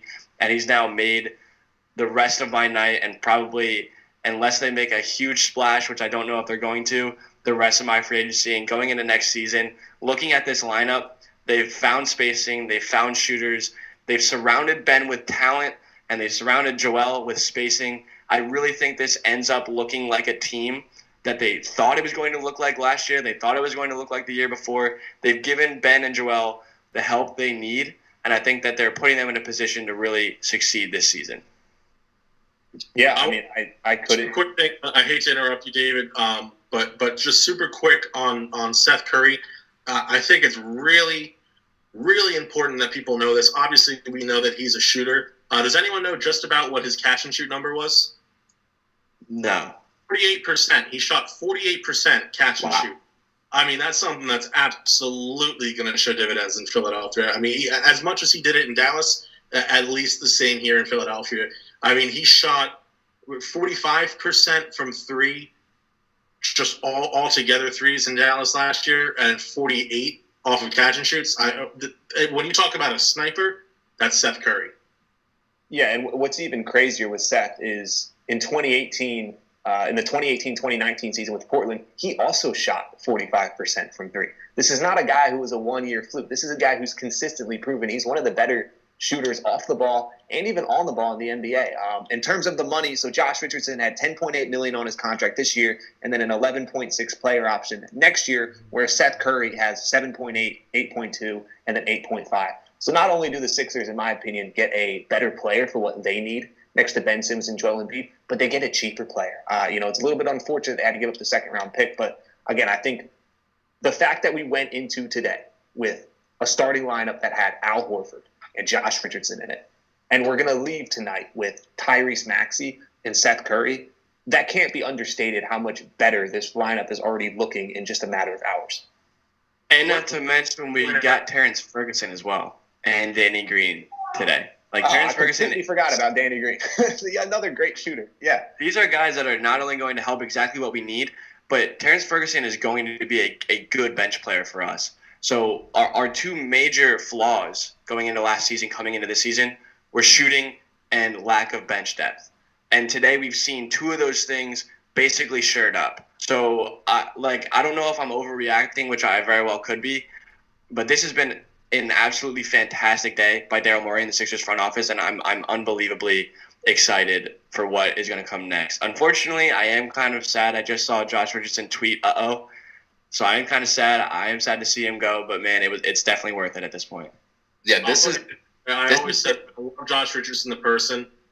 Josh Richardson the player in Philadelphia, not quite the same thing. So I'm sorry to see his personality go, but you can't say anything about other than just how much of a better fit Seth Curry is. And David, to your point, I think that part of the draft pick consideration, part of that is the fact that the Sixers are going to be saving money in the deal as well. So I do think that played a little bit of an aspect into why they had to give that up. Yeah, this has been so much better of a day than I even expected was possible. When we think about how handcuffed Mori was going in the draft and the way that he's made all this work, the Maxey draft pick, both trades have been so much better than I even imagined was possible that I'm just all in on Daryl Mori at this point, and he is that guy. And there's not much more we can say about him. Yeah, I mean, he's having a phenomenal day. And like I said, I had always kept the mindset, and Sean and James, I know you guys agreed with me to an extent, that Al Horford and Josh Richardson, not a lot of value on the open market. Yeah. If you would have told me that they could flip those two for Danny Green, and I know people were talking about Zach LaVine and James Harden and all this nonsense. Buddy Hield. Yeah, and all this crazy stuff, which I never particularly thought was possible without a boatload of first-round picks. If you would have told me that they could effectively flip Al Horford and Josh Richardson, guys who clearly do not fit in Philadelphia, who are being paid a lot of money, for Danny Green and Seth Curry, and then effectively you bring in Tyrese Maxey as well, I would have called you crazy. I would not think that was possible. And they did it, and all they gave up was a few draft picks here and there that ultimately won't dictate how the team performs on the court. I think this helps Joel. I think this helps Ben. I think it's going to help Tobias Harris. I think it's going to help Doc Rivers. Daryl Morey, 10 out of 10 on what he's done in the last couple of hours. Yeah, and I also like to mention the fact that we want to see Tobias Harris play the 4 like this season, going into the season, and we've now added 2 wings, a shooting guard and basically 2 shooting guards, but with Ben's versatility defensively, that's fine. They made this team look so much better for the 3 guys they really need to succeed. And me and Sean have talked about it a bunch of times on the podcast. Tobias Harris becoming the Tobias Harris of the Los Angeles Clippers days is what will put us over the edge. I don't even think they need to make that big splash, because if he returns to the player he was in LA under Doc, which is what we're hoping for with Doc here, then he becomes the 3rd star that we need. Hello? I thought so. Yeah, I'm not as high on Tobias with that as James is on this. I do totally agree that he looked his best under Doc, that moving him back to the 4 makes a huge difference with that. But again, I'm more impressed with I'm just overall blown away by the pieces we put around. Maxey's a way bigger deal than I think he's getting credit for. Yeah, I mean, and like the flexibility they have at the moment in terms of lineups. I mean, you could start Danny Green. You could start Seth Curry. You could start Tyrese Maxey. You could literally run a lineup where you have all 3 of them, and then Ben Simmons and Joel Embiid. The flexibility that this is going to give Doc Rivers. The financial flexibility that this has now given Daryl Morey moving forward, where you can continue to add elite shooters to this roster. And we haven't even mentioned they still have 2 more second-round picks, later in the draft. So, there's still room tonight to add to this roster. I'm in a very good mental state at the moment, to be honest. I'm feeling good. So what does this mean then for the existing? I was going to say, because Shea Milton was a point guard for a bit, wasn't he, when he got moved there, and there was a big campaign for that. What does this mean for his role then? Because are you still running Ben Simmons at point guard? Is that the motive now from Doc Rivers, or is he going to be moving back to power forward? What's that situation? I personally, the more the ball is in Ben Simmons' hands, the better to me. I'm not too caught up in labeling him specifically as point guard, power forward, whatever. In general, I'd rather him be running the offense, so I guess point guard's the spot for him. I don't want Shake in that role at all. I think Shake is a guy that just wants to go out and score, and forcing him into the point guard role just doesn't bring out the strengths in his game. I also wouldn't mind them looking at adding a real point guard with a shot in the second round. When we think about like Nico Mannion still on the board, Trey Jones, guys like that, there's still guys out there that could do that role. Yeah, I agree with Sean pretty adamantly. I know there was a lot of hype made about switching Ben to power forward during the playoffs, and it was going to save the team. And obviously he got hurt. We didn't get to see it to its full extent, but it didn't particularly work down in Orlando, and obviously it was a flawed roster. But I like the ball being in Ben's hands, and I think these types of moves are less about adding more point guards. It's more about just getting shooters. And I think you could see a situation where you have Ben at the point with Curry, Shake Milton, and Danny Green all on the court at the same time, and it's just going to open up so much space, and then those guys can just sit on the wing and do what they do best, and it's shooting the basketball. I was going to say, I mean, it is now, you're looking at that bench rotation and stuff, and we spoke before quite heavily of looking at getting deeper into games and needing to go small or not having any shooting, and it's now that it's almost like what the Eagles did with wide receiver, but hopefully a lot better, where you just send it to the moon, get as many options as you can. And again, like we said with Mori, they're two proven options. Like, this isn't rookie shooters that are going to come in and maybe take a little bit of work or might not translate to the NBA level. You've got guys that have been there and done it on different teams and proven they can hang. No, you got it, James. I was just gonna mention, when you want to talk about Ben Simmons playing the point guard or not playing the point guard, Doc Rivers has said this is a positionless team. And the more we see of Tobias Harris going to the 4, and offensively we saw a couple times last year, even with Luka in the game, Seth Curry is handling the ball. He's a more than equipped ball handler. So as a guy that obviously, like Zach said, is great from the catch and shoot, he's also a guy that can create a shot and kind of a CJ McCollum-esque player with the handle. Obviously a great shooter off the catch and shoot, but what we've talked about in this backup point guard role, this other secondary ball handler in the playing with Ben in the starting lineup, I want to see Ben be an athlete and be a basketball player with the ball in his hands, but I also would like to see a secondary ball handler that's a guy that can play make in the half court, because Ben has struggled with that. And when you look at what Ben does when he has shot the 3 or has shot jump shots, it's mostly been off the catch. And when you watch him in pregame and you watch him at all these, all the videos you see of him, it's catching and shooting. But he never gets that opportunity. He never got that opportunity last year in the past couple of years because of the fact that they didn't have another guy that could handle the ball. So not only are they putting shooters on the floor, they're also allowing Ben the opportunity to get in the comfortable positions that he likes to find those open jump shots. And now we're adding another piece to Ben. So I'm not saying he's going to shoot. This is always, the conflict with him, but allowing him to be more comfortable and putting him in more comfortable positions for himself so he can shoot, like the wing or the corner 3 we saw last year, those things become open now when you add guys like Seth Curry or a Tyrese Maxey that can handle the ball, or a Shake Milton that can handle the ball. So obviously I'm excited about the shooting. I'm excited about the fact that they have these shooters, but I'm also excited about the fact that this adds another fold to the other players on this team that are already established. Yeah, and James makes a good point, and Liam, you made a good point earlier that Daryl Morey clearly had a plan to. Yeah, you did make a good point. Go on. Daryl Morey made a point to add established shooters and established role players. Whereas, you mentioned the Eagles with their plan of just drafting a bunch of wide receivers and hoping it works. The Sixers totally could have done that this year. They had 5 picks entering the night, or 4 picks after the Al Horford trade, but they totally could have drafted 4 shooters and just been like, hopefully these guys are good. But they didn't. They were calculated. They pounced on Tyrese Maxey when he became available, and then they were extremely quick to flip one of their other second-round picks for an established shooter to pair alongside Danny Green, to pair alongside a Shake Milton, to hopefully pair alongside a guy like Furkan Korkmaz if he can continue to make steps. And with that said, we're talking about all the veterans, you still have Nico Mannion, Isaiah Joe, Grant Riller, and Devin Dotson still on the board, and the Sixers are coming up on the clock fairly soon again. And those are all guys that we likely would have been happy about them selecting at the top of the second round. So there's still room to add yet another shooter to this roster, albeit a back-end second-round pick, but still someone who can come in and put the ball in the net from the three-point arc. My biggest takeaway there is I made a good point tonight. I mean, that is the first one in about, 3 hours now of watching this, so it's a good vibe. But again, while we just check in and we wait for that next pick to roll around, a massive shout to everyone watching this. 133 of you in here at 11:26 in the evening. That's the passion we love to see. That's why you are the best fan base on the planet. 124 likes. If we can hit 150, that'd be some absolute scenes right there. So if you've not given it a like already, make sure you do. Zach right now is hard at work getting that trade recap piece up. As soon as that's up, we'll get that pinned in the chat. If you just joined us, you want some info on who the Sixers drafted in the first round, you can read all about it by clicking that pinned link at the top. That will take you to David's article, who's just put his hand up for a little point.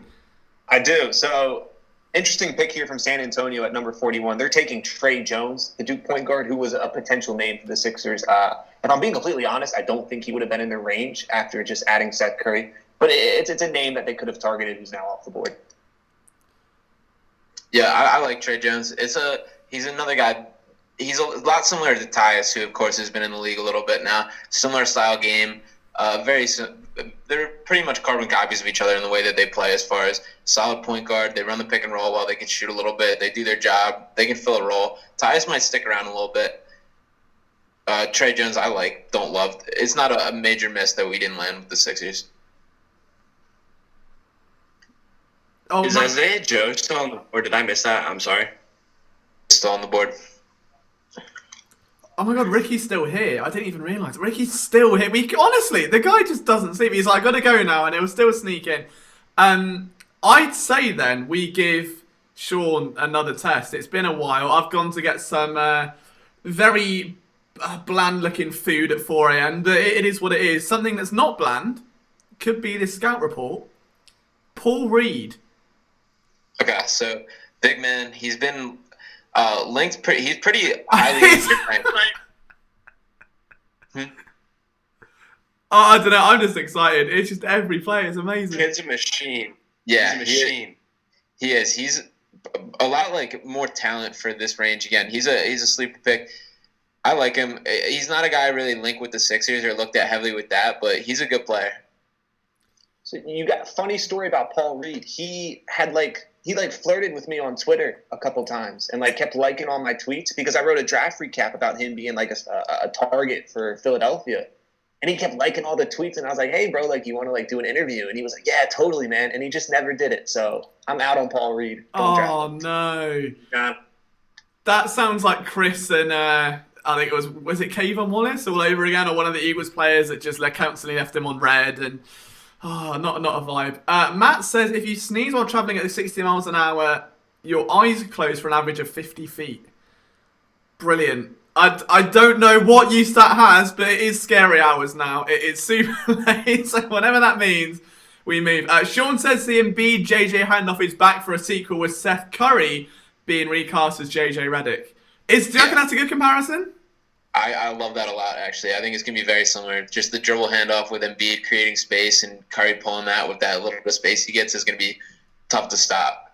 Also, Tyrese Maxey was working out in a shirt that just said fall in love with the process earlier this week, so I'm all in on Tyrese Maxey.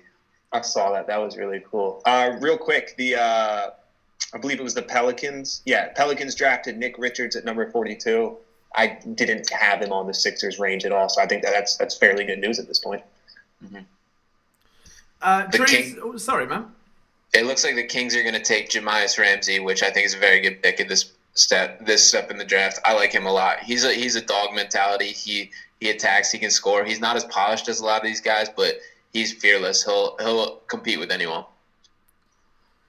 Drew McCone says, did you guys discuss the Richardson trade in the second round picks? We have. Obviously appreciate you just joining in. So who can give us a little bit of a rundown? Just a brief synopsis. Yeah, I can go for it. I mean, I think we're all pretty much in agreement that we're a fan of the trade. Josh Richardson has his flaws. He also there's obvious pros to his game. He's a good athlete. He's a relatively decent ball handler. He can create his own shot. But for the most part, he wasn't a particularly great fit in Philadelphia. Embiid and Simmons, they need shooters. And Seth Curry can shoot, and he does it at a far cheaper price for the next 3 years compared to Josh Richardson's next 2 seasons. So, yeah, I think we're all happy with the trade. Giving up a second-round pick to get Seth Curry is not a huge asset to lose in this situation. Definitely think it's going to make the Sixers offense look a little less painful in 2021.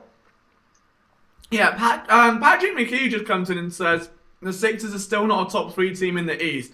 PJ just tells him to shut up. I mean, does debatable. I mean, James is smiling. I'm sure that's, is that kind of where did I ask type comment now that we're looking for?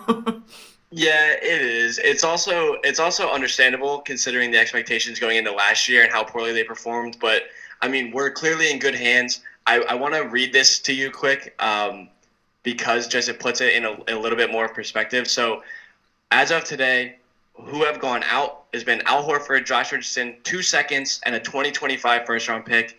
And Tyrese Maxey, Danny Green, Terrence Ferguson, Seth Curry, and $10 million of cap space have come in. So that's insane. That's an insane thing to even look at when you put it in that perspective. And, I feel for the first time in a really long time that I can trust this front office to make the right decisions and things that are going to help this team immensely. And championship caliber coach, it seems as though that they'll be coached a lot better than Brett Brown, as much as I did like Brett. But so the expectations going into this year will probably be similar as last year, but I expect them to actually reach those expectations rather than underperform as they did last year. Because going into last year, the bully ball offense and the smash mouth defense or whatever it was a great idea in theory. But when you put that product out on the court, you could just see there were issues. And one thing I do want to say that Daryl Mori is been notorious for is keeping his stars happy. And he said when he came in, he loved the roster. And what he meant by that was that he loves Ben and Joel. Yeah. And we can see that now. He loves Ben and Joel. And he's going to make them happy. And by adding 2 shooters and a spark plug off the bench, and he still has a lot to do, and he's not done. And whether it be Nerlens Noel or whoever else it might be with the mid-level exception, we're going to see this roster get even better and more talented and more fit to the guys we already have. So maybe not the top 3 guys you're looking for. Maybe not the top 3 team in the East you want to say yet. I'd rather you call us the 6th best team in the East than us beat your ass, but that's fine with me. I'd rather that. So give me the expectations low, and we'll overpay here. Yeah, shoot for the moon, land among the stars, right? James, when you read off the ins and the outs of the last 24 hours the way you did, it sounds so good. You throw in the cap space and just the shooting. It's just really good business. And this is exactly what we expected from Daryl Morey. And real quick, pick number 44, Marko Simonovic. I think I'm saying that right, to the Chicago Bulls. Again, not someone I particularly had pinned as a Sixers target. So when we're getting closer to that Philadelphia pick, and there's still a lot of good names on the board.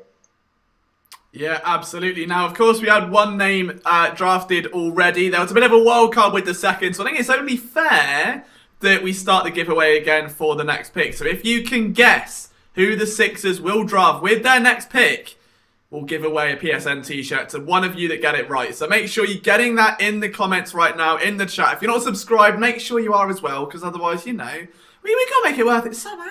So make sure you're supporting the boys. Again, we're at 137 likes, so we're 13 away from 150. If you can keep that mooning, keep it soaring, it'll be absolutely amazing. So I'm very excited. I hope that someone wins this year. I know it's a bit trickier in the second round, but who knows? Who knows? We'll see what you guys want to see. Real quick, Jordan Nwora at pick 45 to Milwaukee. Again, another name that I didn't particularly think the Sixers are in on. So we're getting closer, and a lot of those perimeter shooters that the Philadelphia 76ers could target still on the board. Yeah, I know Zach was a big fan of Jordan Nwora. I don't know if he has anything to add here, but go ahead. Bucks have their first bench piece, and it's a doozy. That's a great pick for Milwaukee. I've been very critical of them, what they've done so far this offseason, but this is a very, very good move for them in their future. PJ has gone after one of our boys again. He knows who he wants. He wants Blake Griffin. Who will it be? He wants the mystical crystal ball to predict it again. We see Greedy Amobia there say he wants Isaiah Joe to the Sixers at 49. What are you saying before that, though? I'm totally cool with Isaiah Joe at 49. I would have hated it if it was the 21st pick. The fact that he's still around now, again, he's just a volume shooter guy. There's not a lot of guys who average over 10 3-point attempts per game in college. And the fact that he just shoots it at that rate, he can shoot it off a straight sprint, catch and shoot. It's no risk, high reward at this stage in the draft.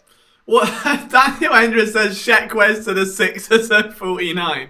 I mean, what would happen? Now, imagine, right? This has just been like the best night ever. Everyone's excited. Like, you lose Horford, you gain Seth, you obviously bring in Danny Green. The first round goes well, and then they draft Shaq Wes in the second round. Like, what would happen at that point? Is that the ultimate Jalen Hurts, Howie Roseman type pick there?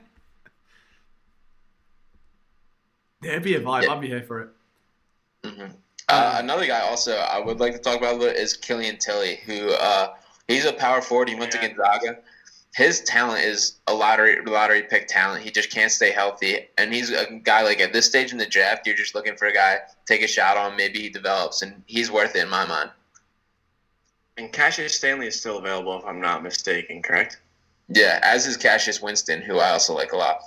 The question is, sure, there's a ton of talent. There's been a ton of talent in this draft. We knew it was going to go deep from the start, but honestly, this second round has been more exciting because there's guys under the radar. There's guys that are falling, like Grant Riller still on the board, Isaiah Joe still on the board. These guys that we are looking at 21 are falling back to our 49th pick. So we've gotten value at 21. We got more value at 21 than we thought. We made a great trade, got rid of 36, and then we still have the option to add another good bench piece or a guy that could develop into a good player going forward at 49. And who's to say that one of those three guys isn't going to be there at 58 as well? David Knight, he's got some news. What way is it gone? Yeah, real quick. Portland, pick 46, CJ Ellaby. Again, not someone I particularly thought the Sixers had interest in. You still have Nico Mannion, Isaiah Joe, Grant Ryler, Devon Dotson, and then Cassius Winston that was just mentioned. All still on the board. Sixers pick is right around the corner. They're going to have at least one of those guys that they can pick from. All right, and while we're waiting for the news to come in, I say we test Sean again. Now we're getting towards the depths of the second round. Sean, Yeah. what can you tell me about Reggie Perry? Whew. I don't know if I got anything on Reggie Perry. It's one of those, I'm sure, the name sounds familiar, but I'm running out of it. All right, what about... I mean, to be fair, you've done, the majority of this draft class. Elijah Hughes? Elijah Hughes, I know a little bit. I actually like him a lot. He didn't get enough buzz as, I thought he would. He's just an all-around, solid kind of prospect to me. There's nothing he does that, jumps out as, a major hole in his game, but there's nothing spectacular either. But I think solid. Syracuse guy, I'm pretty sure. All right, new one. I'll tell you what, we'll give away a random T-shirt if Sean gets 3 in a row. All right, he's done 1. So Sean's going to win and someone a T-shirt if he can get 3. All right, what about... Let's go with... See, I know you'll know that one. Give me something on Tyshawn Alexander. Okay, good player. Creighton guy. He's a competitor. Super competitive guy. He competes really hard. Good defender. I like him. I don't necessarily think he's going to stick around in the NBA, but he's a guy that's fun to watch. Okay, right. This is it. So someone now in the chat is going to get a free T-shirt if you can do 3 in a row. I hope it's me. All right. I hope it's me. I hope I win. I'm going to go with Trent Forrest. Oh, I'm dropping the ball. No way. Okay, I don't know. Maybe we'll give one anyway because that was a valiant effort, and I'm literally down to on this board thing 130, 132, just any guys that he might not know about. So he gave it a go, and for that, I'm just going to randomly select a name. So I'm moving my mouse cursor around, and we'll give it. Bedard got traded. Just wanted to throw that out, or just got drafted rather. Liam, just wanted to throw that out there for you. Who did? Bedard. Or your question for Sean earlier. Oh, did he? Yeah, the Israeli point guard. Oh, amazing. We love that. All right, so the winner of the shirt, really quickly, is Nick Curcio. There you go. So, Nick, if you shoot me a DM on Twitter, mate, Liam Jenkins PSN, we'll hook you up with one of those in the coming days. So, there you are. Look at that. For Sean's valiant scout reports. Did you guys announce the Boston pick or no? Yeah. Yam Madar. That's fine by me. Real quick, something I was just thinking about real quick, and I think is really funny, is how quickly Daryl Morey blew up a lot of the decisions that were made last offseason. Getting Horford out of town, getting Josh Richardson out of town. Those were 2 of the big offseason additions that Elton Brand and the Colangelo front office made. And Daryl Morey came in, and within a few hours, he blew it all up, which I just think is absolutely awesome. It's amazing, and it shows how willing they were to hand over the keys to him, which, like, obviously they should have. And as we see Elton Brand sign that extension, it makes me very hopeful for even post Daryl Morey 76ers, because Elton Brand's going to have a front seat in the car that Daryl Morey's driving. So I'm very excited for what Daryl Morey's obviously bringing already. We see the impact he has, a week into his tenure with us, and then we're going to hopefully see the impact he has going forward if they do decide to let Elton Brand really take over. There's also something like so symbolic about like Horford leaving, just because that was such a piece of like the old 76ers, and with like us moving on to this new era with Mori in control, that getting him off the books means so much more than just him not being here. That's a deep point. I like that. I really like that. Because I think that was probably the one move that arguably defined that Brand era, right? 'Cause it was all anyone ever pointed to, come hell or high water, good or bad. It was Horford is responsible for everything. Golden State took Nico Mannion 48th overall. Oh, that sounds good. And I don't know how I feel about that, because Golden State get good. It's a good... Yeah, that's what I was thinking. I don't like that. I don't like that at all.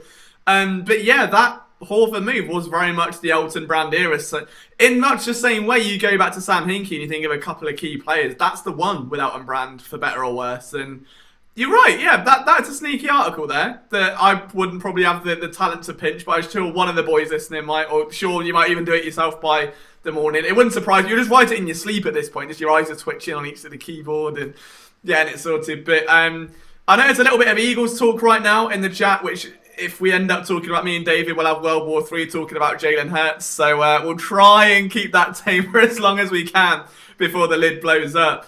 But your support tonight, guys, has been unreal. We're at 140 of you here.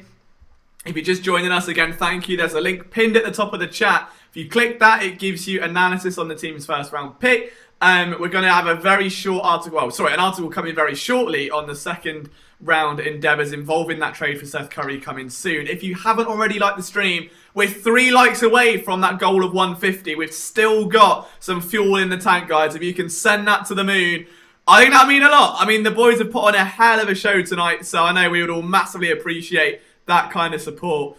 And as we just turn attention back to the Sixers right now, knowing that there isn't too much, it feels like there's I guess maybe it's a Liam thing, going from the NFL where you've got 7 rounds over so many days.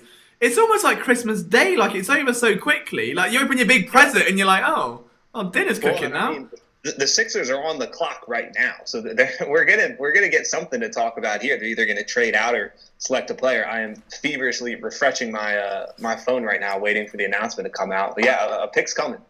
And I think the pick here, it's got to be either Isaiah Joe or Grant Ryler. I think you can't go wrong with either one of those guys at this stage in it. The fact that both of them are still around is crazy. Oh, okay. So as we said, boys, make sure you get those predictions in the chat as well. If you get it right, you get a T-shirt. Please get Miles Powell, says Joseph Lopez. Any report on him, Sean? Miles Powell? Yeah, I like Miles Powell a lot. He's a Seton Hall guy, so a local guy. He hasn't got very much NBA buzz at all, but he looked terrific in college. He was a blast to watch, and he's a super fan favorite kind of guy, so I can get behind him. He can shoot the ball pretty well. I think he'll probably go undrafted. There's going to be a lot of undrafted talent. It's a shame there's not going to be like a summer league this year for a lot of these guys. But he's worth a flyer on for a team for sure.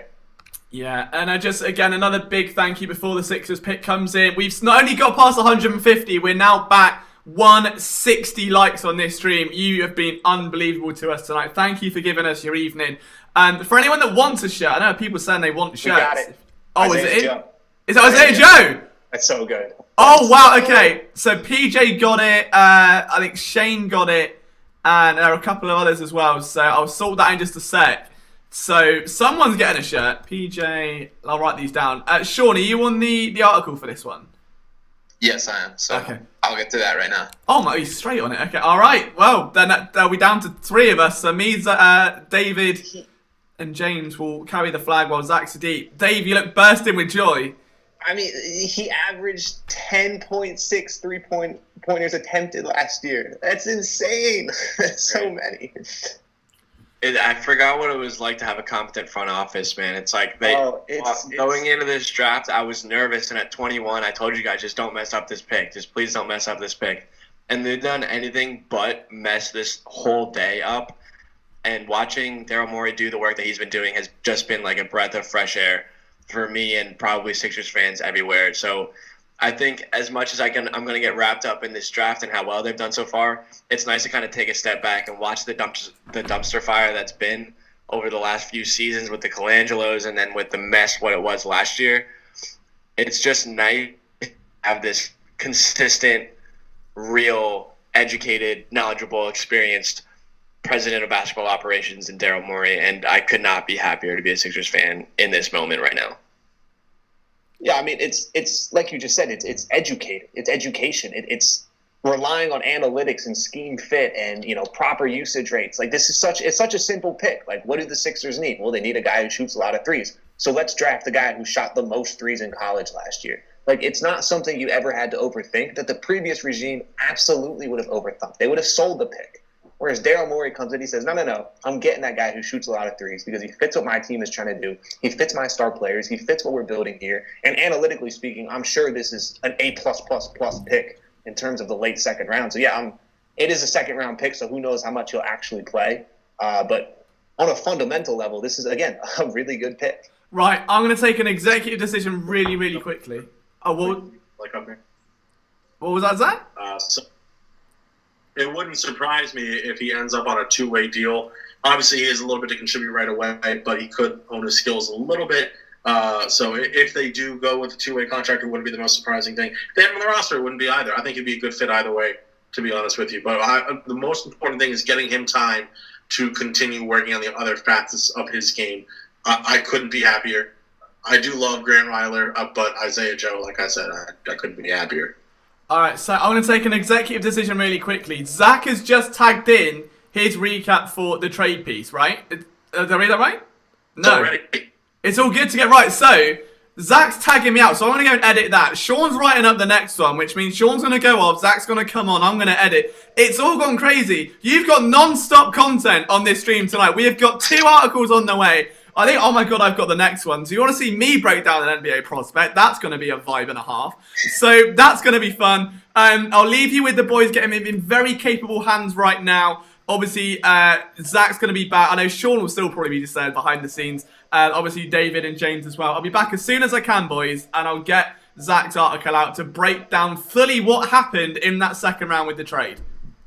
Yeah, I'll still be on and off too. And real quick to touch on Isaiah Joe, beyond just the sheer number of threes he can shoot it off catch and shoot. Like there's a bunch of examples of him coming off a straight sprint, catching, pulling up, and hitting, and he flashes the NBA range right away. Obviously, his physicality is probably the biggest thing holding him back. He's super slight of frame. He's gonna get bullied a little bit, but I can't be happy with a 49 pick. There's no lose here. Hell, can I really quickly 2 things? Evan Trey said there's an article up on Liberty Ballers. No, that is blasphemy. The article's go up on phillysportsnetwork.com, and we will all come for you like the hammer of Thor if you keep that energy up. B, was I right in saying that Isaiah Joe was the one you mentioned earlier today who the Sixers had a little bit of a promise to?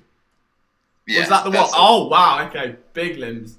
Right. And you know what's crazy about that is in the past I've normally frowned upon promises, but in this case it seemingly worked out for Philadelphia, where maybe Joe was potentially telling other teams that he was set on playing for Philadelphia with how late they got him in the draft. In the past, normally the promises, they tend to backfire on front offices, and again, it just points all the way back to this is a Daryl Morey-led front office. He knows what he's doing. He got things in control, and he's found a way to add yet another shooter here in the second round. Now, Evan, it makes a major difference to me. The rumor was the promise was for the 34th pick, maybe even the 21st. The fact that we got him at 49 and just kind of scrapped that if that was the plan because there were better players available is awesome that they can just do that on the fly and they weren't that caught up in it. Yeah, because in the past, you're right. Like there was rumors of him being the team's first round pick, and obviously he was still available there at pick 21. In the past, you know damn well Elton Brand is just sticking to his promise. But Daryl Morey, like you just said, Sean, he was willing to operate on the fly. He went with the best talent available, and then he ended up getting both players when it was all said and done. So again, second round pick, nothing to get too over the moon for. But from a fundamental level, this is just more good business from an entire night's worth of really good business from Daryl Morey.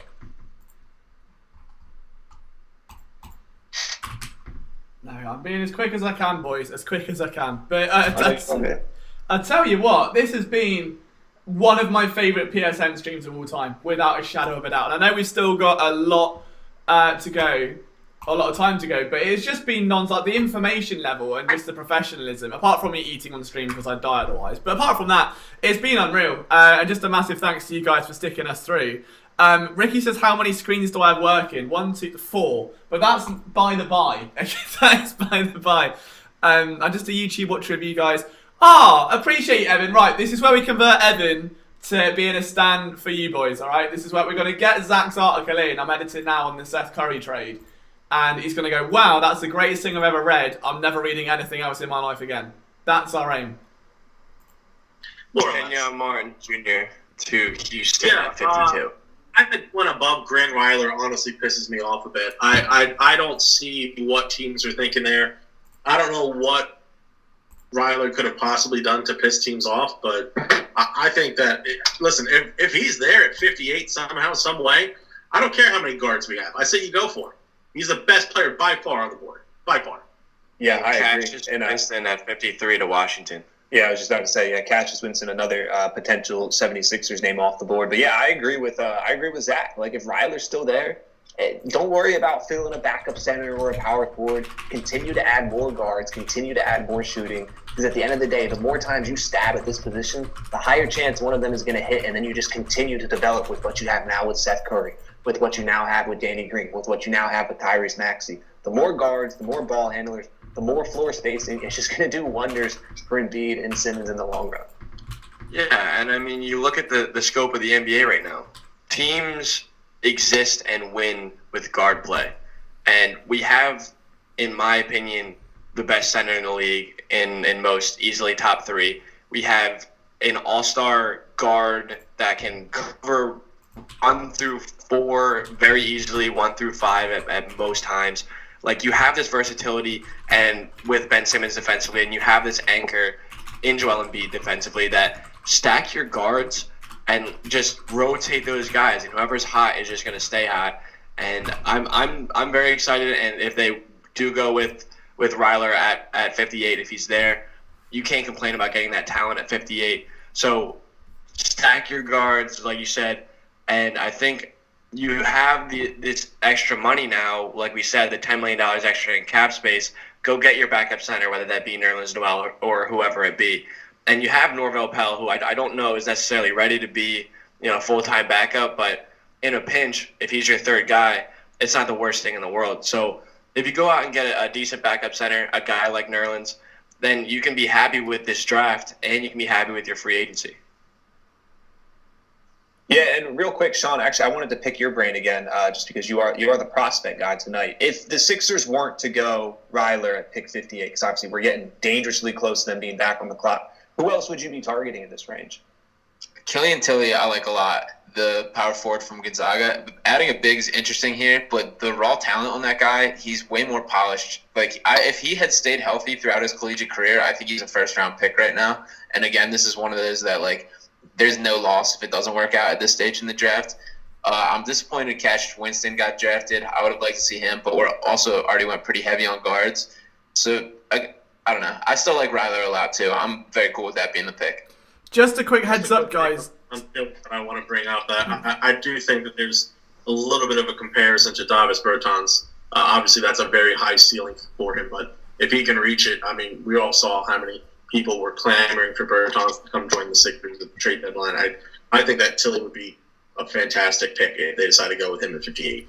Yeah, I don't hate the Bertans take. He can shoot it well. He handles the ball much better. I believe he's 6'10", so he's not expected to be like a ball handler, but he can put the ball on the floor a little bit. He's got great pick and pop potential. I like him. It's worth a shot on him at least.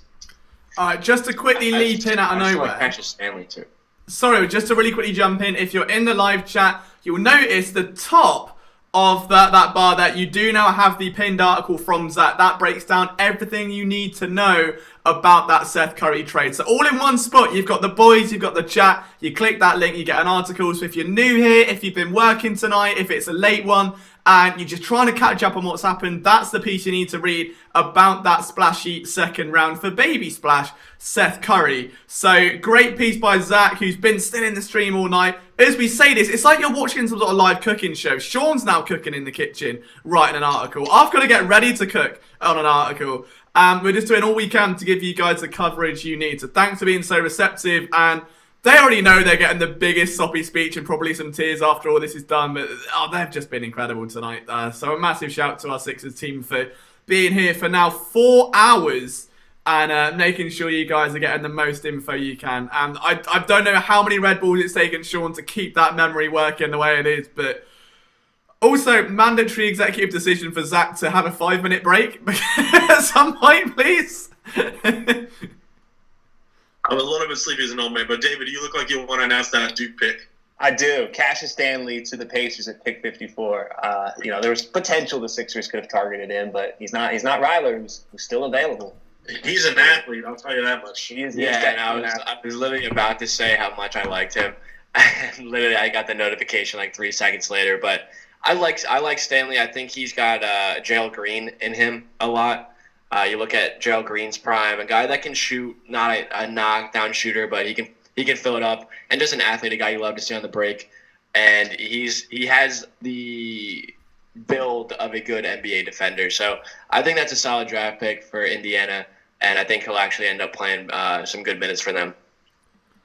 Just to quickly hop in as well, guys, I know we've been talking about this all night, but your support has been through the roof. We're now still at 126 of you. We've had 168 likes. So I don't want to set a lofty goal of 200, but I feel like we'd be doing ourselves a disservice if we didn't. Let's pump it to the moon. All right, let's get that number up. If you're in this stream, if you're enjoying this content, even if you're not subscribed, just turning that thumb blue helps us massively and gets this shared around. So if you're a Sixers fan, if you're buzzing with Daryl Morley's picks tonight, make sure you're getting that thumb moving. And let's see if we can do it. If we can hit 200 likes, that would be far exceeding what I thought this stream would get. And I don't know, I would be over the moon with that. So let's see what we can do, boys. I know we've got it in it, all right? The boys always help the boys out. That's the rule of life, okay? I've learned that from TikTok, apparently. So if anything's true, that will be it. But what a night it's been. Like, it just feels like it's been a whirlwind.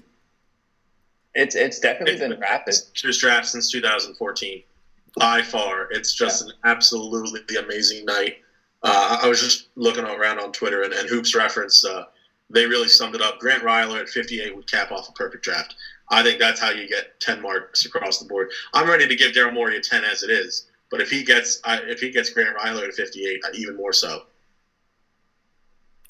Yeah, and I mean, I'd say what could be interesting now then is we've seen the Sixers go after a string of guys. There's been some free agent moves.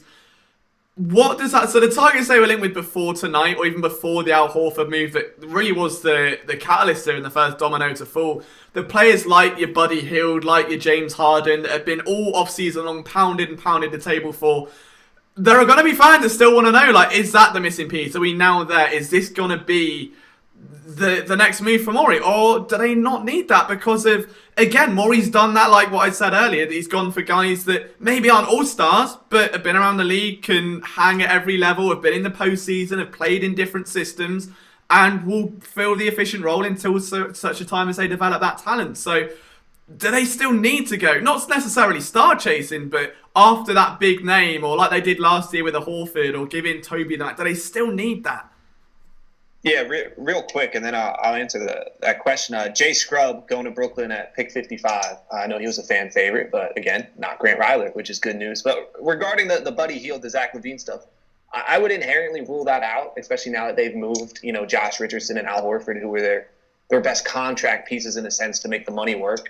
Never rule anything out with Daryl Morey, especially with Tobias Harris still kind of waiting in the wings, but for the most part, I think Mori had a plan. I think he wasn't interested in star hunting and giving up tons of future assets and, having a group of 4 guys and a bad bench. He clearly had a method here to add multiple shooters and multiple ball handlers and to use some of his draft picks to add young talent.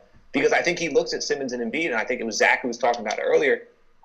These are two core superstars that you can build around for the next 5-7 years. This is not a 1 to 2 year window where you have to push all your chips in and try to contend with the Bucks and the Lakers and the Clippers. This is a team that can be really good for a long time. So I would rule out the Buddy Hield and the Zach LaVine and obviously the James Harden stuff. But for the most part, I wouldn't call their current moves downgrades. I would almost call them upgrades because now they've built a more complete, 6, 7, 8 group of guys. I'm going to say this on David's point. I think he's absolutely right about there's not an inherent need at this point right now. You have a very interesting team that you want to see, at least between now and the deadline, what they look like together. What I will say, playing devil's advocate, there is a way the Sixers can match Zach LaVine's salary. Buddy Hield is probably too far out. But if you were to trade, say, Mike Scott, Jair Smith, one other player, use the trade exception that they did get for Al Horford, and then obviously first-round picks, you can add Zach LaVine. So we'll see what Mori does at the trade deadline. I don't think it's likely. I don't know if it's necessary at this point, but it's possible. Zach, I'm going to have to break your heart real quick. Oh, no. No. No, no. Grant Riler's going to Charlotte, pick 56. Ooh. Why do they need so many point guards? I don't know, man. That's unfortunate. At least it's not 2 Detroit. picks before. If it was Detroit, he may have exploded. If it was Detroit. I wouldn't. I kind of wish it was. Yeah, that hurts. There's still options at 58. But yeah, Grant Riler at 58 would have been one heck of a pick. Yep. How about the comment Zach about to go off? Like, you just see it just arriving up. I think that has been like the highlight of this stream. Just like the Zach rants. Like, we need to get compilations of just every minute he's just burst out. Steve's in the chat, bless him, said, proud of you boys tonight. Sorry I couldn't be with you, but damn, we didn't. Of course we need you. You're always welcome in, mate.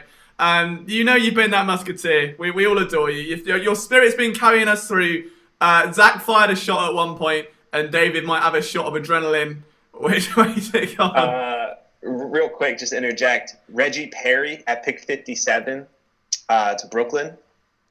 I'm sorry, to the Clippers? No, to Brooklyn. I'm getting to the Clippers. Okay, correct. So yeah, that's who's all off the board, and that opens up a plethora of possibilities at 58 with I kind of like Reggie Perry. I'm not gonna lie. I'm not heartbroken that he's gone. Real quick, if we're going like rapid fire, who I'm interested at the pick. Obviously, I think that Killian Tilly does need to be talked about. You could do Paul Reed, but I'm on David's side of that fight, so there's my opinion there. But otherwise, if you're looking at some of the interesting guys, Devin Dodson's interesting. If you do really want a point guard, Marcus Howard, I'm not inherently against. You're talking about the 58th pick in the draft. I would much rather go with a guy like Lamar Stevens, who you can put on a two-way, but that's just me. Skylar Mays is another guy I talked about earlier who I like. There's not really a need for this anymore, but I think he is a guy that's worthy of NBA talent, and I think he is good enough to stick around the league. So worth a shot here if we want more depth at the guard position. Yeah, guys, I just got to point out as well that my favourite number is the number of likes. Right, 182, of course, reference to the greatest pop punk band of all time. All right, Blink 182. Guys, we're almost, I thought I was, 200 likes might be lofty. We're almost there, right? We're 28 away. We've still got time. If you've not liked the stream already, let's just get it to the stratosphere. Let's just break that boundary. It would be amazing if we could. But now my favourite number's gone and it's 183, so I kind of hope we don't, and I hate you all and I'm fuming. But if we could make it to 200, that would be wonderful. And as we get to the close here, Sean's got the article cooking, then I'm about to go in the kitchen as soon as the Sixers make their next pick. And away we go. We then send it one more time. One more rodeo of Sixers picks. And I don't know. It's not light outside yet, so that's good for me. It's 5 a.m. here. So what we want to do, though, what we want to do, hang on. Where are you watching this from, guys, in the chat? Let's see how many locations we've got in here right now. I want to see how many countries people are in. I'm in England. We've obviously got the guys in Philly, New Jersey. And are you still in Maryland, David, right now, or are you at home? I'm still in Maryland at the moment. Okay, so we've got Maryland in. Let's try and get as many different locations as we can. Steve's in Philly. All right, let's chop these up. Texas, there we go, in the heart of the devil. Cincinnati, I love that. We love the Philly. A lot of PA. I want to see if there's any crazy English people up like me. Mount Airy? Where's that? Is that Mount Airy? Or have I misread that? It's in Maryland. It's near me. Oh, wow. So he's just going to pay through David's door and go, like, go Sixers and then go away again. South Carolina. Paris, France. Oh, Pierre, I love that from you. Dude, you're an hour ahead of us, I think. So it's 6 a.m. That is hustle from Pierre. Ben Salim, Idaho. This is mad. Northwest Philly. Chile, China. Oh, wow. Crazy. Charlotte, North Carolina. Santa Barbara. Portugal from Joker Benfica. Baton Rouge. We know we've had some LSU prospects that Sean has dove right into tonight. Amazing. Absolutely amazing. Thank you for sharing that with us, guys. That's unreal. I just wanted to get a little check in there to see. Australia. Liam Mott from Australia. Oh, my God. Unreal. It's crazy. You don't really think about, I guess, how many people. You know, it's you see a number on stream, you're like, oh, cool, we've got like 100 people here. And then you see each one somewhere different, and we're all doing the same thing at the same time. Puts it into perspective. It's very, very cool. San Diego. Let's have a look. Australia we done. Oh, I swear I missed a cool one then. Might have been San Diego, to be fair. San Diego sounds cool. Oh, no, Duck's in. Oh, we love that. So Duck's one of our biggest Eagles subscribers. Love that from Duck. Flipping the Birds is on the way, by the way, Duck. I promise I've not forgotten. Obviously, we had to do the stream tonight. New Orleans. Houston. Oh, I like this. This might be the most wholesome thing we've done tonight. Other than when Zach called Steve a donkey. That was the show of affection there. That's actually crazy how global it is. I know. It's mad. Sixers fan base runs deep. Yeah. A lot of Houston. So those Sixers Dallas games have got to be feeling like home games for the Sixers next year. Egypt. Jeez. Oh, I could just sit here all night watching this now. It's like a little geography game. I'm still constantly refreshing Twitter because we should be getting a notification very shortly on who our pick's going to be. The pick is in. It's Paul Reed. Is it? No. Oh, David's not happy. Right, I've got it. He's a good player. Like, I liked what I saw on film. That's funny. No, but hey, Paul Reed's fine. Let's ride. He's fine. That's the shortest analysis ever. We're good. That was the equivalent, right, of if you go to dinner and the food's not up to scratch and the waiter goes, is everything okay? And you're like, yeah. And you're like, are you sure? Yeah. No. Yeah, like he's a freak athlete. He can play multiple positions and he can stretch the floor at the power forward position. I was only annoyed because he didn't want to interview with me after teasing me for like 2 weeks straight. He's a good player. I'm a fan of the pick. So what you're saying is, David, right, is that you've lost Jay Rich and you've got back Jay Rich. No. Once he blocks me, we'll have a different discussion. You should shoot your shot again, though, David. Oh, yeah. Oh, I definitely will. All right. I'm going to get to this thing. So just a little thing about that. Hit him up on Instagram. Yeah, Twitter is unless you're going through a comment, it's not going to be away. All right. Also, boys, on that note, we're 9 likes away from 200. I can't even believe we're at that point. That we're getting there so quickly. Right, I'm going to have to dip to the side, write this article. Sean, I promise I am here. If you get it done by the time I've finished mine, just shout incessantly, and I will publish yours first. All right, I'm going to dip to the side. I'll leave you in the very capable hands as Lalej comes in, one of our big Twitch guys. Massive love to you, my friend. I'm going to try and... I know Paul Reed is my favourite player, actually, so I'm going to write a really in-depth piece about him right now, and that'll be very shortly.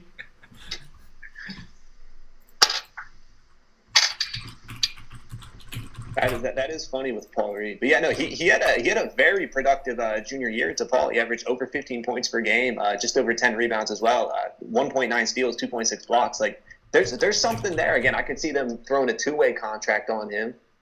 Give him some reps in the G League and whatnot, especially with the Blue Coats being one of the better developmental programs in the NBA, in my humble opinion.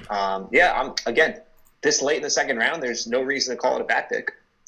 So I'm wondering. Jalen Harris was to the Raptors at 59, and then it was just Sam Merrill, 60, to complete the draft to the Milwaukee Bucks. So Paul Reed, I'm wondering one quick thing on him. I'm wondering if the decision to not hire an agent led to him possibly slipping.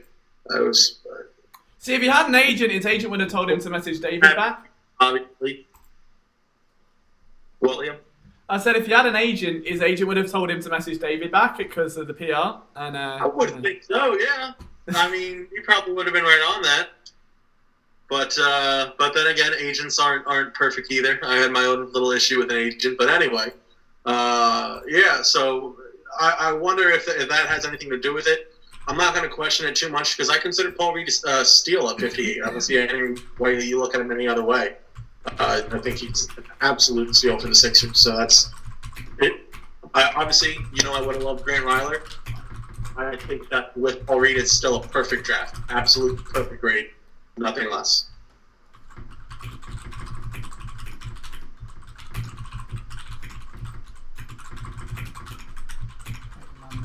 Yeah. Just while I'm kind of trying to glaze the chat as well, Evan asks why I'm such a big fan. Have I got time? When's the next Sixers pick? Have I got time to really quickly reel that story off and multitask? They're picking? No, the draft's over. Oh, what? That's it? It's 60 picks, yeah. That's it? So I could just end the thing and write the art. I was going to say, we got to jump on with Daryl, so that's probably for the best. Oh, right, okay, guys, right. You boys get right. Before you guys go and run and talk to Daryl real Mori. Quick. Zach, when does that start? Is it like right now? I'm hopping on now. I would assume now. All right, I guess we should probably roll. Hey, thanks to everyone. Thanks for having us. Absolute joy. We'll talk to y'all later. We got to go talk to our boy Daryl. Oh, I feel like you're at a holiday party and superstars. Go on, kids. Off you go. Go on. Have a good night. But seriously, boys, thank you for everything tonight. Zach, David, you've both been absolutely incredible.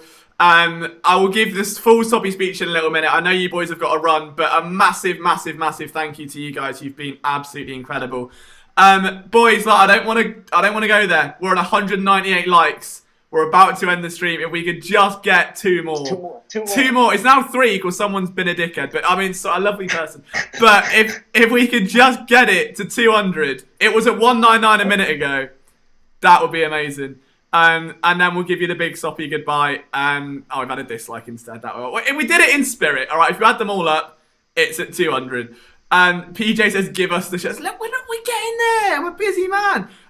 But as the boys prepared to go in that Zoom call, we've got a few thank yous, obviously. The first one absolutely has to go to our Sixers team today, who have just been absolutely outstanding from start to finish. The stream's been going on for nearly 5 hours now. We have been here since the start of it. It's now come to an end. We have had articles, we've had a constant live stream, ridiculously in-depth analysis from the boys. Could not be prouder. Like, this is the most professional. I was proud of our NFL draft stream. This takes it to another level. And we've hit 200, boys. We hit 200 likes. So that's a real feat. That's screaming at me for some reason. We're massively thankful for that. That means absolutely everything. But yeah, just to the Sixers guys, to Zach, Sean, to James, to David, obviously Ricky earlier as well. Just a massive thank you because you've all been knocking this out of the park. I thought the NFL draft was professional. This has been on top. It's just made that one look silly. On top of that, unreal. Thank you. Later, fellas. All right, you go and enjoy your interview with Daryl Morley, you little cheeky devil. Go on. All right, so that leaves our next thank you to you guys. Look, it's been 4 hours. We've had nearly over 100 of you for most of the night. Just a massive thank you for spending your evening with us. We know it's televised on ESPN. We know you can just sit on Twitter all night refreshing. The fact that you're not only in here, but you're talking with us, you're reading our articles, you're supporting what we do. We got a roll call then, geographically, and you're all throughout the world. We're talking Australia, Egypt, France, England, Texas, San Diego, everywhere. All of us in one place, having a big vibe, really. It's been such a cool thing to be a part of. We love you massively, and again, without deeping it, COVID's been a pretty tough time in terms of, most things for a lot of people, but for PSN and keeping this ship rolling, keeping it going, we wouldn't be able to do this if it wasn't for you. We really wouldn't be. You guys have kept this ship going, so a massive thank you, because this kind of support is the heartbeat of what we do, and without you, there is no PSN, so just thank you for giving us your eyes and ears for the evening. If you're not checking out phillysportsnetwork.com, do make sure you are, because that's where you're going to get all the analysis from me, from Sean, from all of our Sixers guys tomorrow that have been on the stream tonight. All of that written analysis is coming. phillysportsnetwork.com. They've literally just gone from this call to sit on a conference call with Daryl Morley, okay? So that's going to be where you can get your best analysis for tomorrow. From myself, Liam Jenkins, from James, from Sean, you've all been incredible. Enjoy the rest of your evenings, and we'll see you soon. And there we go. Done it. Woo. Smashed it, boys. That was unreal. Absolutely unreal. Yeah, I think I was really well. You're great. Yeah, I mean, I'm glad you come on, James. I know, it was cool getting you both on, and it felt like one massive podcast. I think everyone was so courteous with one another. Like, it was just, it didn't feel like, oh my god, we're winning a draft, what's going on?